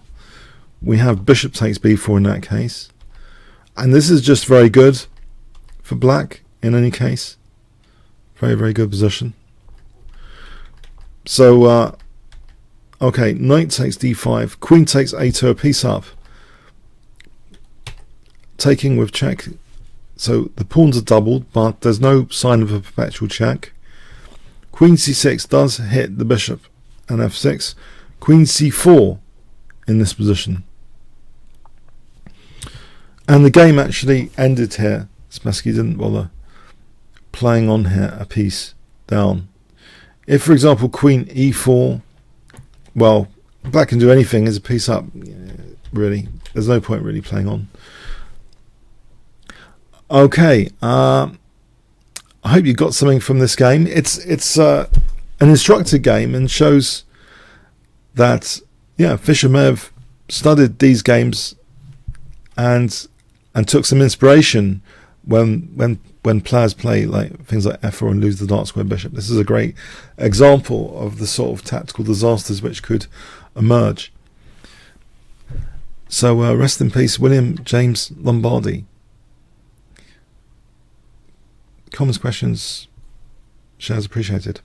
Thanks very much.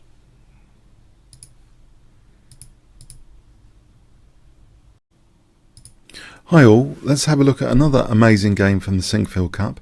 This is in the critical last round. Maxim Vaclav was playing against, I'm going to give you the pronunciation from ChessGames.com. Jan Непомнящий. Jan Непомнящий. Yep.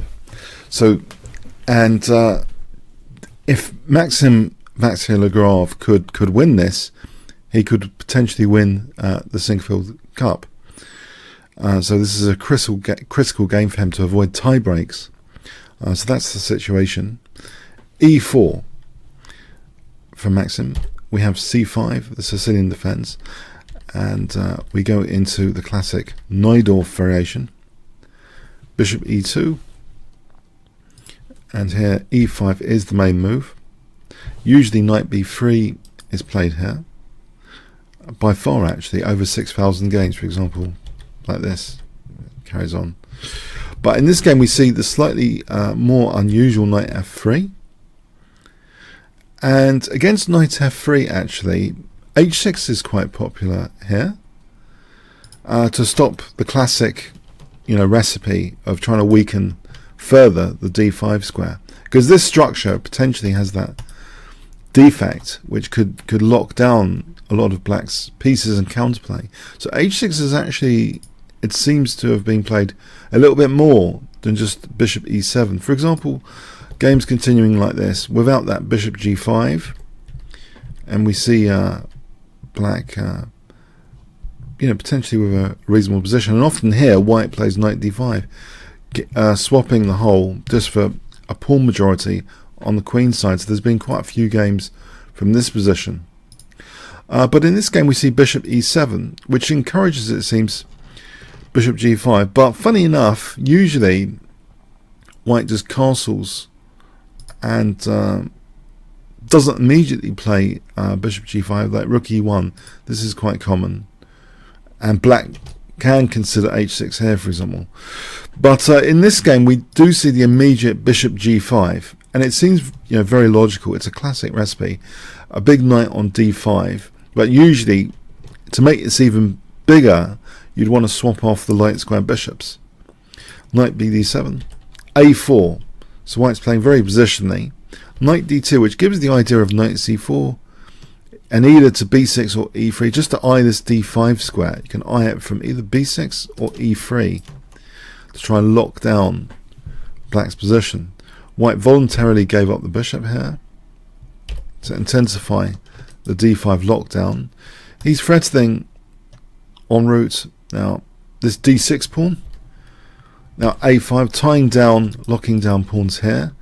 So we see both all of these pawns are being locked down, basically, very positional. Knight B6, and the knights are both eyeing that critical D5 square. Knight D7, knight CD5, knight takes, knight takes. By the way, for a very, very instructive example of a knight on D5, Chernev's Most Instructive Games of Chess has a vivid demonstration of the power of a knight on D5, but this is also a very instructive game, a modern example so far. Getting a big knight here against a bishop is just strategically considered nearly winning in a lot of cases. But it really, obviously, it depends on the position, how much counterplay. Bishop E6, but white tries now to get rid of this light square defender. It's very, very logical play. Queen C7, Queen D3, supporting now everything here. Bishop D8, C3, Queen C6. Okay, so there's a unveiling of a threat here. Bishop D5, Queen E8, and now bishop takes E6. Okay, now black really doesn't potentially want a knight on D5. You might think, can he not take on B6 here? Possibly this is a slight improvement, maybe, this position. It doesn't seem that bad. It's actually, it seems possible. But here we see Queen takes E6 instead. And this, this strategic advantage of the knight against the bishop is already slightly evident. F5. White doesn't have to do anything here against F5. He just castles. Now we see Rook C8. If F takes E4, no big deal. Queen takes. The knight's looking after F4, and in fact, maybe later, There's, after b4, for example, cutting out any rook c5. There's f4. It's nice for white. So anyway, rook c8, rook fd1. F takes now, queen takes, queen f5. The queens are kept on and protecting f2, king h8. c4, which means not only some more protection for the d5 knight, the rook can potentially swing across this third rank, a tactical threat. That does mean the third rank is not as flexible now. Bishop g5, rook a3. Nevertheless, rook a3 is played. Sometimes it will be useful at the right time to play rook f3 when black isn't controlling that. h4, kicking the bishop. Bishop goes back to d8. You might think, well, what about h6? Is that worth considering? Actually, here there's a big problem. Can you see if the bishop goes to h6? There's actually a very big problem indeed. If I give you 5 seconds. g4, yeah, with the idea of potentially g5 squishing the bishop. Yeah. And if here, even better than taking, is, well, rook g3, it's all winning. So yeah, the bishop can't use that, can't stay on that diagonal. So we see actually bishop d8, which does eye that pawn, but that's reinforced now, which frees up the rook for movement. Queen g6, h5, queen f5, knight e3, kicking in the queen. And now the rook is actually used on d3 because the knight's supporting c4 here. So rook takes d6, a comfortable threat to have, with this pawn protected and this pawn protected. Nice. Bishop e7, knight d5, threatening knight c7. White's calling the shots. Rook f3, now rook f3, swapping off a pair of rooks. Rook takes, queen takes. What else is black doing apart from taking the rook there? I mean, it seems a miserable position now. He's really being locked down on both sides of the board. If we try and keep, let's imagine we want to keep the rook on. King g2, say. Well, it's hard to move any piece. It really is actually hard to move any piece. Here there's always knight c7, so the knight's kind of paralysing black's position. This looks as though, yeah, there's a full lockdown, with maybe white just playing stuff like this if given the chance. Or even c5. Yeah, it's just a miserable position. So yeah, a pair of rooks come off. Rook takes. King g8. Now king g2 covers up some squares like the h3 square, just in case. e4. Queen e2. Queen e5. Now the knight comes to e3. So it looks as though the queen can come to g4 next as well. With a knight on f5, that would be dangerous. Sometimes. Bishop g5. Rook d5. Now the knight does come to f5, immediately threatening. Knight takes d6. Not rook takes d6, because queen takes f5. So that's parried. Now c5, which opens up potentially this diagonal to get a nasty, nasty pin. D takes. Queen c4, immediately threatening. Horrible stuff. Like, well, rook takes c5 is actually the principal threat. Making use of that pin. We have queen f7 here. If c takes b, check, and the rook drops, yeah, it's pretty bad. And if queen f7, rook takes c5 is very, very well. Pardon me. Queen f7 is the game continuation. So rook takes c5 with the strong threat of rook c8. This is very nice for white. h6 is played. On g6, it's a disaster. Rook c8 check, because the knight's covering the escape square. Yeah, the knight on f5 is pretty mean. So h6 gives that escape square. we have it being used. But now g4 reinforcing this horrible knight on f5. Rook e7. Or as Ben Feingold says, a knife on f5. It's so dangerous. You can look out for dynamic possibilities. Once you have a knight on f5, it's, yeah, and here it's totally reinforced. If you look at this position, black's pawns have been locked down on both sides of the board. It's very beautiful, the lockdown from white's perspective. Black's just playing a miserable position. Queen d5. And now g6 trying to free himself. To no avail, really. There's a horrible tactic now. Can you see what white plays? If I give you 5 seconds. Which further sort of weakens black's position. Okay. Rook f8, yeah. Basically a trade of rooks, but black's king is defenseless here. After queen takes e6 check. The game ended here. If we have a look at this, like bishop f6, queen takes e4, for example, this is just miserable. All the pawns are dropping. Loads of pawns are dropping. Yeah. It's pretty helpless position. If here queen takes e4, again, you know, it's just miserable. So yeah, the game ended here. White made it look a little bit easy with this strategic game, just stopping black having much counterplay at all. And with this game, actually Maxim Vaclav won the Sinquefield Cup this year without having to go to tiebreak, which he was mightily relieved. There was another tournament tiebreak where he lost out on, he said in an interview he doesn't really like tiebreaks. He believes if there's two winners, there's two winners. But anyway, he didn't have to go to tiebreak, so congratulations to him for a fantastic Sinquefield Cup and taking down also, of course, the world champion in the process. So a magnificent achievement from him.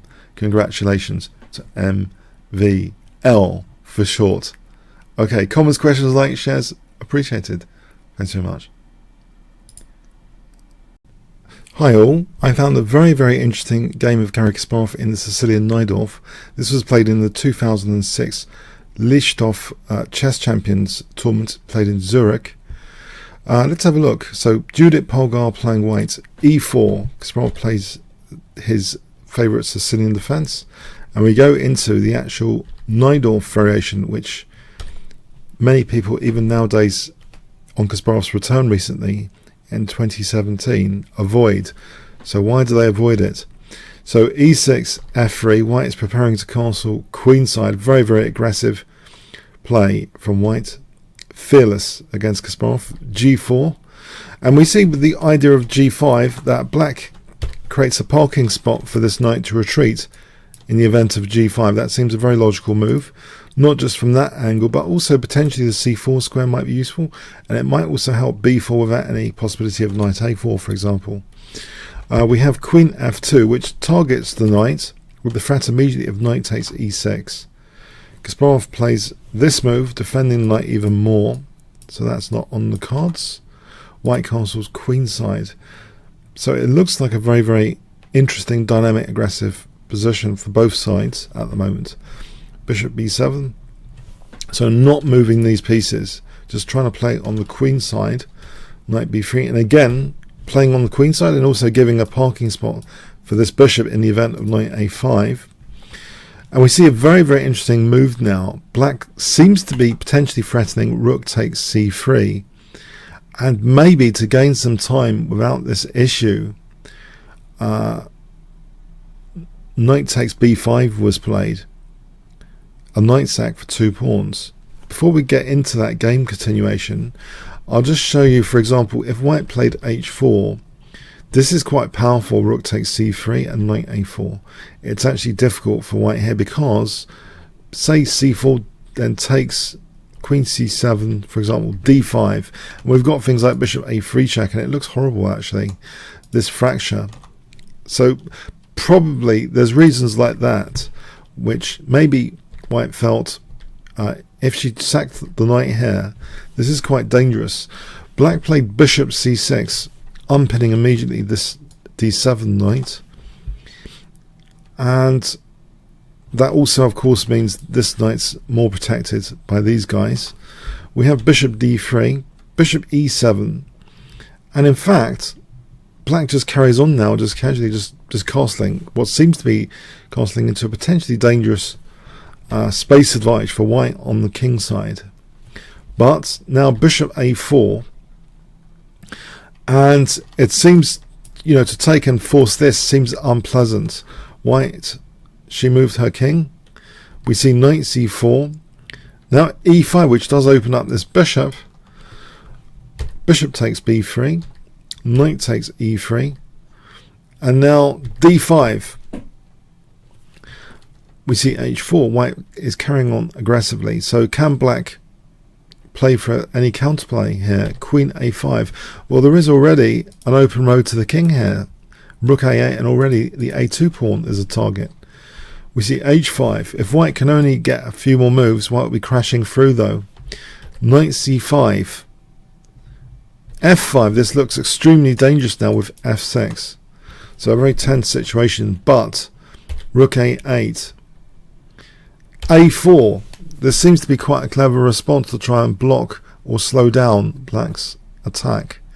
Now in the event this wasn't played, knight takes b3, there is bishop b5, but even here black is doing well, it seems, with knight c5. It seems just a very, very dangerous position, in fact. But maybe even stronger, actually. Can you guess what Kasparov played instead of knight takes b3? Okay, knight takes a4. Yeah, it seems quite logical to counter-sack a piece to speed up an attack here. But f6. What does black play here now if I give you 5 seconds? So Kasparov to play.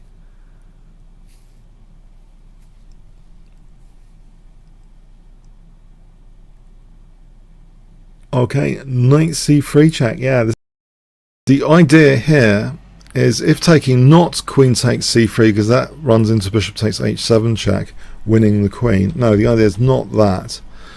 But in this position, there's actually a mate in two with check, and these pieces are not helping after rook a2 checkmate. So that's the idea there of knight c3. Yeah, there's a 1-2 checkmate there. So white plays king c2, but now very strong move, rook fc8. Yeah, this is really looking nasty. There's a threat of knight takes d1 check, and a raging attack. If white took this, white didn't take that, but let's have a look. Knight takes d1, king takes, queen a1 check, and queen takes h1. But in the game it's not much better, because after rook a1, can you see what black plays here? If I give you 5 seconds starting from now. Okay, in the interruption tactic, knight d1 and the discover check, interrupting the connection of the rooks. Game ended here. If, for example, king takes, we have queen takes a1 check, and black can basically scoop up both rooks. It's totally winning this position, because once a rook comes to the 7th here as well, there's nothing to do here. We can just take the queen off, even simplest. It's end of game really. So yeah, knight d1, a crushing tactic there. If the king walks across here, we just play queen takes checkmate. It's over here after knight d1, that disconnection tactic. So yeah, it just shows the immense energy that Kasparov has in the Sicilian Najdorfs. This is probably why, yeah, in the recent St. Louis tournament, many players wanted to avoid Kasparov's Najdorf. Okay, comments, questions, likes, shares appreciated. Thanks very much. Hi all, I have a very, very exciting game encounter to show you today between Yifan Hu and Magnus Carlsen, played in the Grenk Classic, so 2017, 17th of April. Okay, Yifan Hu on 2 out of 2. Fantastic, leading the tournament, fantastic performance so far, playing against the world champion. Let's see what happened in round 3. e4, Magnus plays the Sicilian defence. Knight f3, d6. So we have a Najdorf with a6, the classic Najdorf. a4, a positional treatment. In line book, many other moves are more popular. Bishop e3, bishop g5, bishop e2, bishop c4, f4. These are all played kind of more than a4, but a4 has over like 1400 games. It's obviously got a positional idea of creating a bind against b5, preventing b5. We have e5, knight f3, bishop e7. Very logical play. Bishop g5, now trying to undermine the d5 square, try and keep control of that, and giving up the dark square bishop without being asked with h6 or anything. So occupying d5, reinforcing d5. Now here's a little bit tricky. White needs some precision. On bishop b3, knight c5 is already quite good for black. You know, hitting the pawn and bishop, it's a bit tricky.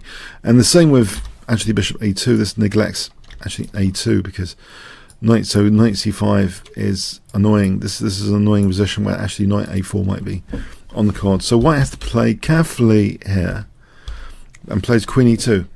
That looks good. Everything's held together. Knight b6.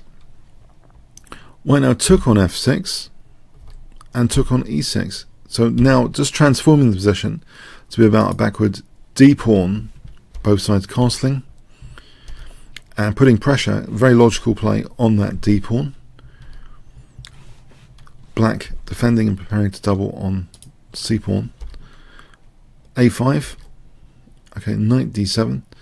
On knight c4, let's have a quick look at knight c4. You might think that's a little bit more aggressive to check out. Actually b3 here. Where's the knight going? It's getting trapped. That's the end of the knight. So yeah, has to go back. We have b3 now, which helps prepare c4 to create a nice bind on the d6 pawn. So both b7 and d6 are trying to be tied down here. White's for the moment protecting c2 and preparing to double. Very logical moves for white against the backward d pawn. Queen e7. Now queen e3 adds a dark square pressure to the position, which is very handy. g6, g3. Now Magnus lashes out with b5. This is a little bit on the risky side actually. He is fracturing his pawn structure on the en passant, this a6 in particular. White took that and played rook d5. And here, this vacates the d2 square, which is very interesting for this knight hopping to c4, which is a standard maneuver against the Benoni. Put a knight on c4, that would help torture d6. So rook c6, Magnus is in a passive state here. Knight b7, knight c4. So that d6, load of pressure there, hitting the rook as well. That moves. And now an infiltration, queen a7. Yeah, Magnus under real pressure here. And he has to play precisely. White is threatening rook takes d6 here, using that pin on the knight. Yeah, everything's coordinated very, very well. It seems like a very ideal position. Black has very limited counterplay. And in fact, there's this saying on YouTube, well, a GM, Igor Smonov, says to take is a mistake. Now, white took here, but it's actually difficult to see how does white improve the position here if rook takes b5 isn't played. It kind of cashes out on d6, but it kind of reflects maybe an exchange of prisoners if c2 is going to be taken after. So d6 for c2. But there might be, on technical analysis, h4, and it's quite a subtle point actually. In this position, h4 apparently can secure an advantage. One of the points is black is potentially using an exchange sack to crash down to the back row, and in that event, if king g2, then queen c4 to e4 will be check. So actually h4 is not just about this and this, but it's also about giving the king h2, and apparently this position is technically advantageous for black on h4 here. And it is that motto to take as a mistake, but because maybe it is helping black taking on b5. You know, from a very, very technical perspective, you need to do a lot of analysis, but you come to that conclusion, maybe that rook takes b5 might be a slight error here. I'll give you some examples. If black now takes, that helps improve white's position a bit. After e takes, queen takes, pawn up there, and it's difficult to see what black is doing here. You know, that does seem to be the punishment for black's b5 earlier. So that would be a struggle. This position. Yeah, it's as simple as that. It really improves white's position. So it's not only improving black position maybe to take, it's improving white's position if black takes. That's another aspect here. Now say h5, white's done, you know, mission accomplished. And with h4, rook a1, and let's have a look. Rook b4, rook takes a6. So this idea of crashing now to the first rank, not with not with that move, though. Sorry, with this move, crashing to the first rank, check, and you see with h4 the king can go to h2. Very, very useful here, because here it's in the firing line. Basically it's a firing line sequence. If we use h2, queen takes c4, this can be parried just in time, and this isn't check. You see the key point, it isn't check. If, for example, this position, then queen a8 check is picking up the knight, or queen takes e4, queen a8 check. So that's why this is not working very well for black, and also protecting the rook, by the way. So after h4, yeah, it seems, you know, technically white has. This is, yeah, a classic maybe for to take as a mistake. I'm not sure what black does here constructively. So this does subtly improve white's position by giving the option of king h2. That's a very, very subtle little move here to give king h2 as a resource against the potential exchange sack, which crashes down to the first rank. Say here, maybe even this is possible, and actually use that pawn for a moment. White's better, but if black doesn't do the exchange sack, right? So say here, I'm not sure what black's doing actually. It's just a bit grovelly. Yeah, it's going to lose a pawn. Well, it looks pretty grim actually. The knight's holding e4 there. It looks pretty grim for black. Okay, so this kind of releases the tension in the position in a way to take his mistake, slightly improving the opponent's position. In fact, the opportunity is also lost to improve one's own position. I think it's a fundamental theory, and it might echo in a lot of positions, basically, to take as a mistake. So it might be a case here. Knight takes d6, but it's more like an exchange of prisoners here, this whole sequence, exchanging a6 for c2. You know, a6 has gone, c2 has gone. As Nimzowitsch was saying, exchange of prisoners, was both sides have weaknesses, like a trade of those weaknesses. It's logical interaction there, the pressure points, dissolving the pressure points. So rook d5, and we have this position. We go into an endgame where after king g2, if white gets in this, then white will win that pawn. Rook d4 though. So if ever king f3, then there's like a check here, and the king goes here to try and get this, but then rook e4, this, and then rook d4 again. So we see here a repetition, draw. It's a draw. It's a pretty peaceful position here. So Yifen, who still leads the tournament, drawing with Magnus very comfortably with the white pieces, yeah, with the option for torture there. Wonderful, absolutely fantastic performance in the Grand Classic by Yifen Hu so far. Fantastic. I mean, it's subtle stuff. H4. What's behind it? I mean, this is from engine postmortem analysis. H4, you know, has possibilities for great torture. You know, but yeah. I mean, the way it was played, it's, you know, if you're leading the tournament and you're playing the world champion, a draw is okay sometimes. I would suspect. Okay, so I hope you enjoyed this game, even though it was a draw. I thought it's a thrilling encounter, battle of the sexes, a thrilling encounter. Comments, questions, likes, shares appreciated. Thanks very much.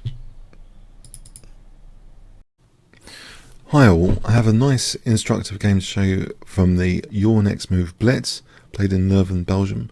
Magnus Carlsen was playing against Ian Nepomniachtchi. Let's have a look. E4 for Magnus, we see a Sicilian defence. Knight f3, d6. We go into the Najdorf variation. Bishop e2, e5. The knight goes back. Bishop e7. Bishop g5. Knight bd7. a4. So white maintains a grip on key light squares here and prevents b5. Black castles. Knight d2. This is quite a nifty, potentially a nifty maneuver to id5 or keep a grip on b6. Knight c5. White voluntarily gives up that bishop to intensify the pressure on d5 here, that locking key on that key square. Knight c4. Bishop e7. Magnus castles. Bishop e6. Now a5. So you can see that both the b pawn and the d pawn are under lock and key at the moment. Rook c8. Knight b6. Rook c6. And now b4. Is this a bit controversial? There is temporarily a loose piece, but after knight cd7, that's addressed by this knight jumping in here, this key square. So they're protecting each other quite nicely. Bishop g5. Now knight a4. So white wants to now potentially play c4, but black, actually before this happens and white has a chance, for example, to consider, well, actually he might just want to take that way, but black actually just takes on d5 here. This changes the pawn structure to give white a majority on this side of the board after e takes. You see that there's 4 pawns against black's 3 on this side of the board if we split the board in half, and on this side of the board black has the majority. But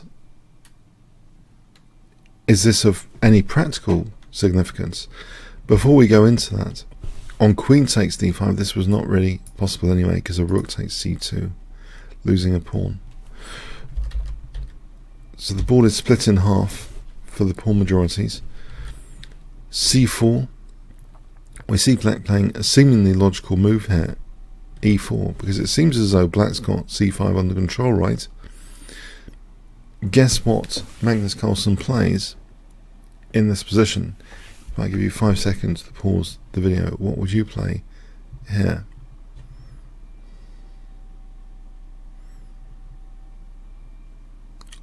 Okay, this looks like a very thematic move, but it is also very backed up tactically. c5 is played. Black takes. So what's the point of this? There is temporarily a passed pawn. d6, a very, very powerful forcing move here.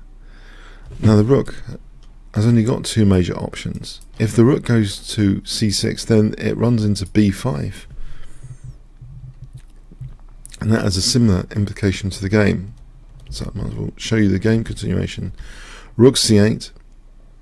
And the key move here, so this is like tactics coming to the service of strategy, where white temporarily sacked a pawn to create a pass pawn, but now there's actually a key move which celebrates this position in particular. Can you find it if I give you 5 seconds?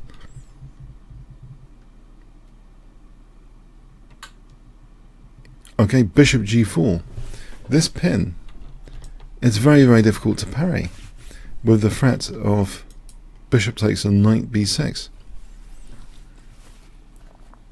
If the rook moves, then we just take on c5. If the rook moves out of the pin, say something like this, we could just take on c5, or even actually this position we just do this and we fork. Say the rook moves to b8, then we can again just take here, and here this is strong, but maybe even slightly better is queen d5 first. So hitting that bishop and then knight takes. And you see that this is a strong passed pawn. White's got a nice position here, and this is dropping off. So yeah, this is a very, very palatable stuff. And if f5, then white has, can you guess? Check. And this is very, very nice for white, this position. If knight f6, queen e5, white's just much better here. The rook's attacked still. And here we just take on c5. It's a massive position. So this bishop g4 really spells out an advantage for white concretely. Black takes another pawn, so basically sacrificing the exchange now, because after bishop takes, white is winning the exchange. Knight takes c8. So for the moment, it looks as though black might be okay potentially. He's got a couple of pawns at the moment for the loss of the exchange, but rook b1, the problem is these pawns are pretty easy to target. e3, that's taken. Rook d8. And now queen b3, putting black more on the defensive with f7 now. So not much time is given to take on d6 at all. Queen d7. Queen takes b4 here. But that's heading to take b7, isn't it? Surely. Which the queen does. Bishop takes e3 check. So now, the situation, it's only one pawn for the exchange. We have rook f8, rook b d1, and now, not the most stubborn move is played from black. Queen h6 is played. And Magnus finds a really thematic, beautiful move in this position. I wonder if you can spot it. If I give you 5 seconds to pause the video here.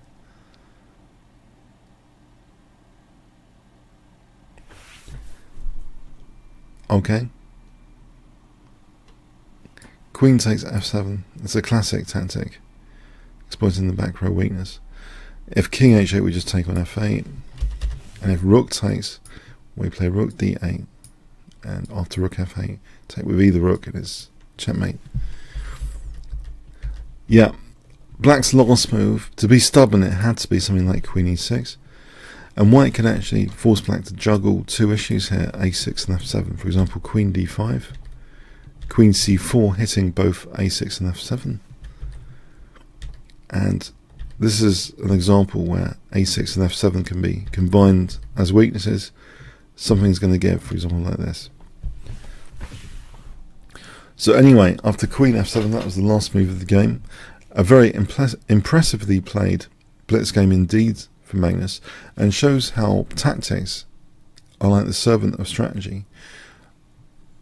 Maybe most of us would be thinking of a more longer term plan with this c5 breakthrough to create a pass pawn for an endgame, but it was actually a major opportunity. That pass pawn there was actually an opportunity to win the exchange as well with bishop g4, because black was in quite an awkward state after that pass pawn was generated. So it's kind of instructive in a way, this blitz game, for how to exploit a pawn majority with tactical means. Hope you enjoyed it. Comments, questions, likes, shares appreciated. Thanks so much. Hi all, let's look at another very interesting game from the Altibox Norway tournament. Caruana against Nakamura. So this is in round 9. e4 from Caruana. We have a Sicilian defence. And we go into a Najdorf, and in particular we have this bishop g5, which leads to the poison pawn variation. Now usually the move is queen d2. This is very, very heavily trodden territory with queen d2. Now in this game, quite fascinatingly, Caruana actually chose queen d3. Just to show the general gist, queen d2, a lot of games continue like this. It's a very, very, one of the sharpest lines in the Sicilian defence, and there's even a load of games from this position. We're talking 170 games even from there. So this is all, yeah, I mean, this, I know this looks crazy, h5, and then knight takes f6 check. But this has all been seen before. So this position has got even a lot of games, and it's off bishop e7 here. It's the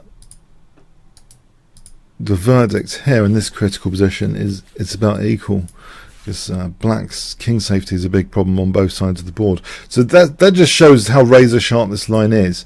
But in this game we get queen d3, so that's a bit of an innovation. There's still a load of games here with queen d3 as well, this alternative.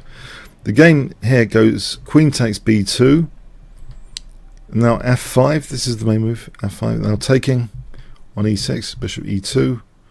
And now one of the points is shown that the d2 square can be used. The queen's not on d2, and actually knight d5 might be threatened here. So the queen gets out of the way to c7. Just to quickly show you, if the queen doesn't, knight d5, here knight b6, and this is really annoying for black. Say e5 check, knight here, this position. In fact, there could be a problem on f7 now. Yeah, this is sort of tying down black on the queen side. So yeah, it's wise for the queen to get out of the way. We have g4, so very aggressive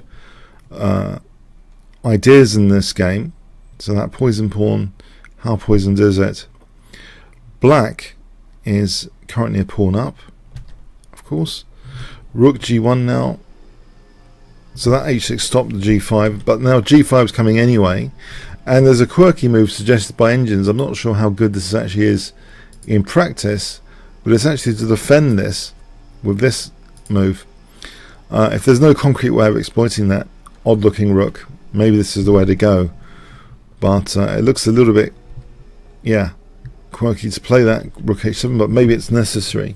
In the game we see knight c6, so maybe Nakamura's just looking to castle queenside and put a lot of pressure on the centre and just give up the pawn as a sort of gambit. But there's a nasty surprise waiting in this position, maybe, that he might not have expected. White play. Can you guess what white plays in this position?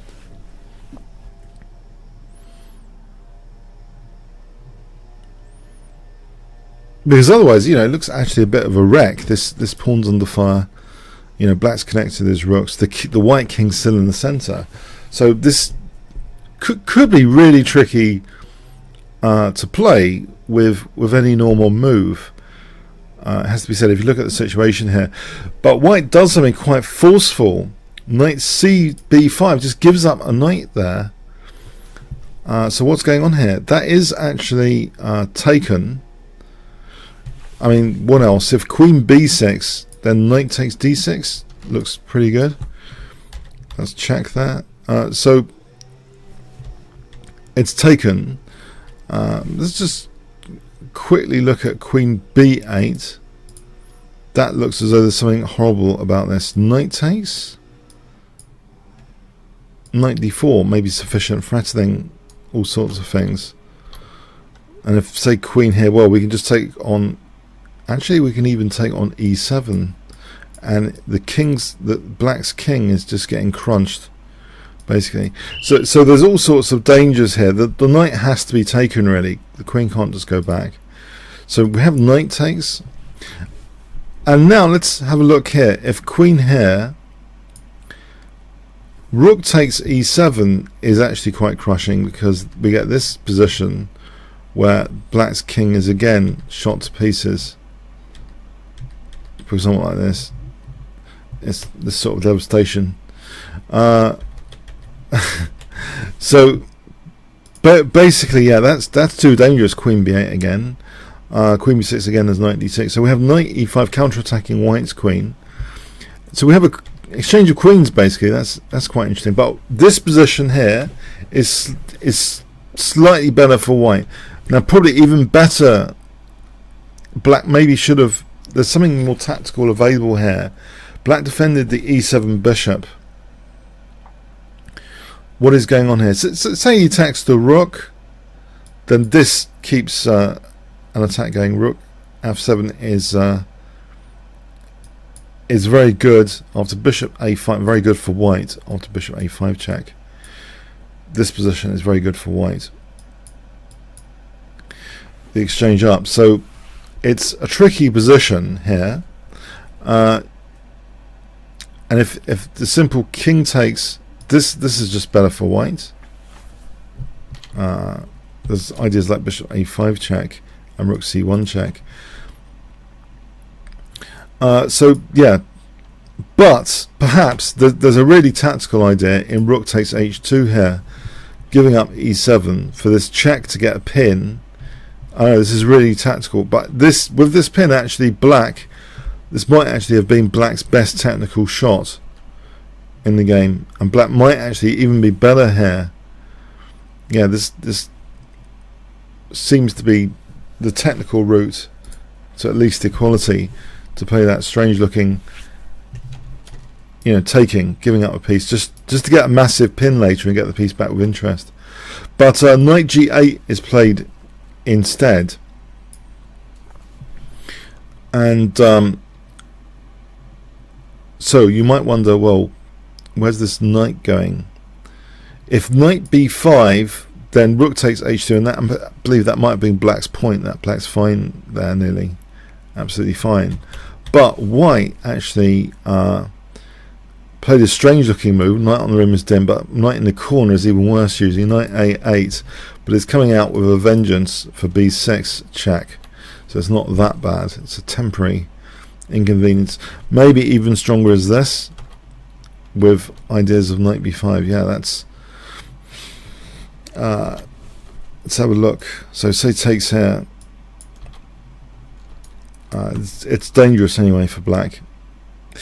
So anyway, knight a8 was played, king b8, knight b6, and white's a little bit better here. After rook f7, we have rook f8, tricky moves. The rook comes back. If we look, take stock here, white's actually now, funny enough, a pawn up. So, and seems to have control over some key squares. The rooks are doubling now. It looks quite easy for white to play actually. He's going just for black's king there. Yeah, 2 pawns up. And the bishop is just protected with h3 there. Knight e7, knight c6, not minding giving a pawn up for simplification, ripping through that b file a bit. Again, further simplification there, even if it's opposite coloured bishops. And white is much better now. In fact, so the threat is actually a mate, a forced mate sequence after bishop takes. If black doesn't do anything about this radically, he actually radically took here. So say rook here. Let's have a look. Bishop takes and check. And mate, actually, yes. So this is actually threatening to just take him rook c2, yeah, checkmating. So even though it's opposite colour bishops, if d5 to give d6, I'm not sure this helps. e5, and then we've woven the mating net again for rook c2 basically. That's pretty hopeless for black. So black tries an exchange sack. Nakamura tries the exchange sack, but I think his position now is on his last legs. Rook c8 check cannot be permitted, surely. Here, he took the rook off. If rook f7, then this kind of thing for rook c4 mate is very dangerous. If we have this position, yeah, white can get the exchange of rooks anyway, and just gets that pawn on d5. In the game, yeah, black just takes that. So it's the exchange down and a pawn down. But Nakamura tries to fight on a bit. Yeah, it's looking a bit lost and desperate now. The exchange up, and black's pieces are just being pushed back, and the white pawns are just advancing. Now rook takes f6, simplifying. Yeah, 3 pawns up is overloading any knight and king here. Yeah, the knight and king is not holding these pawns. So here, black resigned on move 59. It's actually a super complex game, which, yeah, is an example of the modern game, really, with huge, sometimes technical preparation. I imagine for this particular game there was huge technical preparation for Queen D3. So picking a slightly rarer move than the main beaten path, but still razor sharp positions in nature. So, yeah. Okay, I hope you found it interesting anyway. Comments, questions, likes, shares appreciated. Thanks very much.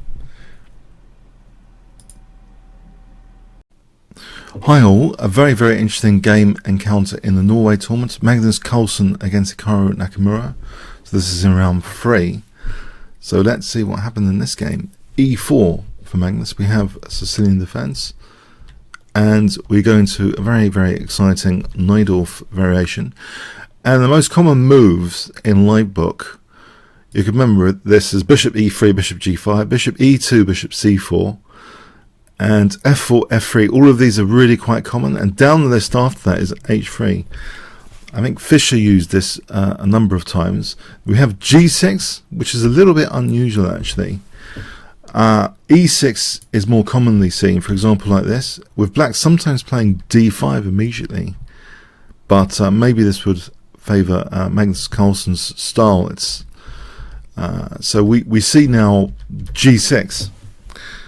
So g3, often g4 is played. That's one of the often used points to fianchetto the bishop, and maybe at some point g5 might be handy even. But the idea often is about this d5 square. So this seems a little bit more solid, but maybe a little bit less aggressive than g4. We have knight c6, bishop e3, Nakamura fianchettoing and then castling. And now knight d7, with the idea sometimes that black might just want to take on d4. And yeah, I know it seems a bit strange to just want to get rid of the dark square bishop, but he's not keen to go for any pawn breaks right now. White plays b3, which is subtly weakening the dark squares a bit, but it's in preparation of a later c4. And now we do see just basically simplification and setting up the dark squares a bit, particularly c5 for the knight can be set up. So in a way, yeah, white's dark squares have been weakened, but so has black's. But are these that exploitable? We see bishop b7, c4, e5, and now b5, trying to weaken white's structure on the queen side. I don't think it makes sense to try c takes here. It gives black a little bit of piece activity to play c takes. Let's see, c takes, in fact immediately bishop takes d5, a takes. It's just activating black really on the queen side. So that would be maybe even a tiny bit better for black. So instead Magnus accepts the impact of that. So he plays rook c1, rook ac1, b takes, rook takes. Now there is a 2-to-1 pawn majority. We see bishop takes d5, so further simplification from Nakamura. He's not trying anything too wild and exciting. He's lost perhaps far too many games against Magnus, trying to be a bit too enterprising in some people's view. So here it seems he's playing a very, very solid game with dark square grip now. But things nevertheless are pretty exciting now, because after a3 here, f5, yeah, even without a dark square bishop there, f5 pushing sometimes for f4, b4, white is going into the c6 square. Isn't this really dangerous now? Well, we have f4, that's actually taken here. I'm not sure it's too good to allow f3 at some point. It's taken here. Let's see if any other interesting, say queen e4. This should be, yeah, it looks pretty interesting for black actually, this position, with queen b8 holding d6. That could activate that rook, and black's got counterplay there. If he gets b5 for d6, this should be okay. And if this rook joins forces, then the rooks are coordinating, and black might have some significant threats soon. So yeah, interesting decision. It's taken actually, even though you might think, well, structurally it's a bit compromising. But now e takes, yeah, not rook takes, rook takes, and actually white's doing very well here. He's got that extra pawn, and yeah, the point here, black's point, is to play e takes and sacrifice d6. So you might think now, hold on, isn't this really good for white? And in fact, two ways to take on d6. Rook takes d6 though, f3 comes in. If say here, then there's queen g5 check, and we can pick up that rook, maybe even more favourably in this position, totally winning. So this f3 is really quite dangerous. So basically, yeah, in this position, if f3, bishop f1, and the rooks, you see that they're holding each other, so this queen g5 check isn't the same. So that loose piece liability immediately to the fore here, white has queen g3. So the way Magnus has taken on d6 is to keep the rooks protecting each other against something like f3 and queen g5 check. So isn't that a clear pawn up? Queen g5 anyway, threatening now f3, king h1, f3 happens, looking at the rook, but the rook's protected at the moment, bishop f1, knight f6. We have queen e6. It seems logical to pin the rook, but there's other moves here, like queen g3, which are interesting. This position, black dare not take on d5, because the bishop's c4. So what does actually black do in this position? Maybe knight e4. It's very, very interesting. It looks scary, actually. Maybe more scary for black with this d6. So yeah, there are other ideas apart from the natural pinning move. Seems logical, but queen g3 might be interesting here. Queen e6 was played, so king g7 unpinning, and now we have rook c7. Some speculation in this position: can white do a bit better than rook c7? Let's see, d6. I think black might have sufficient resources here. For example, rook e4 and rook g4 to at least try and get a draw here. So this is like going to be very, very good for black. After queen d4 check, rook f6, and black is winning. So this rook g4, this idea of rook e4, rook g4 with tempo is pretty strong here.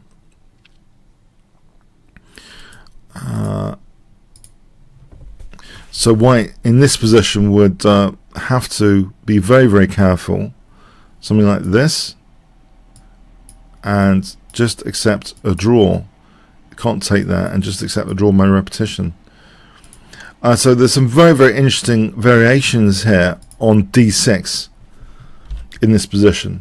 But okay, sorry. King g7, so d6 wasn't played. We have actually rook c7. So immediately asking black about that rook. That's taken, and now ingenious king h6 on the dark squares. Black has always been slightly more favourable, and the king is much better off on h6 than at h8. If the king went to h8, big trouble. Queen e7, tying down an entire rook to defend g7, and this passed pawn is looking winning. So you know, with b8 coming and queen g7, so basically excellent square for the king in the circumstances. Queen e1, rook a2. Black is active, very active. Even though he's a pawn down, he's got good activity now, and now very good move to secure a draw. Black to play. White might be threatening rook e5, but black to play here. What would you play with black to try and secure a draw against Magnus Carlsen? If I give you 5 seconds starting from now, black to play. Okay, knight g4, threatening knight f2.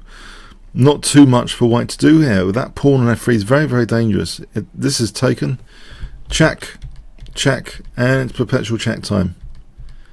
So, yeah, I don't normally show you draws, but between these two, very, very exciting games, regardless of the result quite often. I thought this was a pretty exciting game, with black losing d6, but having the king on h6 and able to use this f pawn to get a very, very dangerous form pawn, which is one of my favourites for winning games quite often with the form pawn, but here helping secure a draw in this particular game example, that form pawn.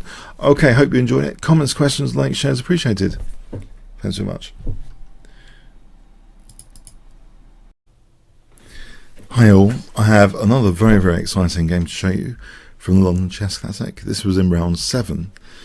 Hikaru Nakamura was playing Maxim Bakhshilograph, MBL. We have a Sicilian defense.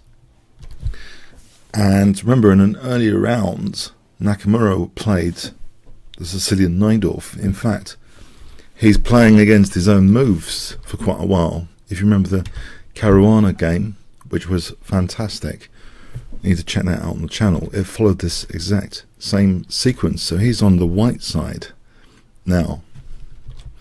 So f4, h6. Technically, I mean, in live book, the move h6 here, traditionally the poison pawn variation has been played. Bishop e7, second most popular. Knight bd7, queen c7, and then h6 comes after that. In terms of popularity, about 543 games at the moment in live book. Okay, so bishop h4. We have queen b6 now, but in this position, white plays a3. So we've seen this trap in an earlier video. Queen takes, knight a4, traps the queen because we've got that b4 square. So here, bishop e7. We're still following Nakamura with the black pieces here. Bishop f2 pointing at the queen. Queen f3. Still following Nakamura with black at the moment. And it's g4 here. There's two main moves in this position, bishop b7 or g5. Nakamura had chosen g5 immediately, trying to gain access to this e5 square. Here, MVL plays bishop b7. We have now bishop g2, rook c8, and although this seems harmless enough because there's no c2 mate at the moment, right, because the knight's blocking, the mechanism of c2 as a disaster can be used if white's not careful. White plays, I believe, an important prophylaxis move here, king b1, because, I'll give you an example, rook he1 might be less accurate because of d5. Even though the black king's in the center, this would seem a very interesting move here. For example, here, knight e4. And all of a sudden, you can see c2 being a potential issue. I know it's protected by the knight on d4 at the moment, but this is looking a little bit dangerous, this position. It's actually slightly better for black, technically. Okay, I mean, the knight holds c2, but yeah, the pressure of the c2 threat to release the knight on d4 at least.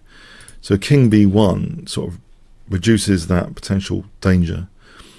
We have now g5, so positionally trying to get that e5 square.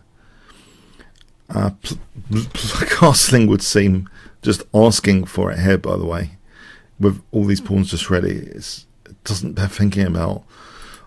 Just to show you, though, I think it basically virtually loses. I mean, it looks as though this is just rolling black over h4. e5 here is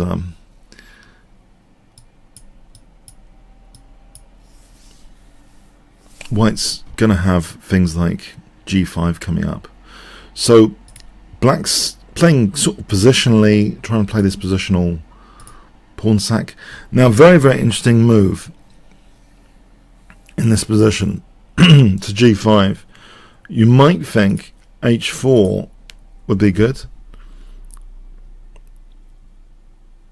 but it seems that this move is very, very interesting. we have the move Queen h3, which is trying to use that pin, that loose rook on h8. So this pawn's kind of pinned. So the threatening move f takes g5, for example. Now, I'll give you some examples. Black actually played knight c5, which seems totally like logical from one perspective, hitting the center. If g takes, we can see the pin being used here, g5. And black's in trouble here because g6 will undermine the pawn chain here. For example, knight g8, g6, and this is horrible. This is just horrible. It doesn't bear thinking about black's getting torn to shreds. So, yeah, g takes runs into g5.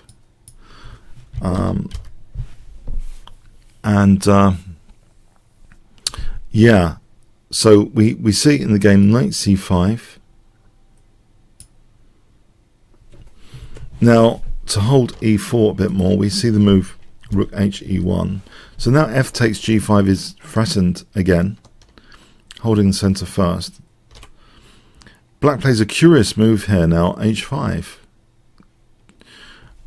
Now the worst way for white to react to this would seem, I'll show you the worst way first, it would seem g takes, just allowing rook takes, would be this position.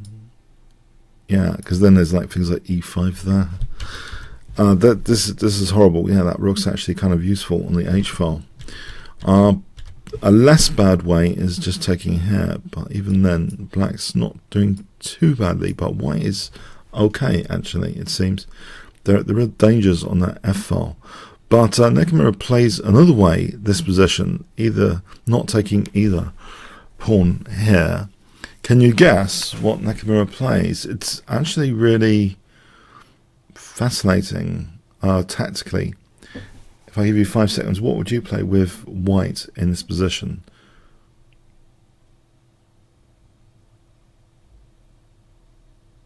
Okay, the move knight, not knight f3. The move knight f5 was played. Yeah, knight f5. It seems, I mean, thematically, a knight sack on d file where f5 traditionally opens the e file here. Let's have a look here. What is actually going on though in this particular position? Black actually played knight c takes e4 here. Now, what if the knight sack is accepted? Okay, so say e takes. What is white actually threatening? Bishop takes c5 might be interesting. Let me just show you. Okay, in this position, why is this a threat? How can black go wrong? The analysis I have is starting with g takes f4. Actually, bishop takes, queen takes, and now there's a key idea here which creates another important pin. There's one pin here which is important, but actually there's another pin, more subtle maybe, which is important here for white to have a nice advantage. And also making use of this pin actually, but creating another pin. A third pin is good for white here. Can you guess what white can play in this position, which helps justify the knight sack here? If I give you 5 seconds, what would you play with white here? Okay, bishop d4. Yeah, threatening bishop takes f6. And also it creates a pin on the knight against the rook. So if king f8, g5, this is good for white. Yeah, now that was okay. That was on g takes f4, which okay, it creates some mobility for the g pawn here as well, which makes that pin more effective. Now let me just show you some other possibilities while we're here. This is not the primary threat. I'm going to get rid of that arrow actually. In fact, bishop d4 might indeed be one of the primary threats, or bishop takes b7 first. So say, I'm going to give a token move just to see. Takes Mind you, this gets rid of the pin on bishop d4, but we can play here now. And we've still got this e-file. In fact, we can do this, bishop h4. It shows how dangerous the position is. If here, yeah, this pin on e7 comes back to haunt. I mean, the king's in the centre, comes back to haunt back. It's so yeah, it's a really dangerous position after knight f5. We can see why. There's this pin here, there's a pin here, and there's also this third pin to make use of. So for the attacking player, this is maybe interesting to note. This kind of thematic sacrifice, why you need 3 pins, a trio of pins. Tri-pins. Okay, I'm playing on my name there, Trifon, tri-pins here after knight f5. So anyway, black played knight c takes e4. We have now, I mean, this is a very interesting move. It gathers a lot of pawns because that's queen takes c2 check is behind the scenes here. Bishop takes e4, knight takes e4, but white doesn't want to allow queen takes c2 here, and also he plays actually bishop d4 now, bishop d4 in this position, hitting the rook. Rook g8, yeah, it's a very tactical position. Obviously, knight takes e7, king takes. Now just g takes h5. Yeah, the king's in the center. How dangerous is this? G takes f4 does open up this diagonal for the check, which is made use of. Now this position, queen takes f4 would seem to run into e5 here. White played king a1. Let me just check that for you. Actually, this might not even be the best move.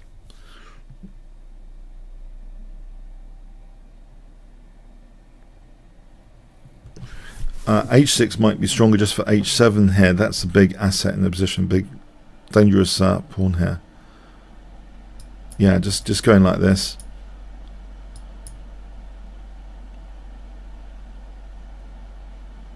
And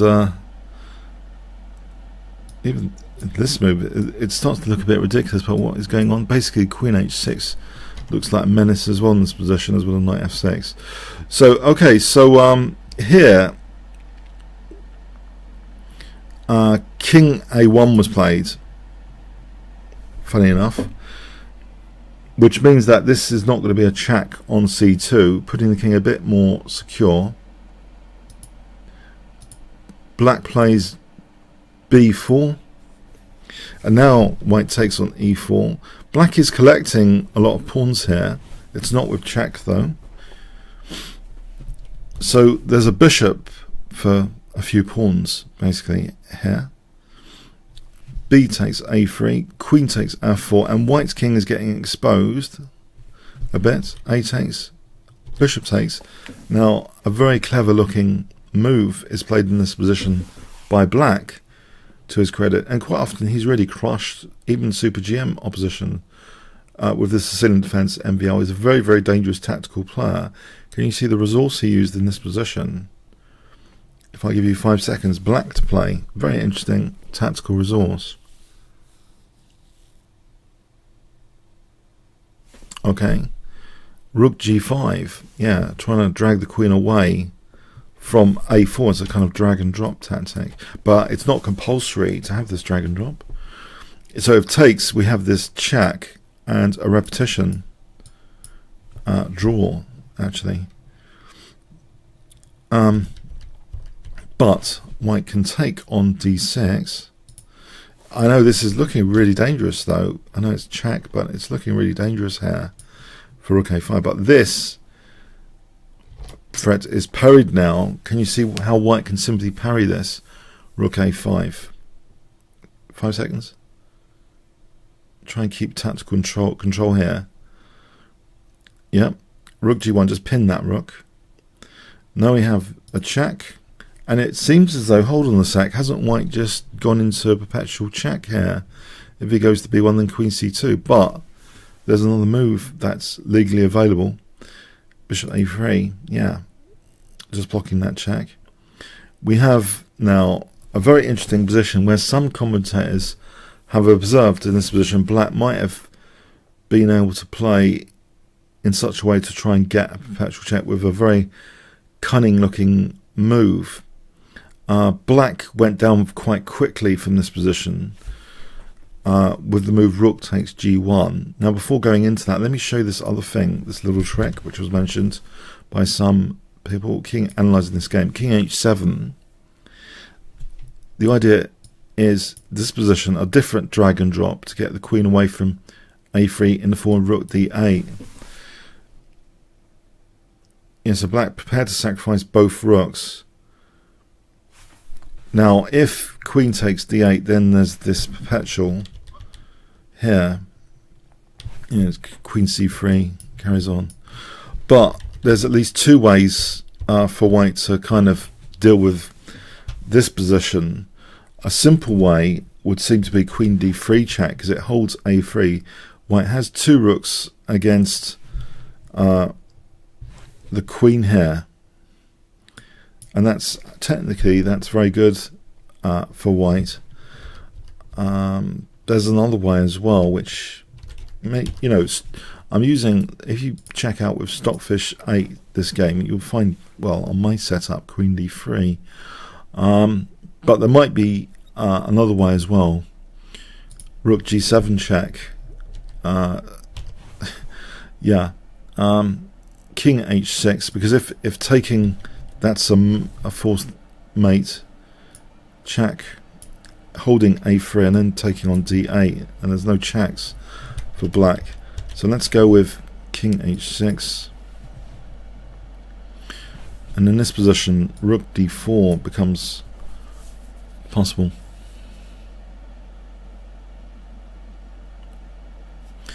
So if queen takes, rook takes, yeah, white's better here as well, and maybe that's clearer because it's just like, although I'm not entirely sure. I prefer personally, it looks as though queen d3 check here is quite good. To play this position, let's just have an example continuation. What would white's plan be?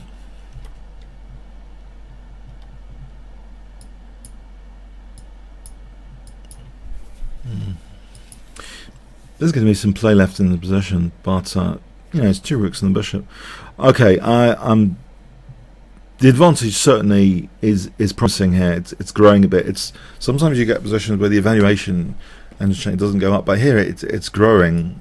Check, rook d6. Black's got targets. You can give up that pawn, and then pick on black's targets. Maybe this pawn here as well is dangerous. This shows, for example, like this, black starts to fall to bits.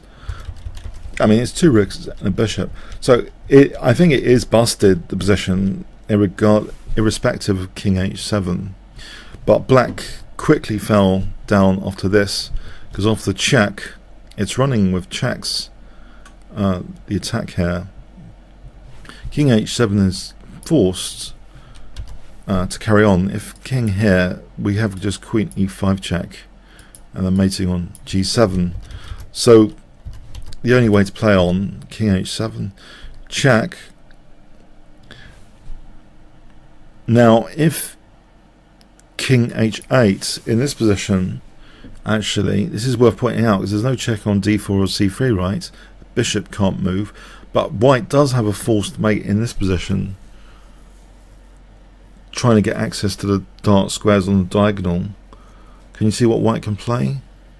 5 seconds. The queen is on a light square, so can't actually help the dark squares immediately in some cases. It seems queen at f3. Now if queen d4 check, we simply have bishop b2 pinning the queen to the king. If f5, then queen e3 trying to grab this diagonal here from e5, and also there's queen h6. So that's hopeless for black. Black giving up the queen is token. So yeah, after the check, the king walks up the board, but there's a great move here that's played. So Nakamura doesn't miss chances now to put black away. It looks as though, with the bishop pinned, it's only the rook and queen here. Surely black's going to be okay, but there's a really accurate continuation played by Hikaru here. If I give you 5 seconds, white to play in this position, what would you play?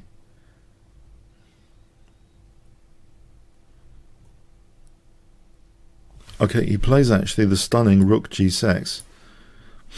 So clearly, if takes, then we mate. The point is to clear away the pawn here. There may be a lesser mortal, a club player might just play another check here. Now let's just examine, is rook g6 entirely needed? If we played, say, another check, maybe the king just goes back here. No, it's still actually technically good for white with h6. But no, this is the crispest then. It's just rook g6 is the crispest way to actually give black the h-pawn, because now rook g1 threatens basically queen h3. White's got rid of his own pawn, which was defending the black king basically. So queen h3 is threatened. Actually, even better than queen h3 is not actually the major thing. Pardon me.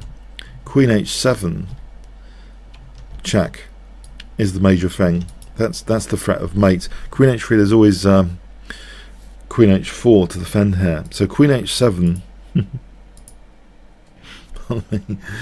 is the mate threat, which is parried with f5. Okay, so here, which check? I think I've given that away. If check here, this isn't played. Queen h4 is a bit longer than needed. Actually, in this position, queen f3 check is crisper. Now, if king h4, then we just play check and we mate on g5. Otherwise, if king h6, then we just play queen h3 and there's no queen h4 and we're mating. Yeah. So after queen f3, that was it. Let's just, yeah, that was the final move, I believe. So queen h3 check. Sorry, queen f3 check.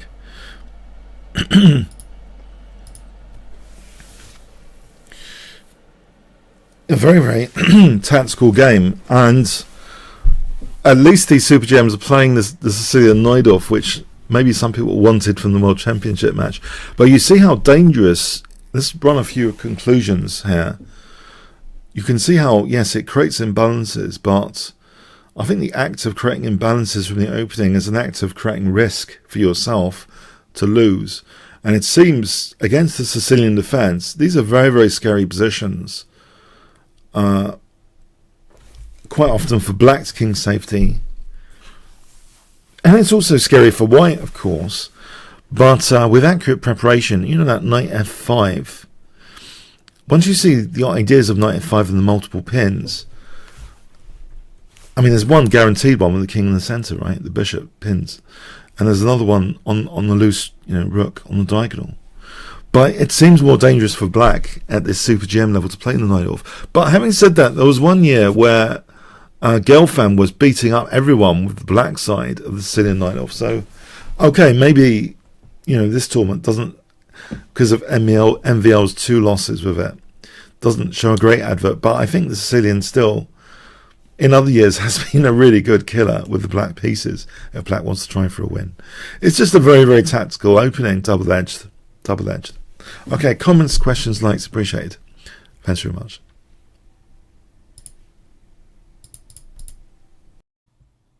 Hi all, I have another very interesting game from the TSEC Season 15 Super Final. Let's have a look at round 35.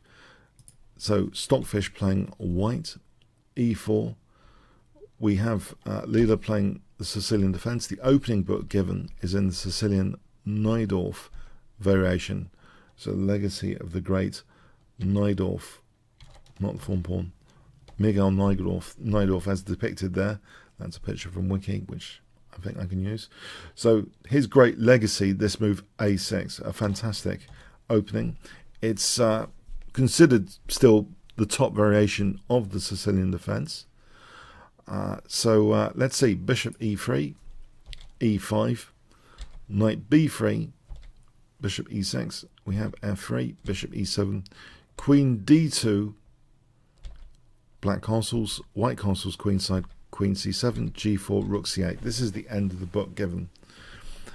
So here g5 is played, so gaining a tempo, and the knight actually goes to h5.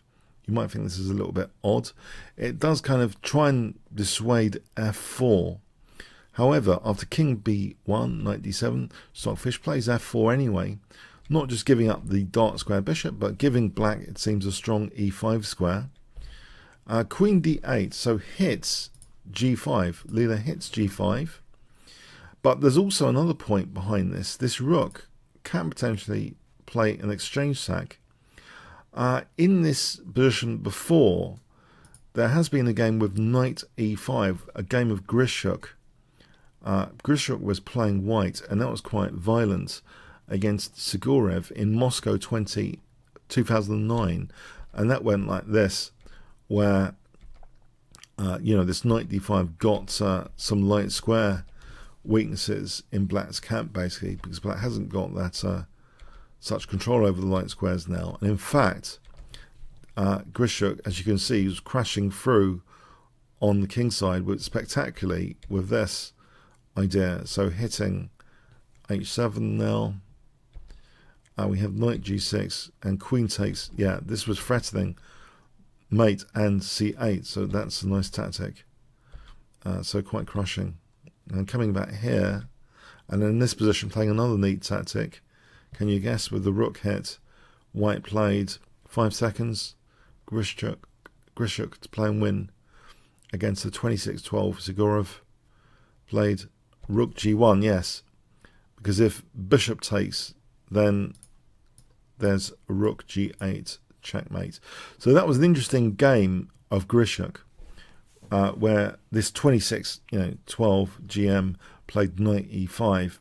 So Leela's choice is a bit of an innovation. Queen d8. We have h4.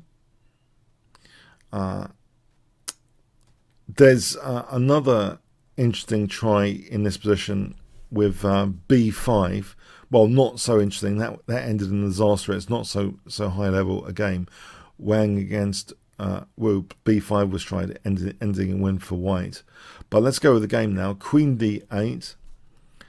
So h4. And now, in fact, Leela did play this exchange sack. Very interesting. This positional kind of exchange sack. We have bishop h3, bishop c4. If black takes off here, it seems as though it should be comfortable for white. This position, white should be pretty comfortable. An advantage for white. So bishop c4, bishop f1. Yeah, Stockfish is wanting that bishop off. But now queen d2, bishop e2. Here, rook hg1, g6, h5, bishop f8. So black does seem pretty solid on the king side. And also with this bishop, potentially fianchettoing, it looks as though, maybe this c3 is going to be a target. But in fact, Stockfish extinguishes the whole fianchetto by installing the form pawn. Yes, the form pawn. Yeah, you can see this form pawn t-shirt behind me. See the description. So there's a nice form pawn t-shirt. I've got my form pawn mug here as well. So a great range of accessories available for the form pawn. Anyway, so form pawn installed. Stops bishop g7. We have now b5. Knight d4. Rook e8. Rook g3. Bishop e7. Rook f1. Bishop f8. Yeah, some high-level shuffling here. Okay, it carries on like this. Bit of high-level shuffling. Now knight f5, critical moment. Knight f5. What happens if this is taken? That's an interesting question. Black played rook c8. If this is taken, it is big trouble. E takes, and then g6, and this is horrible for black. This is just that's losing the queen, and if that's the best move, that's not very good.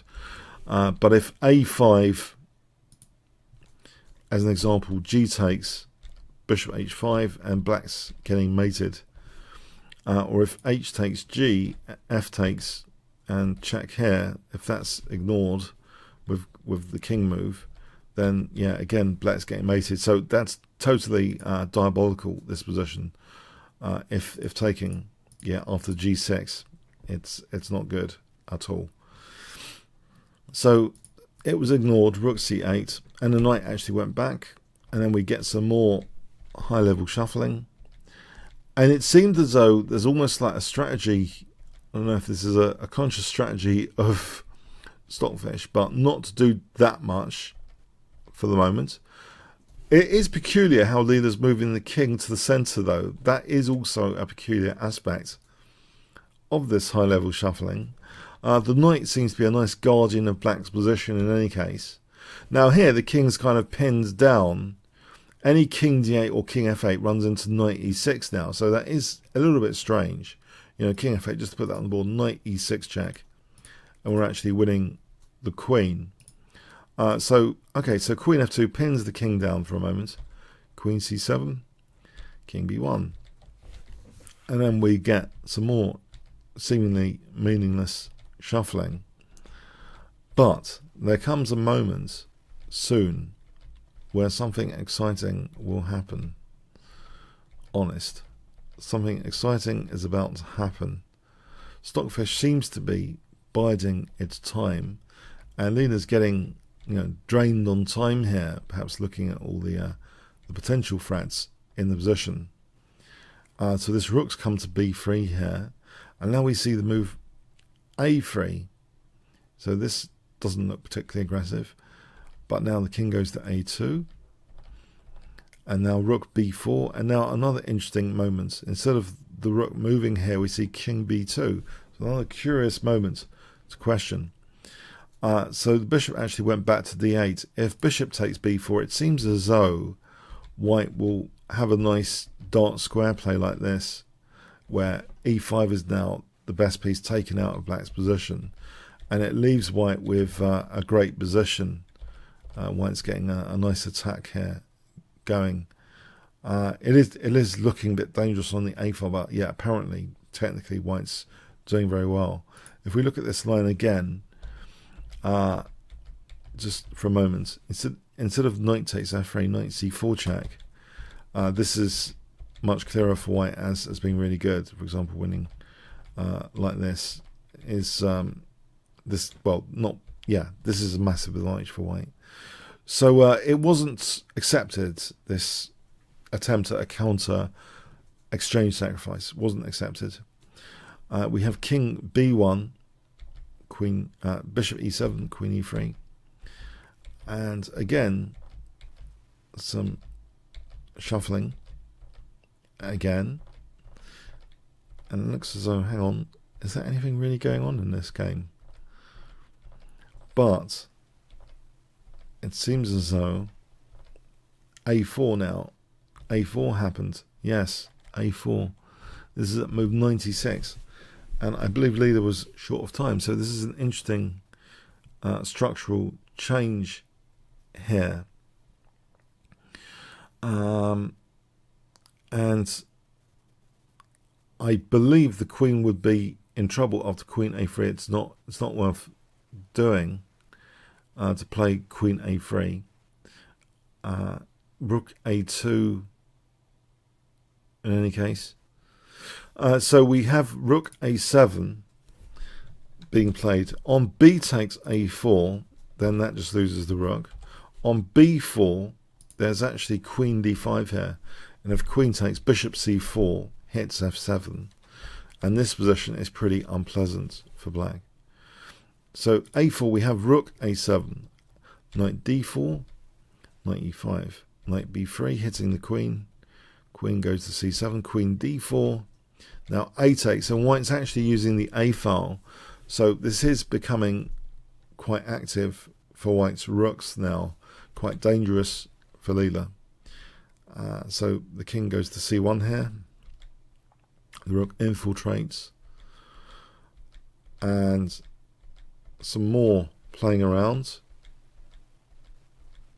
Yep, until this b4, c4, so another structural change. And knight d3 now, so you might think, well, hang on, what about c4 here? b3 is played by Leela. On knight takes c4, bishop g4 apparently is pretty good. So for example, like this, and white's doing very well. The exchange up and b4's dropping. Or bishop takes c4. If that was played, then knight takes. And knight takes f7 is a key tactical shot here. So for example, king takes, there's check here, believe it or not, because there's queen g7 to take on a7 if that's taken. And here check is winning that rook. So yeah, it gets a bit nasty if something takes on c4. So b3 is played. Now this takes out black's best piece there, which has been like the guardian of the position. B takes, check, takes, d takes, queen c3. Now rook a5. So it looks as though at some point e5 is going to be in danger, but it's not here. We see rook g1. If queen takes e5 here, then that leads to the rooks being skewered like that with an even position. And if rook takes e5, that actually might be okay for white. For example, this, but maybe there's better. Stockfish didn't go in for that anyway, taking on e5. We have rook g1 instead. Rook b7, rook b5. So it's starting to be clear that white's just the exchange up. Black's compensation is evaporating a bit now. And this rook left to a4 starts to get control of the position actually. So yeah, it looks as though there was check there, coming back for the bishop. So Leela's been a bit of a nuisance, but now that bishop was pinned there, it starts to look nasty. So possibilities, quite nasty possibilities, emerging here. Bishop c4 hitting the queen. The queen moves, but rook h8. So and now, this form pawn is only 2 steps away from queening. So taking on h7 is pretty destructive for black's position. Some threats here to deal with. So check, bishop d4, queen c1. And now taking on h7, yes, it looks as though Leela's in big trouble here. The king coming to a4, very well calculated by Stockfish. Queen d3, and after queen a8 check, both engines thought it was lost for black. It was resigned here. So yeah, a possible continuation, say after king b3, king e7, queen f1, e4, rook takes f7. This is an example continuation where the bishop ends up being won. So Stockfish showed its teeth in this game. It really did. The shark, showed its teeth with that move a4. When a4 was played, it wasn't very safe for the black position. The a file was then used. So once white's rook was activated, then we saw the episode of winning h7 later. It was all over. Black didn't have enough. So a great win there from Stockfish. If you enjoyed this game video, then please click on the top left box, which should appear shortly. Become a member at chessworld.net. Play against other YouTubers. You can also test yourself on the variations covered in this and other game videos from the improved menu puzzle books option, which has a link to the annotated game as well. Comments, questions, donations, see the description. Like, share, subscribe with the notification bell. Really appreciated. Thanks very much. Some puzzle revision. So this is on the improved menu at chessworld.net. Puzzle books. You'll find this puzzle book, Sicilian Najdorf, Stockfish, Leela. So let's have a look here. Bishop takes h3. I think we're taking here. And then I've totally forgotten. Is it rook h2? Nope. Rook g1. Okay. Now h5. Is it pushing through with g6? Nope. Maybe just queen e3 here. Okay. Now, this was kind of crushing. So I think G takes, bishop h5, queen h4, queen d4, checkmate. Here, f takes, and then we've got ignore the knight because we want to checkmate the black king, basically. And here, white play for a clear advantage. If the king went back there in this position, knight e6 wins that queen. Here, white play for a clear advantage. Here, I've forgotten really. Knight b3. Let's do a hint. C takes. All right, and then okay. Here, white to play for a clear advantage, just taking the rook. That would be a weakness for the last move and a half. And here, on b4, is it taking? Nope. Oh, queen d5. Yeah, queen d5 was the interesting one there. And the idea to hit f7 now. Yeah, bishop c4. In fact, bishop e6, there's queen takes c6 hitting the rook and it's check. So that's why I think bishop e6 is ruled out. So this would be pretty dangerous. And something happens here. Not sure what. Hint, king b1. Okay, white's just better there. This one, white's play for a clear advantage here. I think, is it rook b5? No. Hint. Oh, white can actually get an advantage here, but it's a bit tricky. So, queen a8, and then what? Yeah, I've forgotten. King d2. It's a bit technical. It's a bit technical. So king e1, and then there's something here. Is it rook a5? No, that surely runs into queen c1. The rook just moves here. Okay. And rook d1. Okay, some of them are a bit technical and obscure, but yeah, they are variations we covered in the video. Okay, if you want to check that out. There's also, by the way, let me plug this really popular puzzle book which has been added, Mikhail Tal's Sacrifices and Nice Finishes. So you'll find that here, 343 puzzles there throughout his career. Okay, thanks so much. Hi all, let's look at another fascinating match of Leela against Stockfish. This is in TSEC Season 14, a bonus match. So this is 100 games, but with the time control, much faster, 12 minutes with a 3-second increment per move. And the key thing is, the engines choose their own openings. So very, very interesting differences to the main TSEC Super Final match. So let's see, Leela playing white plays e4. So this is still the ID 32930, which played in the Super Final. Stockfish, the version as of the 19th of February.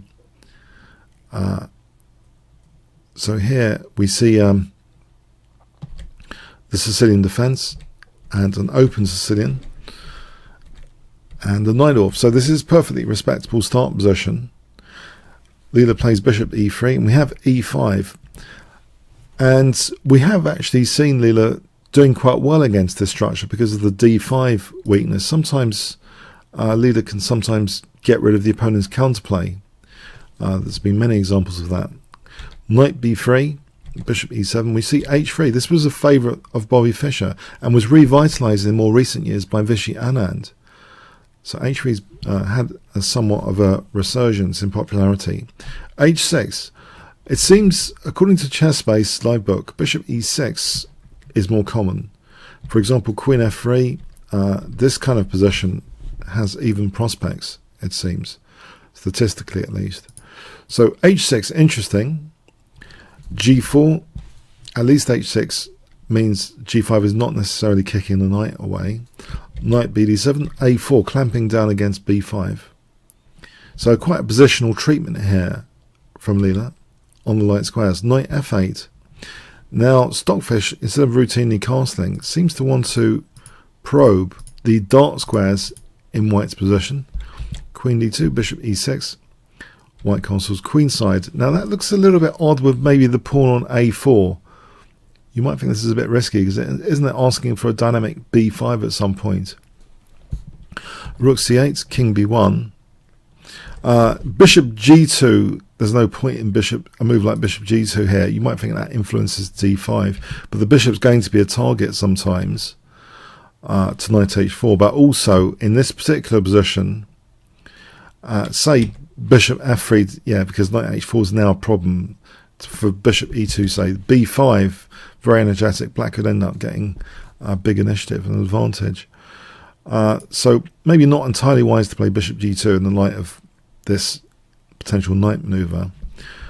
So we see knight g6, and now knight d5, and you might think, doesn't this have a certain weakness of the last move? It's neglected e4. It does look into the b6 square. It looks as though that's trouble if that's allowed, something to do with b6.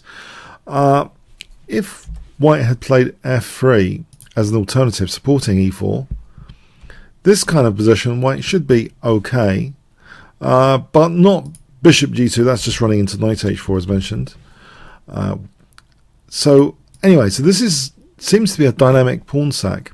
It wasn't actually accepted. Bishop takes d5 was played. If knight takes e4 is played, queen b4, curiously, it's a double attack, and it seems as though black could be in trouble after bishop takes, for example, rook takes, the knight goes back, queen takes b7, offering an exchange sack. This is interesting because it's dismantling black's pawn chain over here, a6 being vulnerable.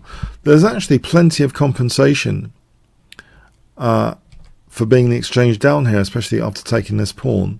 It seems as though white could be in a massive driving seat. For example, this situation where white is getting a huge advantage potentially with this advanced pawn, and the light squared grip is amazing. The knight's kind of not that great.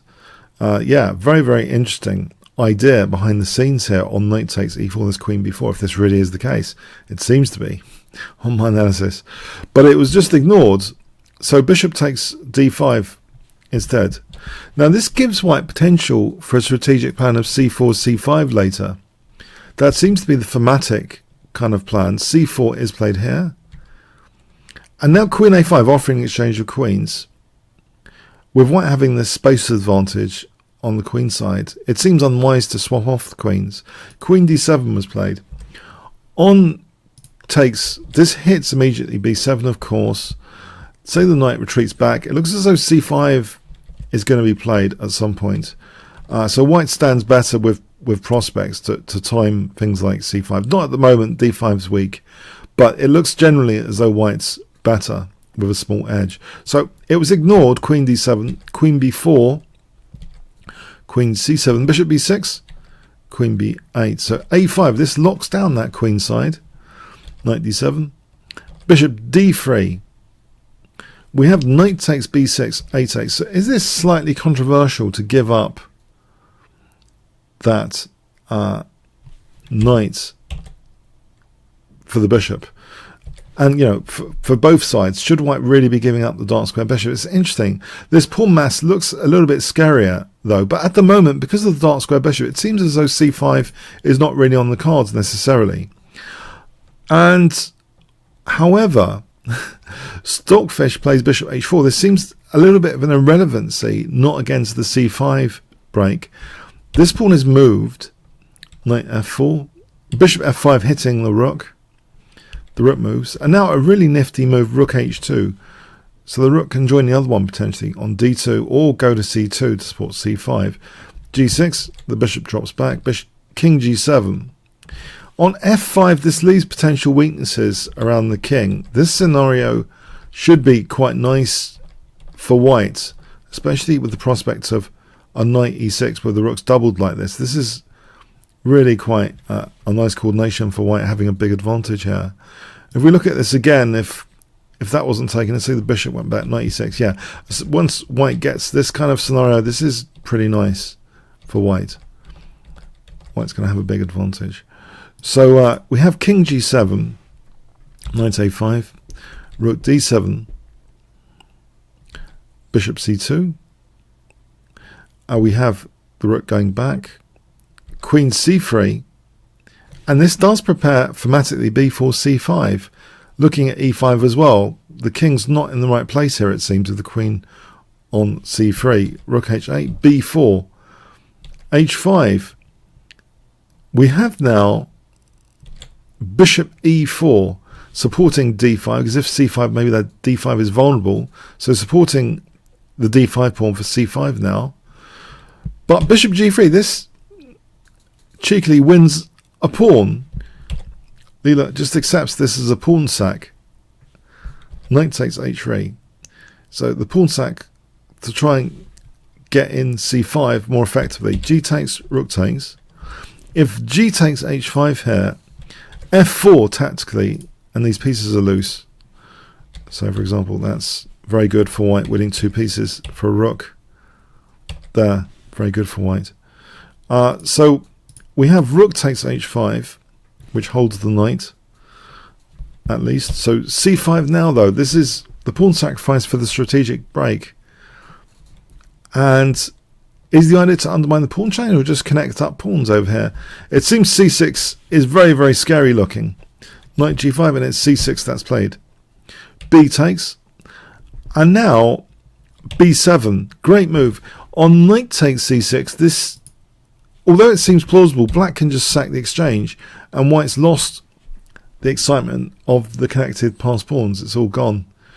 Black would actually be much better there.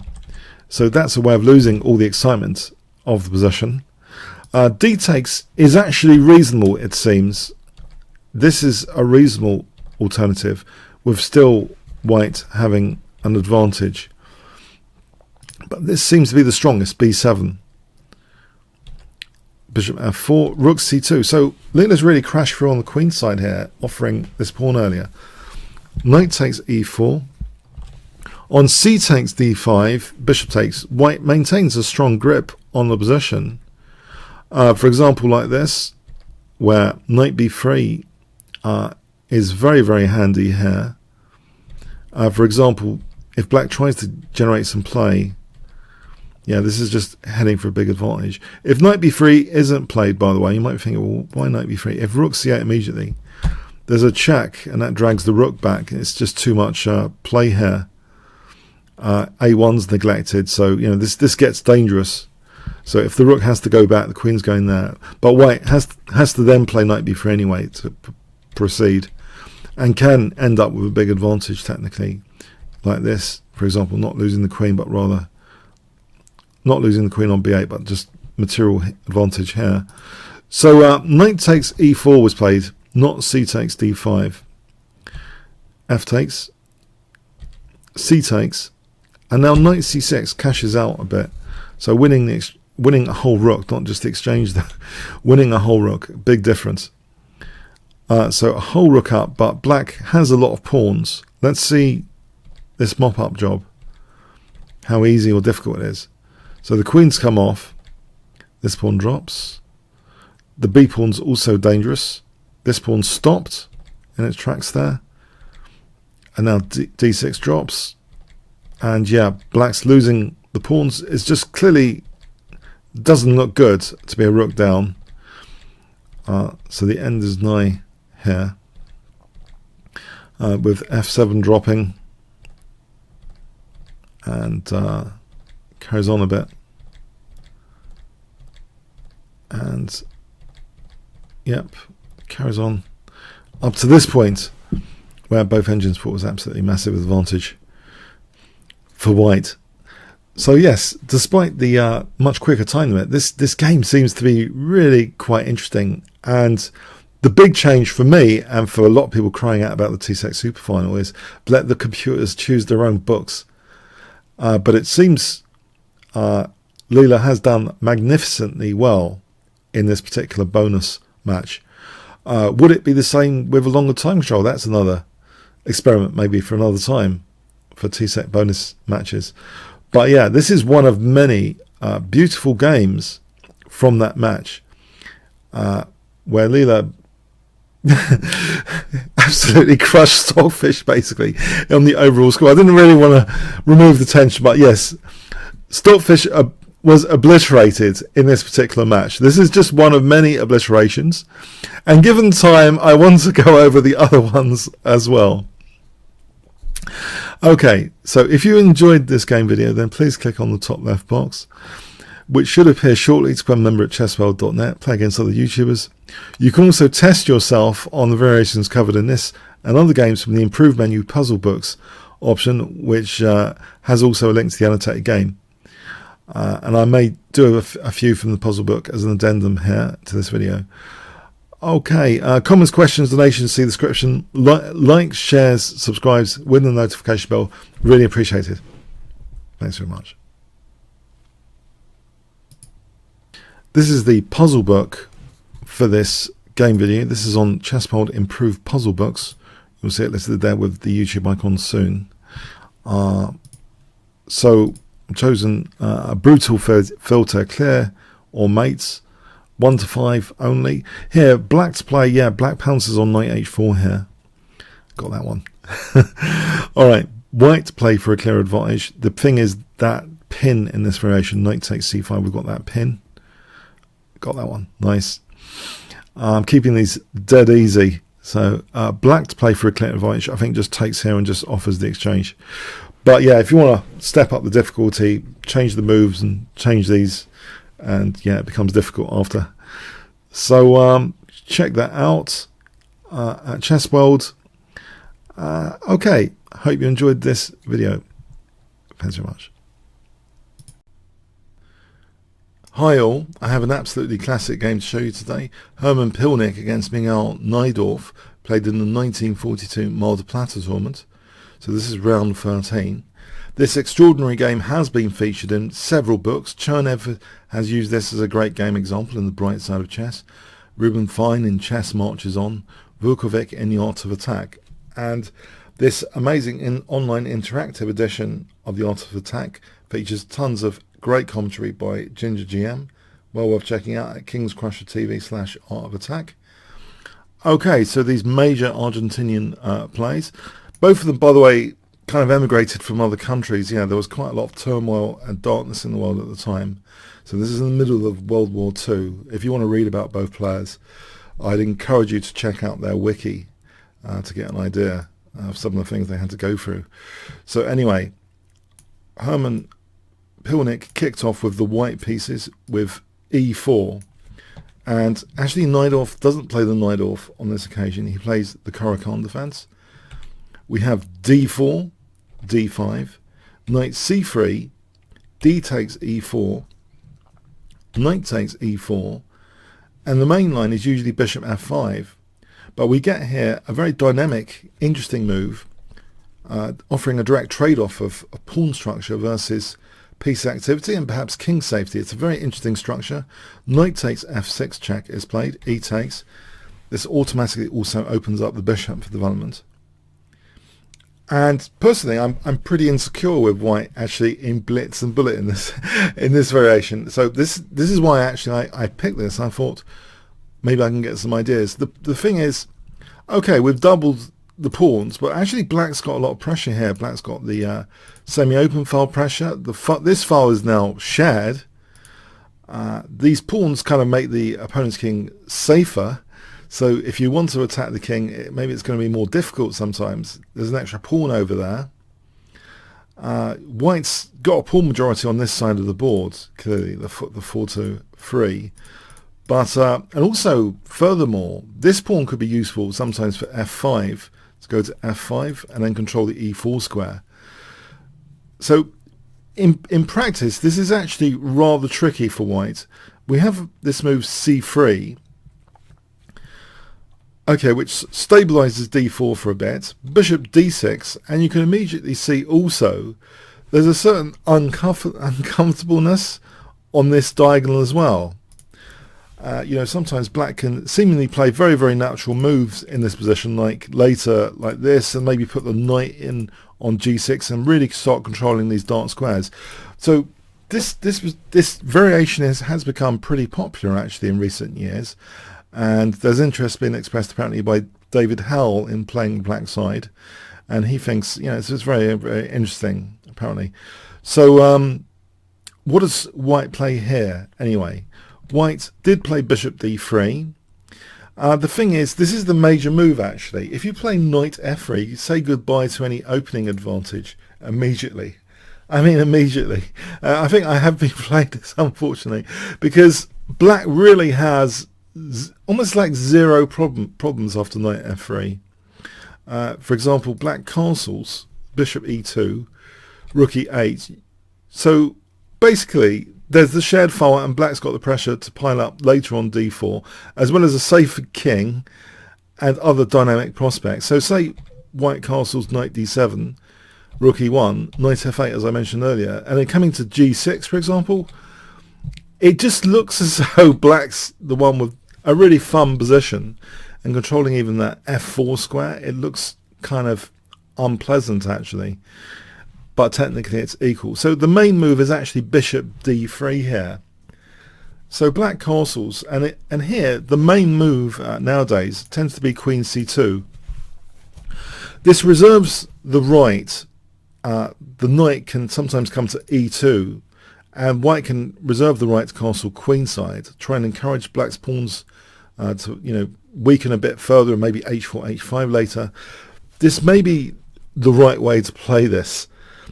Queen c2 in theory, but here we have a very, very interesting novel move which online players might find interesting, or just club players. It's a very, very novel move played here actually, very direct.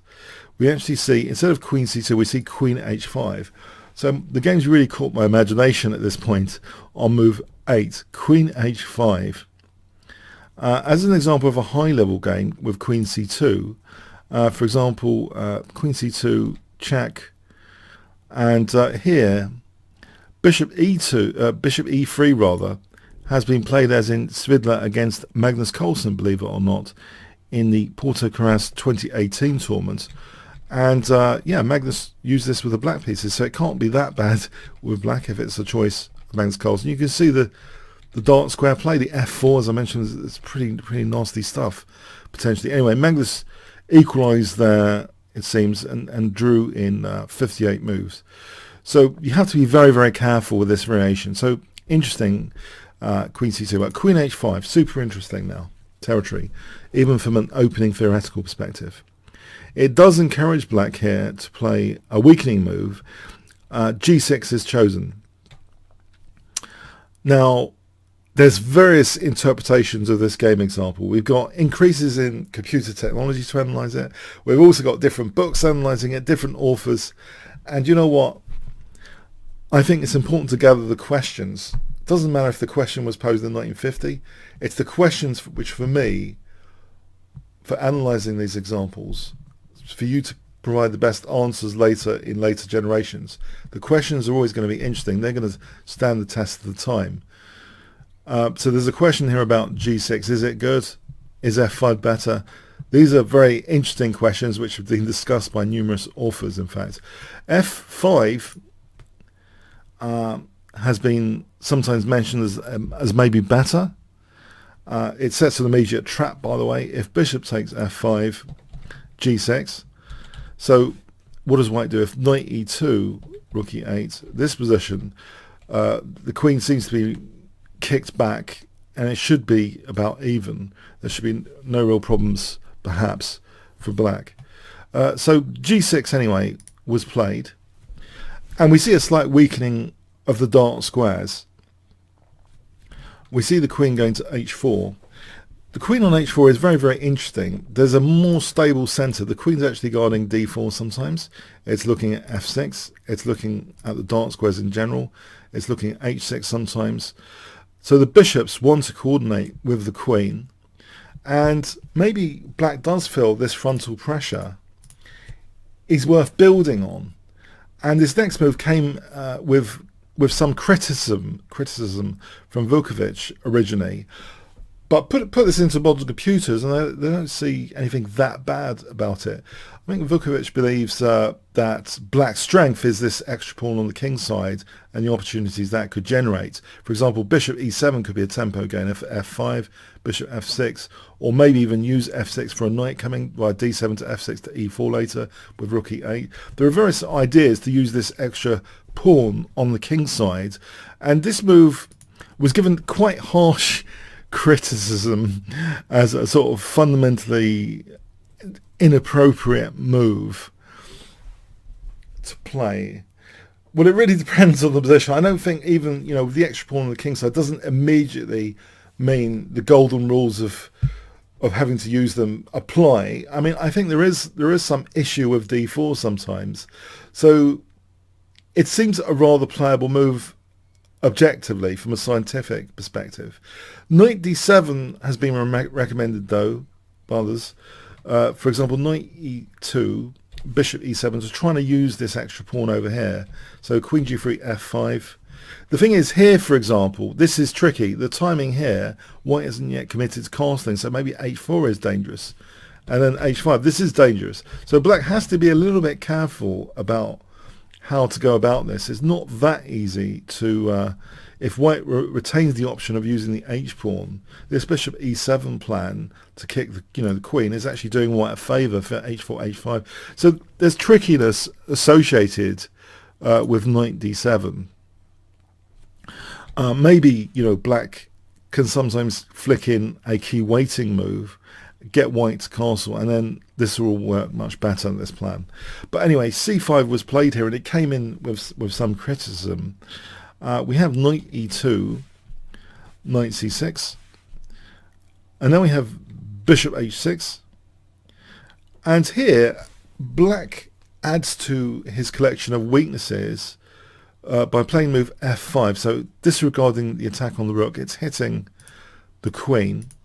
So it's an encouraging exchange of queens, but it does create some weaknesses. Perhaps some have argued rook e8 is interesting here. Rook e8. And if, for example, d takes, bishop takes, the queen's glaring down at d3 here, rook d1, bishop d7. Okay, this kind of position, maybe white's got a small edge though. The d5 square seems a bit vulnerable. Double pawn seems a bit miserable there. Maybe white's doing okay there. So, but rook e8 has been suggested maybe as an alternative to f5. It does create some more weaknesses. We can get a potential thorny bishop potentially rerouting. That's a real risk factor. So we have actually bishop g5 immediately here. Now queen b6 was played. Let's rule out a few things here, or check out a few things. If f6, maybe the bishop just goes back, and then white can castle queenside, and on c takes, knight takes. This position, white has a significant advantage. If bishop e7, then bishop takes, knight takes, white castles queenside. This is probably the best move. D takes c5 has been mentioned, I think by Vukovic himself, and after queen takes e7. In fact, black is okay after bishop e6. White has difficulties because of that knight. How does white actually operate here? Maybe queen d6 is a clever move using the c5 pawn, but then queen b5 is annoying, and if white is sacking b2, it's black that might have a small edge. So in fact, the way to play it here on this line, bishop e7, is probably to castle queenside. That's better than d takes. And if bishop e6 here, d takes now, and this should be a small edge for white.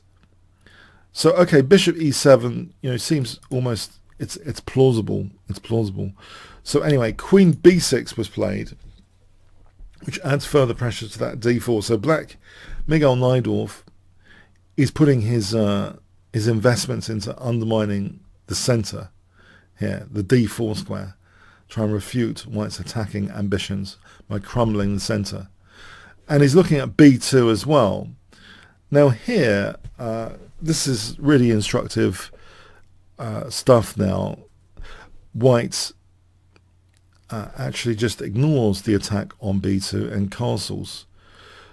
And we have actually c takes d4 before doing anything else. C takes, and now rook e8. If queen takes b2 here, it turns out, this looks like a poison pawn here. It's a classic poison pawn, and maybe it is, because these tempo gainers means that this rook can run riot sometimes on h3, not g3, to combine an attack on h7. For example, bishop f6, and there's classic threats here like queen takes h7, rook h3 for mating on h8. So say bishop f8, I mean, just to put it on the board here, if a6 already, bang, bang, checkmate. But bishop f8 will put a spanner in the works there, because that wouldn't work because of the bishop h6 defense. It doesn't actually work here because of bishop h6. So, but on bishop f8, still knight f4 is dangerous. And if check, then it doesn't matter. The bishop drops back to f1. And here, this is devastating for the dark squares after d5.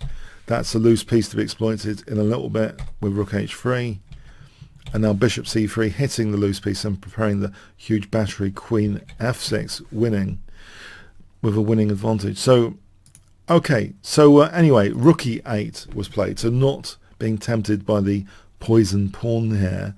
And we have bishop c4, so there are certain focal points in the position and common squares potentially building up.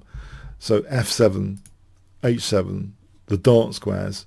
Yeah, the bishops are they're really cooperating with the queen here, potentially. Try and do something, these two bishops and that queen. So here we have move h5. If bishop e6, then d5, and after knight a5, just take that because the queen's actually protecting the c4 square. But even better is just forgetting that, just going for king here is even better. So that's absolutely crushing. So that's totally out of the question. So h5 is played. And now we have a bit of controversy with this next move. And you might think, well, if this next move is a mistake, then why is this game featured as an example in all these books and all these authors? Why has this game become a conference center for the attacking players to discuss what went right? Well, I think because chess isn't, it isn't played by supercomputers. So when we have these attacking game examples, we have to take the good and kind of acknowledge the bad of it objectively. And in doing so, we can make use of that to the maximum then. We have to know the up and down sides quite clearly in our mind of these classic game examples. And this is a slight downside mistake of this game, an inaccuracy, but it's also instructive how it should be played in theory. It's a slight mistake because black does have significant pressure on the center and the e-file. And before we go into bishop f6, how does black actually kind of equalize here? Well, black played a return kind of mistake, rook e4. Okay, how do we do this? Let's look, instead of rook e1, at this point in time, white could enter the dark squares with the form pawn bishop, with bishop f6, and say knight a5 hitting this bishop, then bishop d3, and say bishop e6. It's important here actually not to allow bishop c4, as it turns out, before white gets on with the attack. This little move b3 to stop bishop c4 is actually important. If knight c6 here now, knight g3, and white is ready to smash through the king side, kind of uninterrupted, for example like this, smashing through, it's going to be carnage and destruction. But if white doesn't flick in b3 here, there is significant counterplay opportunity. If queen g5, so without this prophylaxis, bishop c4, believe it or not, and what does white do? If bishop takes f5, rook takes e2, and this is actually survivable, believe it or not, for the black king. It's survivable. It's an equal position. So b3 is an important part of the campaign here, and that will be better. So this is in the bishop f6, knight a5 line, bishop d3, bishop e6. So b3, knight c6, knight g3. And here, so we mentioned originally knight e7. If rook ac8, then there's knight takes h5. If knight b4, knight takes h5. Basically, knight takes h5 is a pretty devastating move. If black ever gives up that bishop, then the queen and bishop are going to run rampant on the dark squares. You know, like over here and over here. It's a classic form pawn bishop. It's going to be devastating. So, okay, so bishop f6 may have been, it's the technically superior move, it seems, to rook a e1. But rook a e1 was played, and black played rook e4 here. And that seems like a natural tempo gainer on the queen. It does gain a tempo on the queen. It's an attractive move in theory to play. Perhaps better, though, technically, is queen b4, so that's also hitting the bishop here. On bishop b3, rook e4 now is slightly different, very different. For example, f4, knight takes d4, knight takes, queen takes. And here, black's getting a big advantage. There's no attack. These pieces seem stuck. There's nothing glamorous here for white to do. So queen b4, you know, maybe white plays instead knight c3. But rook takes, queen takes c4 is this position is winning for white. But let's have a look at that again. Instead of taking the bishop here, let's not allow rook e8. Let's play bishop d7. After bishop f6, queen takes c4 here, and here there's no problem. Bishop f8 guards the dark squares. So yeah, it's interesting. Queen b4 is a real nuisance move, it seems here, the top nuisance move. King f8 instead, just bring the king back. That's the worst move to play. Bishop d7. b3, knight a5. This position looks as though it's pretty dangerous for black. But if the bishop reroutes to g7, it looks as though maybe this, with accurate play, this should be okay. That's not accurate play. That's this carnage and destruction. But around here, at this point, because of that pin on f7, here, sorry, around here, instead of rook ac8, bishop b5 to make sure that f6 is hit. So if that actually forcibly encourages bishop takes g7, this should be even. So yeah, there are ways to take out the sting of white's attack. So queen b4 seems to be a key move in this proposition. And there's also other moves like bishop d7, which potentially are just about stabilizing for black. But rook e4 was played, and we have a very necessary move to parry the attack against the queen. Very logical, knight f4, letting d4 seems go. So here, though, black did kind of counter blunder. If we take account of the relative strength of both players, to call it a blunder is you have to take account of the strength of the players when you say blunder. But here, this does seem to be given as a mistake, at least by many authors. This next move, coming up. Queen takes d4 here.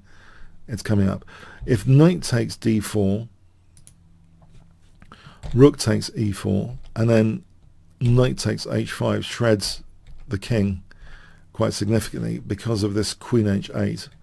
So there's nothing for black to do there apart from a few spite checks. And if bishop takes f4 there, rook takes, this position is crushing through, crashing because of queen takes f7 and queen g8. So yeah, it's a very dangerous situation. So queen takes d4 was played, rook takes e4, and here is black's mistake. Yeah, this is the position. After rook takes e4, how to recapture. Now apparently maybe Najdorf was put off. He didn't want to play queen takes e4 because he felt this endgame after knight takes g6, that pawn's pinned, where the queen's hit. If this endgame he thought was going to be favourable for white, it turns out with modern technology, the engines don't seem to think it's a big deal. This position seems to be about even. So that's the continuation. He should have played this recapture with queen takes e4. So he actually took with the pawn. So game on again for the attacking player here. So we're going to start the tests now. White to play here for 200 points. What does white play in this position, you think? So I'll give you 10 seconds to pause here. From now, white to play here.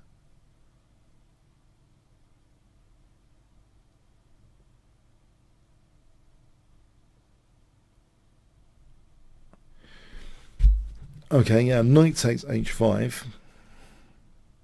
So g takes was played. If queen takes c4, then knight f6 check, queen h8 check, and actually there's a common square there. Queen e8 is checkmate. Yeah, these pieces are asleep. They can't do anything about e8. So we have g takes, and now bishop f6, and it's a tempo gainer, and it gives g5 for the queen. But also, even more significantly, you might think, because that's tempting with a check, it's actually more lucrative sometimes to just take here for this queen h8 than queen g5, because sometimes the king can run when you use that check. So that's something to bear in mind as well, which is very, very instructive. To check or not to check, that is the question. If you check, the king runs immediately. If you don't, you're going to get the king with this formed bishop here. We have queen c5. So just to put this on the board as an example, queen takes c4, to check or not to check. Queen takes h5 is the best move, looking at queen h8. If king f8, queen h8 is mate. And here it's going to be checkmate. If you played instead queen g5 check, the king runs, the king can run, make a run for it, big advantage for black. So bishop f6, we have queen c5 though, so not just stopping queen g5 but also holding the h pawn.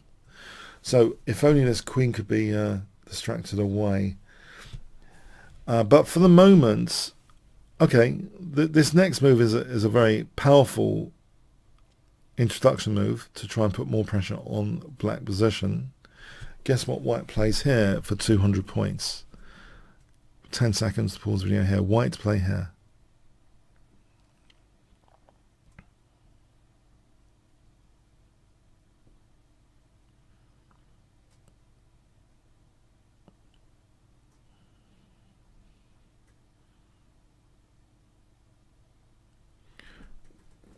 Okay, white plays rook d1. This ties down the queen. There's no stuff like queen f5 because the queen's now got an extra responsibility to hold on to that bishop. And also if the bishop moves, sometimes there's going to be rook d8, sometimes, if the bishop's not covering d8. So this is a really awkward move. This rook, he's embarrassed. Its fellow rook is really participating here for white's attack. Black plays king f8 here. So yeah, if queen f5, we just take on d6. If bishop e6 was played, the rook's also very, very handy here actually, with a cunning move. There's the most accurate move in this position is fascinating. If I give you 10 seconds here in this variation, white to play here.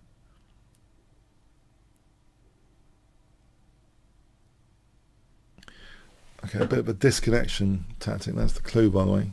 If you want to work on your disconnection tactics, as in the internet, disconnections, a bit of an analogy, but rook d5 disconnects the line from c5 to g5.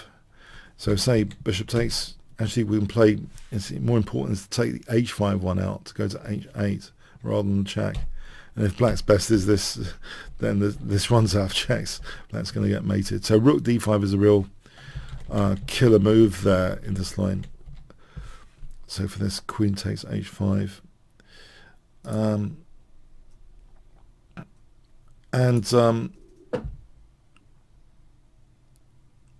If bishop d5, by the way, you might think, isn't that sufficient? There's potentially that is there, but black has knight e7. A trick for the defensive player to defend just in time h8. Yeah, and then here bishop f8 just in time defense, and that will be very, very annoying.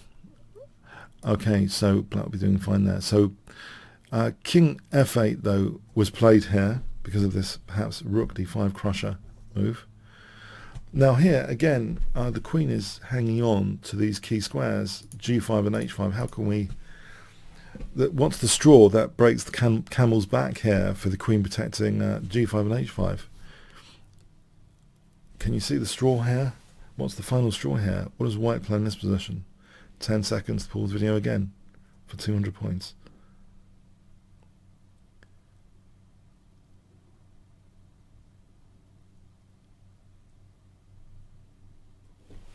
Okay.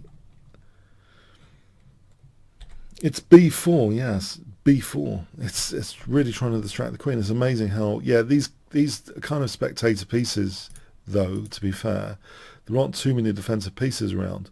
Knight takes b4 is played. If queen takes b4, queen takes h5, and that's pretty desperate. Yeah, that's over. So if knight takes b4 is basically, it looks like the only move. If queen takes c4, yeah, queen takes h5, and here rook takes d6 works actually because the queen happens to be having a common square with that rook, critical if black was trying to back row mate white. There's rook d1 here, so that's winning, and then queen h8 mating.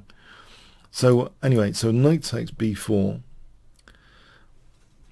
and here is a really fantastic move. Really superb, super duper move, emphasizing all sorts of common squares in the position and general weaknesses of the opponent. This next move, again, for 200 points here, what would you play with white?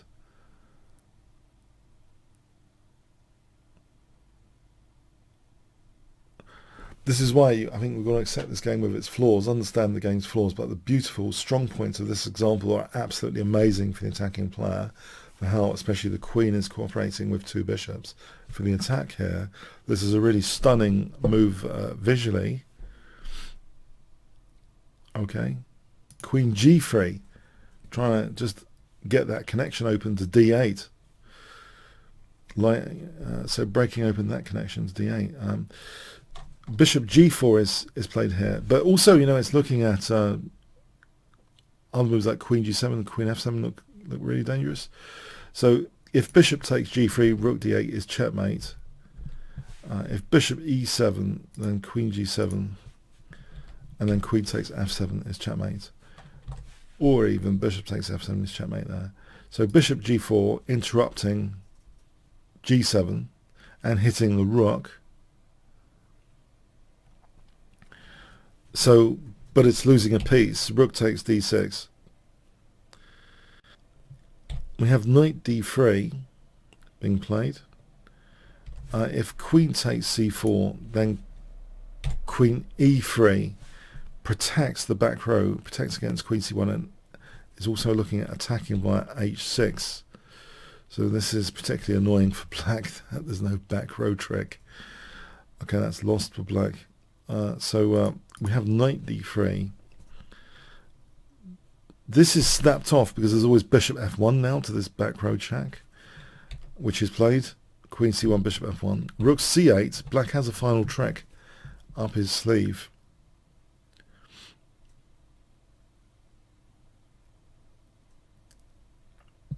Okay.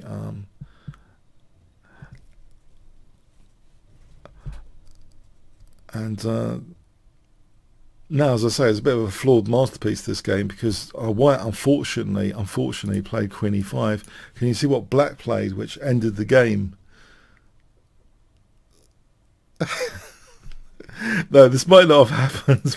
Queen takes f1 is the mating threat to be aware of. That it didn't happen there. He didn't mess it up like that. No. There's at least 3 moves for white which don't mess it up here based on these back row tricks. Okay, he played one of them, h3. And yeah, queen takes f1 now was played, so you can't take this because of rook c1 is checkmate. So king h2 gives the king a necessary square. So we're back, materially we're back. Opposite colored bishops was white's absolutely winning now. White's attack is crashing through. For those technically interested, by the way, as well as h3, there was h4 as you might expect, and also there was f3 as well. White is a piece up. As long as he doesn't get mated here, this is actually technically possible. White's a bishop up, but you don't want to play this. You want to play what's played as h3, cozy move. So queen takes f1 check. Just sidestep that with king h2. Okay, and now here queen c1 was played.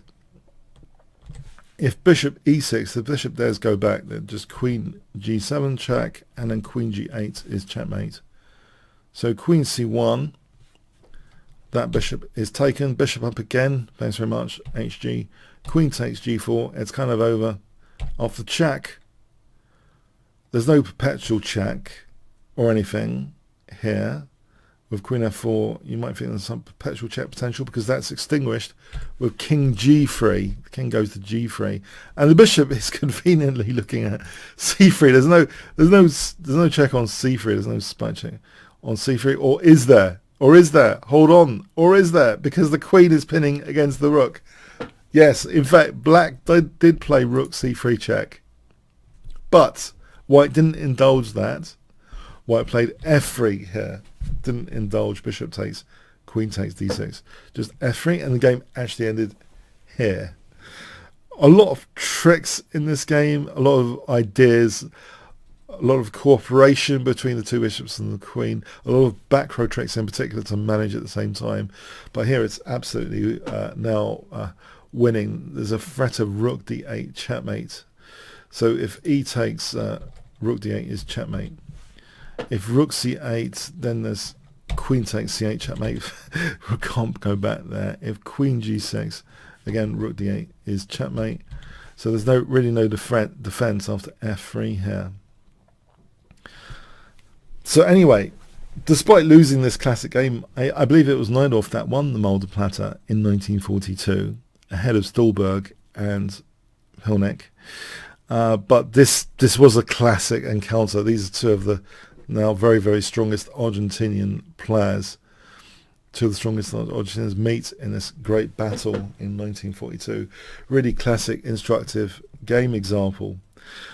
So the Art of Attack has these fantastic examples, but it's up to you to see the upsides and downsides, to give great scrutiny to these examples, to get the best from them to use in your own games, I believe. So, but there's fantastic video commentary on this and other games if you want to check out the Art of Attack chess course by Grandmaster Simon Williams. So he does a fantastic job there looking at these games and bringing together the other perspectives that other people have made. This game is almost like a conference game for the attacking player. John Nunn's been involved, other players have been involved in the commentary. It's just a very much talked about game. Its flaws actually make it kind of beautiful and very unique as well. Okay, I hope you got something from that. Comments, questions, likes, subscribes, all appreciated. Thanks so much. Every battle is won by preparation. We've taken one of the most popular chess books ever written and rewired it for the modern player. The Art of Attack. Learn with Chessable's state-of-the-art move trainer technology, presented by myself, Grandmaster Simon Williams. I'll talk you through 29 hours worth of educational video content, from attacking the uncastled king, bishop sacrifices, diagonal attacks, and classic pawn storms. Paint your opponent's king into a corner with the Art of Attack.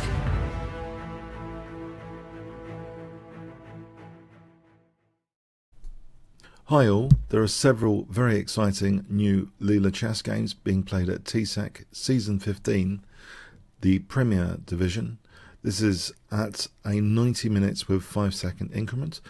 This game really caught my attention against Komodo Chess Engine, a very fierce engine that knocked out the mighty Stockfish in the TSEC Cup, in the last TSEC Cup.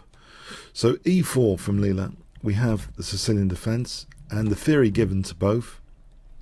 It's the Sicilian Najdorf variation, f4, e6, queen f3, queen b6, knight b3, queen c7, and this is the end of the book given.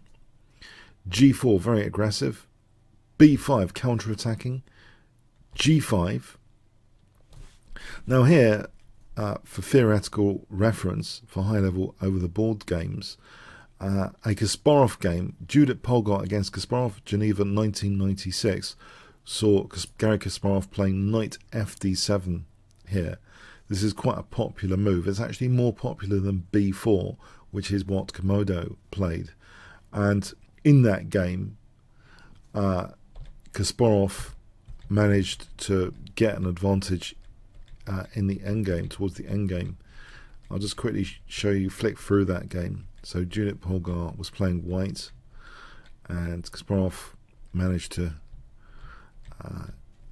the queens came off after this move, knight c6, and black eventually mopped up all the pawns here on the dark squares, winning the endgame. So that was an interesting game. That was eventually won at move 50. So that's with the move knight fd7. So Komodo's move is very interesting. b4, it has been played quite a few games as well. We have also a very topical, a very high level game here with b4.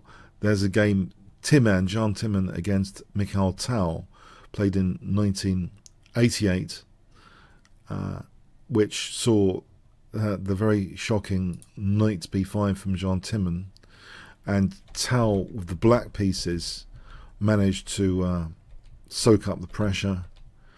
And actually, I'll just quickly flick through this game as well. Quite interesting stem games in this very topical Sicilian Najdorf. So Mikhail Tal put a lot of pressure on e4 there and crashed through. Yeah, it's just absolutely quite crushing. This one, knight a6, end of game. That was quite a crushing game. So it seems knight b5 isn't. It might not be sound from the evidence of that game, but here in this game we have g takes f6 from Lila. So that's the end of the two theoretical references I wanted to show you. So b takes c, rook g1, g6. Here, g takes f6 is also possible, but white gets, it seems, a small edge here, this position. If you look at it, there's quite good pressure on the d file, quite good control of c5 here. So g6, rook g3, knight d7, e5. Now this, it really started to catch my attention. Okay, the rook's attacked, something has to be done about that. Bishop b7, but now, isn't this really scary for white to do? Queen takes c3. White has, if you look at the long-term aspects of the position, got a 3-1 pawn majority here on the queen side. But in the short term, isn't there something going on here? After queen takes c3, Lila preserved the structure actually with this move, rook takes c3. And you might think, well, isn't this tactically impossible to play? Rook takes c3. So this is the moment it really caught my attention. I thought I must show you guys this game. So after d takes, it looks as though bishop b4 doesn't have to be parried, pinning the rook. But we have just the casual f takes e5, just offering bishop b4, and it's not even, the opportunity is not taken up here for bishop b4. We have h5 instead. Opportunity is such a nice word, but is it such a great opportunity? That's the question here. Let's have a look at knight takes e5 instead, taking out a centre pawn. It seems here that kind of weakness of the last move, neglecting, giving up c5, can be used with knight c5, hitting the bishop, and white gets a very nice position. For example, like this is a very nice continuation. It seems after knight c5, it's difficult for black. If bishop takes, then this position with the rook going to the 7th and taking this pawn tactically because of rook c8 is going to be a free to nothing pawn majority. White's got a big advantage there. So it's very interesting. Anyway, bishop b4 not being played immediately. But let's have a look now at bishop b4. So knight takes e5. Now let's have a look at immediate bishop b4. Why wasn't this played? Is this 3-1 really a killer here? I had to be very careful when checking this variation. Bishop d2, Knight takes e5 as an example. There's rook c7 here, and white will be getting a small edge here. And the other line to think about is, just taking on c3. Bishop takes. So what is the big deal here? White does have that bishop pair and has solidified the center. There is a form pawn on f6. There is a 3-to-1 pawn majority. Let's consider g5 as though black wants to use the 2-to-1 pawn majority here. Knight a5, bishop d5, bishop d4, maintaining blockade. Kind of liberating the c-pawn, still holding up e5. And this position, it seems, might be the way for white to play. With the knight switching back with knight c4, it seems as though technically white's getting the advantage here. It looks visually quite crushing, as though how these pawns are underway. And the bishop is actually protecting the rook, so a4, b5 might even be possible later because the bishop's protecting the rook. There's no... it looks as though the pawns are really dangerous here. So perhaps that's why it was rejected by the Komodo chess engine, the whole bishop b4. So I've just thought this was extremely curious, playing on the pawn majority subtly in a way. So h5, and now knight a5 is played, hitting the bishop. Bishop d5, knight c4. Bishop, now the offer is taken up here with bishop b4 in any case. We have bishop d2, bishop takes c4, rook takes c4. Is there enough here after knight takes e5? 3-to-1 pawn majority, form pawn, a6 target, which is now even further targeted with rook a4. Black castled with check here. If a5, you might wonder. It seems bishop g2 is pretty good here. For example, check and taking. It's going to be difficult for black. And I suspect b4 if the rook tries to hold around the a file. So basically, black castled with check here, though, instead of playing a5. And we have king c3, knight g4. So the a6 pawn is for the taking. But first we had rook e1, stopping any pesky knight e3 perhaps. So rook e1, now the knight took on f6. And instead of taking on a6, b4, knight d5 check, king b3. So it gives that b3 for the king without hemming in the pawns. So that's a really key consideration with white's play here, not to hem in this lovely pawn majority. Make sure it gets its full potential. And now finally this is taken. We have a 3-0 pawn majority. And you might think, well, black's got a pawn majority over here. But it's a race situation perhaps.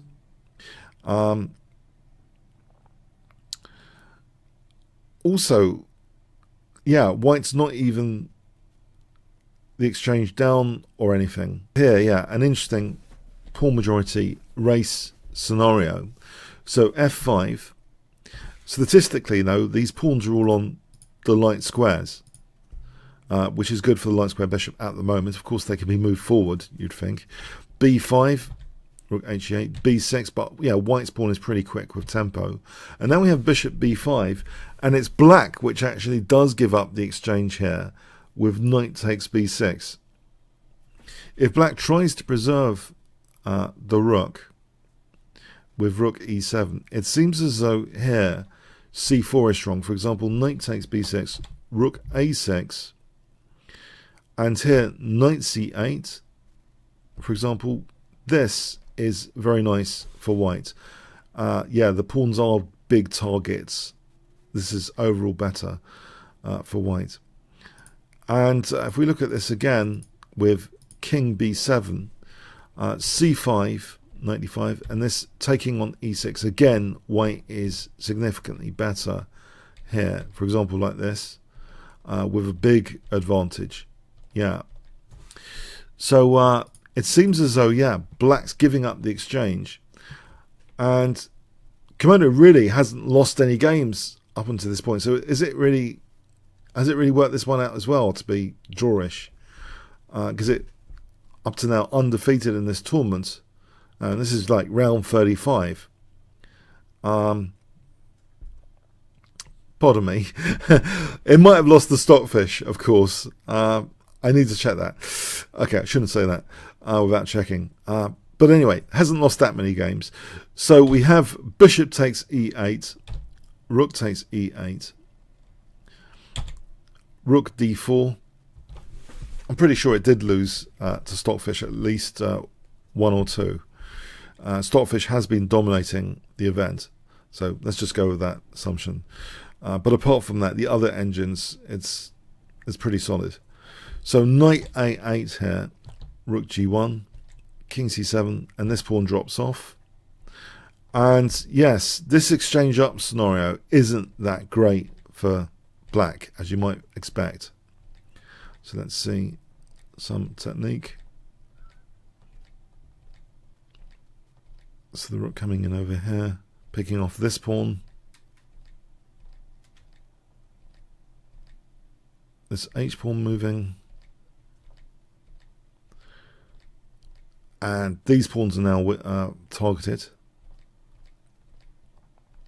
And white is going to use this h pawn, basically. It's not just the exchange up, it's the fact that is, the h pawn is pretty dangerous here.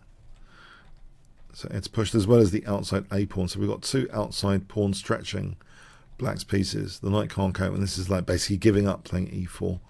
The game actually ended here. So as an example continuation, h6, knight takes a7, h7, check. This is just an example continuation. We can use that h pawn to get our winning position much more clearly. So yeah, I thought it was an interesting game, this whole offer of the exchange sacrifice, but it's, yeah, a deeper context here, pawn majorities. So I thought it was quite interesting to cover, and I want to try and cover the other interesting games as I see from this tournament. I want to get back into that. If you enjoyed this game video, then please click on the top left box, which should appear shortly. Become a member at chessmold.net, play against other YouTubers. You can also test yourself on the variations covered in this and other game videos from the improved menu at Chessmold, the puzzle books, which has a link to the annotated game. Comments, questions, donations, see the description. Like, share, subscribe with the notification bell, really appreciated. Thanks very much. Hi all, let's have a look at another very exciting game from the TSEC Super Final. This is in round 18. So could Stockfish win with the white pieces in that razor sharp Sicilian Najdorf variation? So Stockfish with white against Leela in round 18. So we have this Najdorf variation. So a6, and now we have bishop g5, e6, f4, bishop e7, and now queen f3. It's a variation I was very, very attracted to when I saw in Over the Board Chess a strong player user. I thought this is a very, very exciting kind of gambit here with the move f5, so offering the g5 pawn. And I was dying to try it out myself. You might think, well, the e5 square, does that counterbalance things, that white's giving up the e5 square? We see in this particular book line knight c5, f6, g takes, and this provides some perks, this pawn, for hooks like on g7, bishop f8, and rook g1, as though, you know, rook g7 is a key idea. It often is. We see here, so this is the end of the book, Leela chooses h5, and now Stockfish just plays a3, so extinguishing b4 from the cards as a forcing move for the moment. And we see queen b7 here. This looks like a peculiar move, not entirely in the spirit of things. It puts pressure on e4. I guess one of the ideas is to keep e6 solid. If the bishop ever moves to b7, sometimes bishop h3 is given more effectiveness. So for example, if we look at bishop b7, which looks in some ways more natural here, then bishop h3, this isn't as solid when the bishop's not on c8. So this position is an example.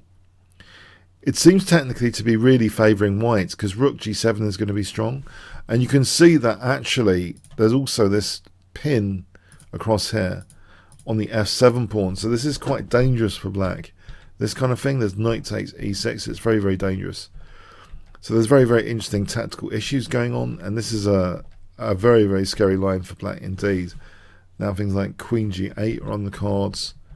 This is a very, very hairy tactical line. You can see how it could end in disaster. So perhaps there's some justification of queen b7 in view of this kind of stuff where there's a potential pin on f7, there's potential pressure on e6. The bishop is remaining perhaps more solid there. So we see b4 though from Stockfish, and now the knight goes back. If the knight goes to a4, it gives white actually after knight takes the c4 square, and again there's a lot of pressure on this structure. And again with rook g7 we're again igniting this potential pin scenario stuff. So where this is a nasty pin on that 7th rank, and white's going to get a big advantage there. This is just just losing for black really. So yeah, very interesting. Knight d7 though, so not giving that opportunity. But here, guess what Stockfish plays in this position if I give you 10 seconds to pause the video. So white play here.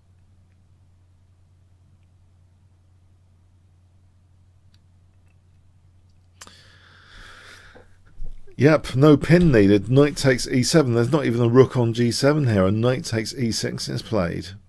So what's the idea of this? F takes f7 check. So this is liberating that f file a bit more. We see king e7. If king d8, then rook g8, and you can see that bishop being pinned and nothing protecting d6 here could be a tactical concern. For example, like that loses a rook. But if black does something about the rook, let's try and be sensible. Rook takes d6 is the snag, and now with that knight pinned, rook takes f8 is threatened. And things for black are really going downhill actually in this position. For example, like this, it's all a bit nasty for black. So anyway, after f7, king e7 is played. That holds on to d6 a little bit. We see rook g8, knight e5, queen f4, and now there is a possibility. Well, there's quite a few tactical possibilities, but sometimes, you know, queen g5, queen h4, you know, these are going to be useful. We see knight takes f7 now. It seems this is a very, very forcing situation. Sometimes forcing moves can really transition to winning positions. It seems here after rook takes h8, there's not too many options for black. And now another very interesting tactical move is played in this position, which looks rather devastating. In fact, these, you know, they seem like spectator pieces mostly. The queen on b7 doesn't seem that convincing either. And these guys might as well be asleep as well. So guess what white plays here if I give you 10 seconds to pause the video. So white play here. It's a rather brutal situation. White just plays bishop takes b5, rapidly opening up this f file usage. The rook was using an important parking space on f1. So now we have a takes, queen takes d6, and now king f7. If king e8, then check, check, rook takes f8. This is just carnage, as you might imagine. This is just checkmating. So it's better to play king f7. But the problem is the f8 bishop is dropping off. And after this, in fact, there isn't too much of a game here after this next move. Can you see what Stockfish plays here, which kind of, I hate to say it, almost like seals the deal. Now, I don't blame Jerome for these openings, actually. I shook out any negativity before this video, moaning about how, because it's basically, I think Jerome admits this and the previous game almost like forced wins for white, but they balance each other out and they do create decisive, exciting games, and it is very different how both sides won with white, so you do get a contrasting playing style approach. it's also, both of these games are evidence that this is indeed a fantastic line to play against the Sicilian Najdorf if you do get the opportunity. So this stuff really attracted me years back with Queen F3, F5, the idea of sacking the G5 pawn. It's a very, very entertaining line, it seems.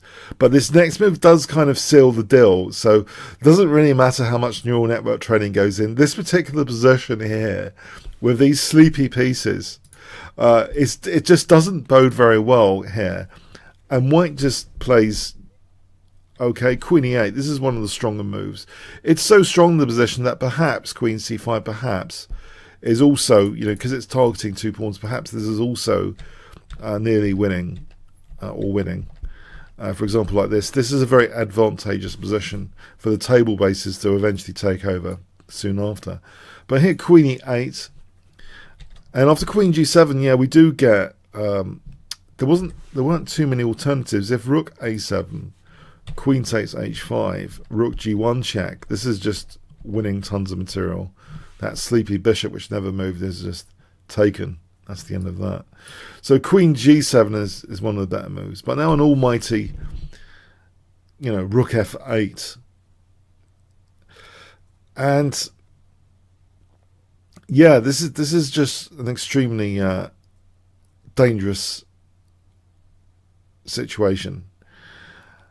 This knight on C3, is it worth mentioning? I guess Queen takes H5 doesn't leave too much for black, and it ends up winning the Queen. Okay, so Bishop B7 is played, and it seems white is essentially cashing out to an endgame here. Just takes on H6 and takes this rook. I guess the table bases are taking over. The pawns with this knight on H8. It's not the most inspiring, energetic knight going in the history of chess, that knight on H8. And there's 3 connected passed pawns over here, which by contrast do seem to have a lot of energy to them. So bishop takes E4, we have A4, and it doesn't look good, basically. These passed pawns, they look pretty winning, actually. Black is not really in time to do much, and there's also, just in case, there's this pawn as well, which will really seal the deal. Black's resources have to be split all the time for these connected passed pawns on both sides of the board. So the bishop is used up for the moment, it seems, just to stop H5. It gives up on that idea for the moment. Now B5, so yeah, the passed pawns are being pushed. They're gaining energy and queening potential. And now white's forcibly winning a piece. And this knight end game is just hopelessly lost for black. If king takes, clearly, B7 is queening. So here, that's just desperate. And the game ended here. I think it makes for 2 decisive games. In this special TSEC event after, which is currently being played, most of the games are just draws. So if you don't give, sharp positions sometimes, these engines are just getting so powerful that the draw rate's going to go significantly up if they aren't given, entertaining start positions. You could argue, yeah, this is a busted opening. This is one of the more busted openings of the 100-game match. So both Leela and Stockfish managed to win with the white pieces. Overall, in retrospect, Stockfish managed to draw some of the games which Leela lost. So, that's a real testimony to the strength and tactical resourcefulness of Stockfish in certain situations compared to Leela, especially. So, okay, if the game continued here, by the way, just for those curious, King D4, the passed pawns are just too much. This is one approach. Just herd the passed pawns like this, and then that's queening. So, okay, I hope you got something for this from this game. It's a very, very exciting variation against the Sicilian Najdorf to try out in our own games, if nothing else, as well, from a research point of view. If you want to challenge me for a game, kingscrusher.tv or bit.ly/chessboard. If you register, I'll be able to invite you for a game soon after. There's my Suave chat forum at kingscrusher.tv/discord. There's bit.ly/leader chess for the Leela playlist, or bit.ly/stockfish chess for the Stockfish playlist. And this is the latest edition for both. Okay, Comments, questions, likes, shares, subscribes with the notification bell. Really appreciated. Thanks very much. Hi there. I have a fascinating game to show you from TSEC Season 19. Stockfish was playing with the black pieces against the Komodo chess engine. So in round 47, TSEC Season 19. Let's have a look. E4 from Komodo. And we have the Sicilian defense. And we go into the Sicilian Najdorf, which is this a6 move. Bishop e3. This is kind of the English attack system, which was popularized by British grandmasters like John Nunn, Spillman, Chandler and others, Nigel Short. We have b5 here, queen d2, and now queen c7. This is the end of the book. And here, Komodo castles queenside, and we have what appears to be a novelty move in this position. Stockfish actually plays knight fd7. This is a really interesting novelty move. It's not, at least it's not in ChessBase online. The usual move is knight bd7. And, for example, g4 has been seen before. This is an example stem game, a high-level stem game in the over-the-board world. Not Akopian, against Lee in Khanty Mansk 2013, ended in a draw after this very sharp skirmish, but the queens did come off, so it's technically about equal. It ended in a draw in about 70 moves. So there's various stem games, but they kind of start with knight bd7. So this is a bit of a mysterious novelty. Another very sharp move here is actually bishop takes b5. This was played in the game Demchenko against Golovin, St. Petersburg 2012. And yeah, it's kind of fascinating stuff. I mean, this technically, this stem game, I don't know if it influenced Stockfish at all, but it is a sharp position, and technically White's doing quite well there. I think White might have fluffed it up. It ended up in a draw anyway, that particular game. But anyway, this seems to be a novelty move, and it leaves the king in the centre, and it shows that black's not that keen to castle kingside. We have the move a3 and now bishop b7, king b1, knight c6, and now h4. And Stockfish then just plays h5, and it seems as though is White's attacking potential limited here. So we have now rook h3 being tried. On g4, perhaps knight de5, this position, it still looks okay for White, quite nice for White, but rook h3 is very interesting. We have knight f6, rook g3, rook d8, and now queen f2. This sets up a battery. Sometimes maybe the b6 square is a bit sensitive for black. We have rook d7, bishop e2, g6.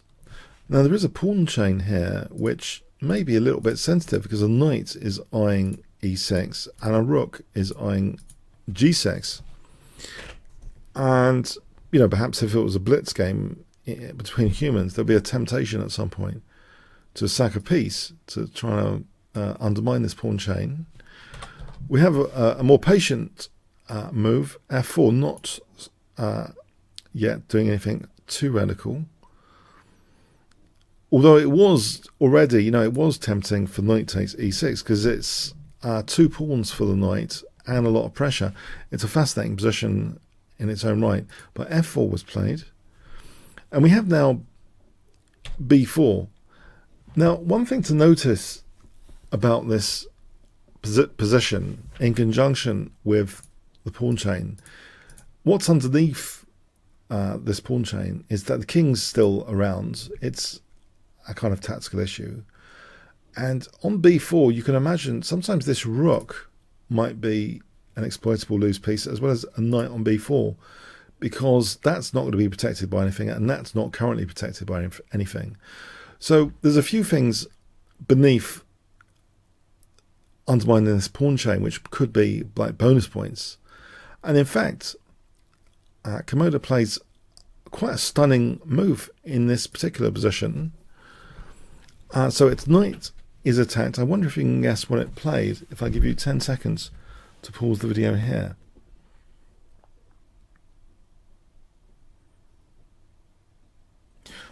Okay, it did actually play knight takes e6. It is a fascinating knight sack here. If a takes instead, knight takes, black is unveiling an attack against e4, and this would be about equal, for example. So perhaps it is a little bit wise to avoid that continuation. Knight takes e6. And what is going on here? By the way, en route to this unprotected piece, this is now unprotected as well, of course. I should have mentioned that. So there's a few unprotected pieces, and there's a king in the center. We have f takes, and now rook takes g6, attacking that undefended piece, and it's actually protected. If b takes c3, in fact, white could consider rook takes f6, and if e6 is protected, it seems here, interestingly, f5 is quite dangerous. For example, like this, with rook d3, and this is just a fictional scenario, but after bishop b6, rook e6, it seems as though king safety issues are quite major here. If black has to play bishop e7, then bishop takes d8, f6, f7, and of course this is not all forced, it's just an example.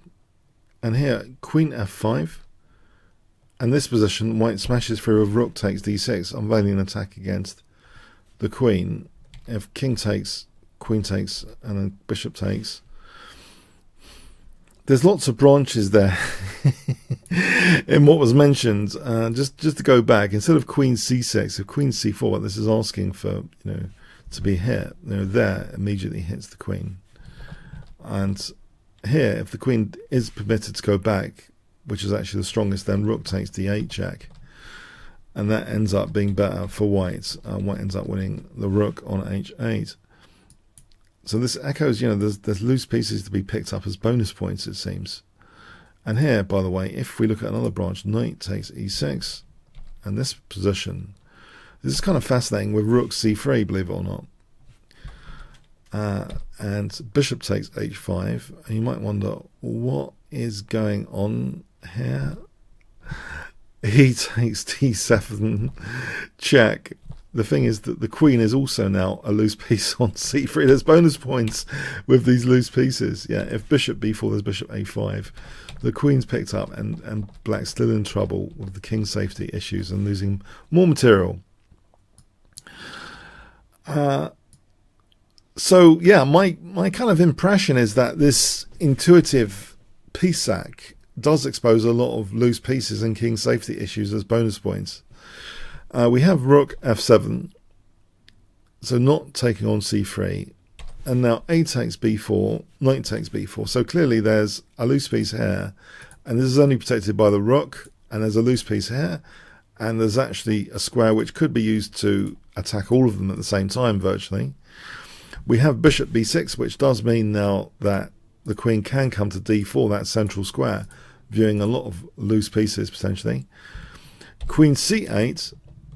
If queen c6 is played here, bishop a5, attacking that loose piece, and say d5 protecting the knight, then f5, and this is creaking now after queen d4, hitting b4, hitting h8. Yeah, it's resulting essentially in quite a loss of material, and in fact h8 could be the one to take and then come back. So as I say, lots of bonus points on loose pieces have been scored here. So bishop b6, we have queen c8, and now, yeah, rook takes f6. This isn't, essentially about mating the king, this rook takes f6. It is about this, using this bounce square in the center to win material, it seems. So after takes queen d4, hitting b4, hitting f6, we have bishop e7. If rook f7, then queen takes h8. Yeah, there's a lot, coming off the board here. There's a lot of loose pieces that have emerged by shattering, the pawn chain. That's a fascinating aspect of the position generally, I would say. And maybe a logical aspect of the position. If knight c6, then just queen takes f6. So we have here bishop e7 clinging onto f6, dropping b4. Okay, and black is in pain here, it seems, and takes on f4. We have bishop e3, rook f7, and now queen b3. And this does mean there's a lot of pressure on the black position in various ways to be demonstrated. For example, the queen on b3 can be used to construct a battery. Another example, the queen on b3 supports maybe knight b6 later. We see rook g7, bishop c4, and rook g6. And we see now bishop f4. So yeah, some common squares are being celebrated as well, either through the battery or through this combination.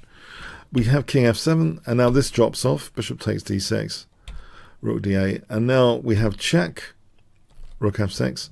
If king g7, then that just leaves the bishop hanging with no compensation. So rook f6, we have rook takes, bishop takes, and now e5. And now Stockfish plays bishop takes h4, which seems a bit greedy in the circumstance. But on bishop g7, it is a bit miserable after, for example, knight e2, knight f4. And for a moment, it looks as though, hold on, isn't black okay here? Yeah, it's creaking after this because the knight can reroute eventually to the e4 square and then use, for example, c5. And the queen's coming over here. It looks pretty nasty. I think the trend is going to be for white there. So let's go back there. So e5, we have this seemingly greedy bishop takes h4, bishop e2, bishop g5. If bishop e7 as another example, then bishop takes h5. And in this position, the crazy move knight d5 is the fast track for the queen coming over here. For example, like this. And bishop takes e7 is devastating. For example, like this. This is just winning. So we have bishop g5. And now knight a4. And this is pretty awkward now. This knight b6 is potentially awkward. Because it kind of threatens sometimes, to put the queen on here for bishop f3, a skewer. We have h4, which does address one issue in the position, that the knight also unveiled the potential for queen g3 just then. It was very sneaky, this knight a4. For example, if bishop a8, trying to address knight b6 a little bit more, then the sneaky queen g3 hits g5, and bishop takes h5 is checkmate. So yes, knight a4, h4, at least it tries to deprive this g3 square from the queen, but it seems to run into knight b6, and there aren't too many squares for the queen. Sorry, there aren't too many squares for the queen. If you look at it, look, how many squares are there for the queen? The queen can't go to anywhere apart from c6. I mean, how is this?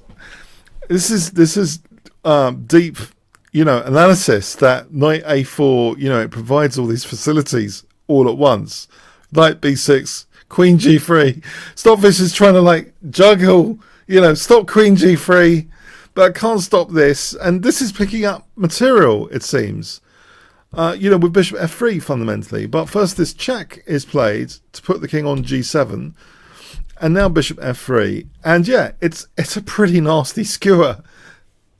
It's winning material. It's like this game has been about quite a lot about winning material, in fact. Well, you might think as a human it's about getting to the king, but it seems as though the whole thing is about bouncing off largely and attacking loose pieces. So we have queen b5. If queen e8, just bishop takes b7, there's no real counterpunch there. So queen b5, and this just goes into a materially lost situation now. It's kind of cleared up now. it's not so chaotic. White's just mopping up. And here, you know, White's just vastly ahead of material at this level. And there's a passed B pawn. And here, after e6, the game ended. Now, I have to say, the analysis here was like watching, I would say, a Stephen King, you know, film as on TV rather than reading a book. There's probably millions of variations. So this is just a very, very superficial view of this game and just an impression I get about this piece sack. I just wanted to give some kind of abstract impressions, and it did seem to me that it opened up a whole load of opportunities, you know, around loose pieces. If black's going to play for b4 in the Najdorf, black ends up with a loose knight. If black ends up playing, you know, g6, then they're opening up the diagonal, which means that sometimes f6 and h6 will be loose. You know, all these three key squares, b4, f6, h6. And then later, you know, if the queen's on b3, you know, we've seen the devastating effect. It can switch to the king side. It was very, very interesting, you know, tactically about winning material. A very chaotic game, but this is just a very, very simple analysis to what it could have been. But, you know, I thought I'd keep it short and sweet here. What do you think about this game? Anyway, it's the only game so far that Stockfish NN has lost in the tournament. And the amazingly intelligent chat on TSEC, some have speculated it might be to do with the aggressive pruning Stockfish does, and maybe there was more detail in the Komodo's analysis, but maybe, you know, less moves ahead, you know, get better breadth. Who knows, really? So anyway, it shows that there is even scope, even for the greatest, to still improve. Chess is such a vast game. There was speculation that Stockfish NN would remain just undefeated throughout the whole division, Premier Division, but it did take a knock in this game. I suspect it will wipe out its opponent when it plays on the white side of this. I think this kind of territory is very chaotic and about micro little downsides of like loose pieces, which as humans we just wouldn't be able to like appreciate such a piece sack. Generally, I think it's usually about, you know, king safety. It's not so much about loose pieces everywhere being attacked. So I did find it fascinating. I hope you found it kind of interesting. If the game continued, just as an example, by the way, I think the B pawn would be playing a significant role. It's there to be pushed without being really challenged. For example, like this, it's just rolling forward, just winning more material. So it's not that complicated, actually, because we've got that B pawn here. We don't need to use the E pawn, just in case you're wondering. Okay, by the way, there's a new course I've got at Udemy, King's Crusher TV/Opening Tango, if you want to check that out. It's got quite a good rating. It seems to be well received, so I hope you check that out. There's the bit.ly/Leader Chess playlist. There's also a bit.ly/Stockfish Chess playlist. King's Crusher TV/Discord. I can't point over there, but you can see it. Or the bit.ly/Chess World. Come and invite me for a game if you register at bit.ly/Chess World. Register there. I'll be able to invite you for a game 5 days move. Okay, comments, questions, like, shares, subscribes with the notification bell. Always appreciated. And actually, let's have a pop trivia question. What country are you from? Yes, I'm secretly feeding the YouTube neural network algorithm. I'm getting to you to answer, even if you don't know anything about chess. Just post what country you're watching this video from. Yeah, I'm open about it. Okay. Thanks very much. Cheers then.